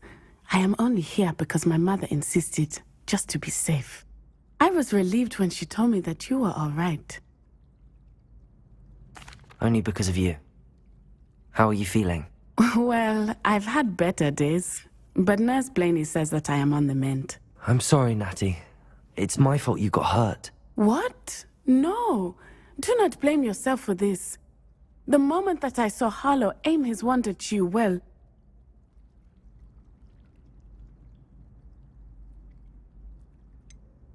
You quickly made the choice to protect me. I did what I had to, and I would do it again. I could not simply stand there and let you get hurt. Then I shouldn't feel guilty. Of course not. There was nothing that you... Oh my... I cannot believe that it took me this long to see it. He made a choice based on instinct. My father, you, my friend, are no more to blame for my injuries today than I am to blame for my father's sacrifice years ago. From what I know of him, it seems there's a lot of your father in you. That's very kind of you to say. I hope that you are right. This has all been a bit much, hasn't it? A battle here at Hogwarts. Everything we have done to take down Harlow and the rest of Rookwood's lot. But we have done it. Rookwood is dead, Harlow is on his way to Azkaban, and the rest of them are on the run. A few of the dregs will still be about, fighting for their lost cause. But Rookwood's enterprise has fallen apart. Everything is safer now because of us. Because of you. Thank you, but we make a formidable team. You, my fellow traveler, have enriched my time at Hogwarts beyond anything I could have imagined. Thank you. I believe your friendship to be one of the most important in my life. Thank you for coming to visit me. It is always good to see you. She's devastated. She just buried your uncle alone. I did it for her. Sebastian, Anne can't bear the thought of turning you in, but... What? Turn me in? She saw what happened. I'll give you some time to think, Sebastian. Turn me in? Sebastian! Did you hear that? You saw what happened. I never wanted to hurt my uncle. I know. I can't believe he's gone. How did things go so wrong? I didn't mean it. I didn't mean to... Oh, Anne, I was only trying to help. I can't leave now. Anne needs me more than ever. You understand. You can talk to Ominous. Make him understand. He listens to you. I need to be with Anne.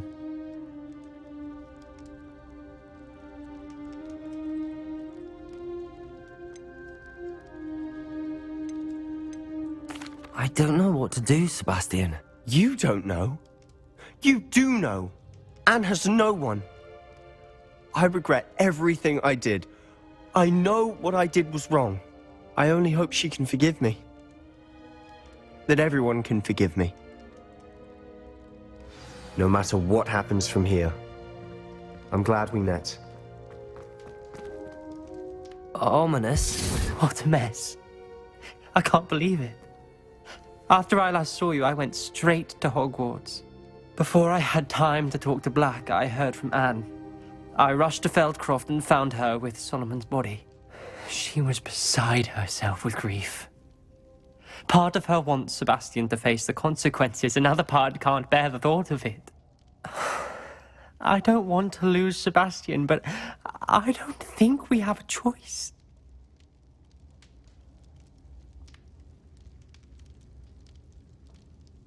We don't have a choice. You're right. You were right the entire time. I wish I hadn't been. If we do this, we may never see Sebastian again. I realize that, but it's the right thing to do. He killed his uncle. We've tried to justify his actions every step of the way, but this has gone too far. It has to stop. Very well. Leave it to me. I'll tell the headmaster. Farewell for now. I shall be in touch. Whatever lies ahead, we must face it together. That I know. And you say they made it after you placed the Moonstone? Do you know why, or what it means? Does it have to do with the Snidgets? The breadth of one's knowledge can be as wide as the seas, and yet only run so deep. It's good to see you again, Doran. Did Poppy tell you about everything that's happened? She did, and I am glad to see that you are both safely returned. I did question the wisdom of sending you on a path at a time when that path was unknown at best, deadly at worst. But the acumen of the centaurs is neither personal nor partial. The skies tell us what is to come, and often we do not know what we have seen until it has come to pass. You knew the poachers would try and kill Poppy and me. I did not know, my young friend, but I shall say that I was not surprised. It was in much the same manner that I expected our first meeting. I don't suppose you'd like to start from the beginning. I think Poppy and I could use that. Of course. I find it is often the best place to start, is it not? Many, many moons ago, I divined a series of events. Their meaning long evaded me, until you brought news of the Snidgets and their poacher pursuers. I believe the symbol created by the Mooncalves dance marks the place the Snidgets are hidden. And serendipitously, I believe that I know the very place. Please, go on. I have seen that symbol only once, on a rock face in the cliffs of the forest. You should make haste there. The Snidgets that have been kept there for so many years may no longer be safe. If you're right about this place, then we should make our way there. I shall see you there. We cannot afford to lose the Snidgets once again.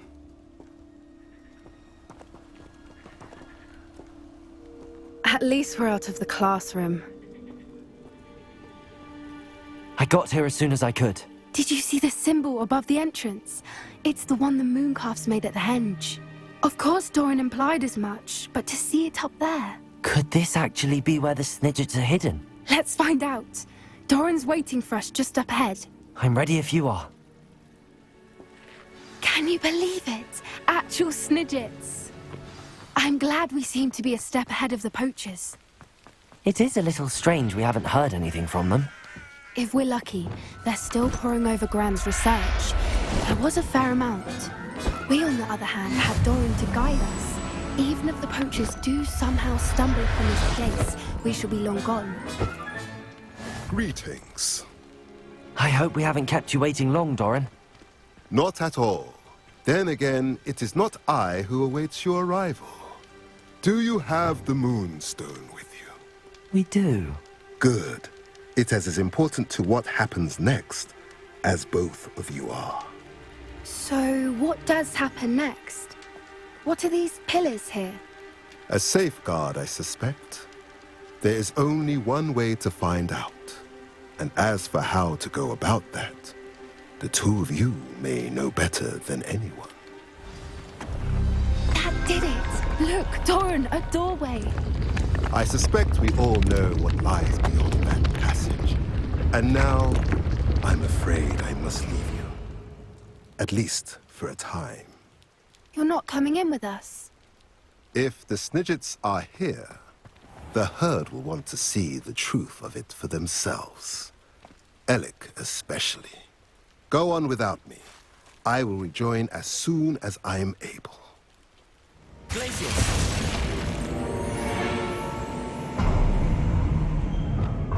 Of course. Look at this place. Little puppy sweeting! Forgot how to cover your track? What was that? Caught Doran right for something. Protect the finger!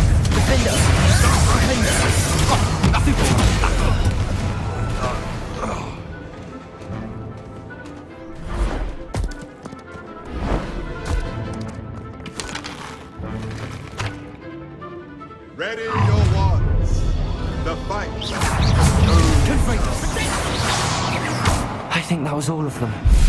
Are the two of you unharmed? Revelio. I had hoped to return before it was too late. We're fine, but if you hadn't got here when you did, I led them here, Doran. You fought with us against your kind. I am glad to have witnessed this. I now believe all that Doran told me. They are the ones I saw, Alec. Finish your work here, brother. All the events you divined have not yet come to pass.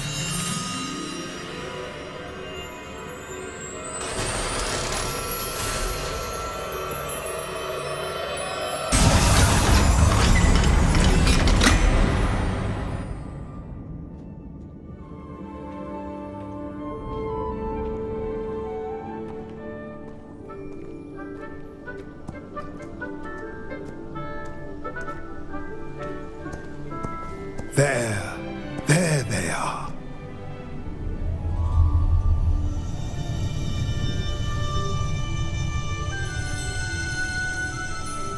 Now, all that remains is to break the charm. You want us to...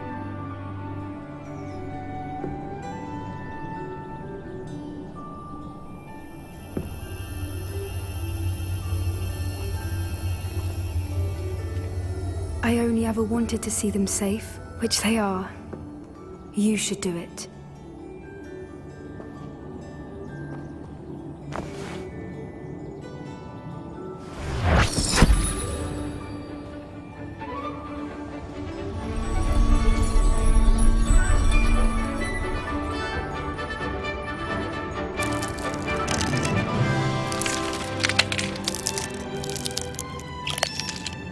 Merlin, they're lovely. But what happens now? They can't care for themselves, and surely once word gets out of their reappearance... No harm will come to them. The centaurs will see to that. You have my word. Thank you, Doran, for helping us to find them and to fight for them. It is you who deserves the merit, child. You did what the poachers would never have. Remember that.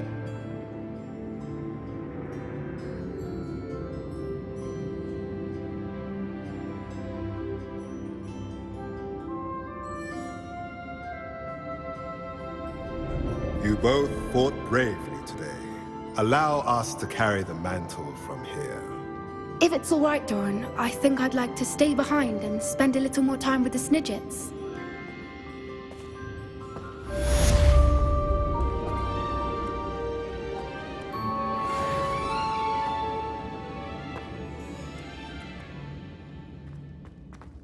Thank you for coming.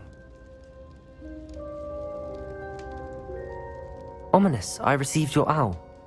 What's happened with Sebastian? He's been expelled, and will soon face trial at the Ministry. Although Anne wanted to turn him in, I think now she's torn. I confess I know how she feels. As much as we all wanted Sebastian to face the consequences of his actions. It will never be the same without him. Just standing here in the Undercroft without Sebastian feels wrong. I never thought things would end this way.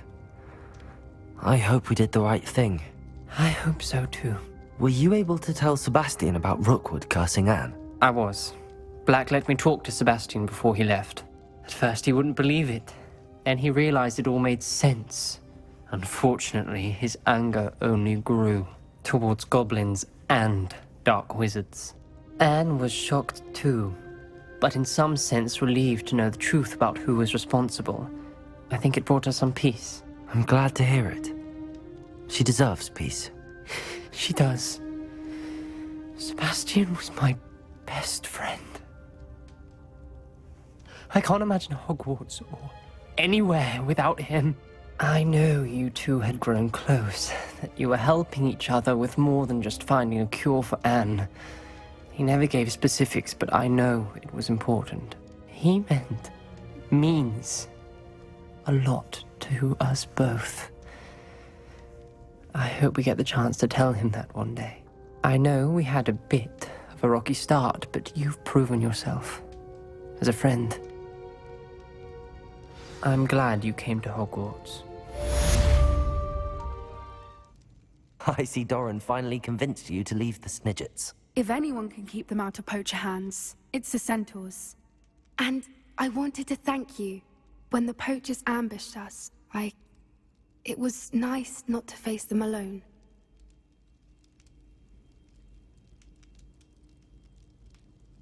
Of course. It's the sort of thing friends do for each other, isn't it? I suppose so. I am glad you came to Hogwarts. It's already been my best year. I wouldn't want a repeat of Horntail Hall, of course, but I did enjoy the Three Broomsticks. Had no idea how lovely it was there. Had you never been to the Three Broomsticks? I used to spend most of my time with Highwing, and well, I don't know how Serona feels about hippogriffs popping in for a butterbeer. Highwing's the only one I would have gone with. Or Gran, of course. Nothing wrong with that. Highwing's good company. She is. Although I am beginning to see the appeal of human friends. It was nice to talk about my parents and Gran with someone. And share Highwing. It has all been a pleasure, Poppy. Do try and stay out of trouble. Don't know that I can. We've taken on poachers twice now, successfully. I rather think you've helped me develop a taste for it. And with centaurs as allies, I might actually go looking for trouble. You and I should meet for a butterbeer soon. Perhaps Highwing can join us? This darling charms his dire. Nothing's as clever.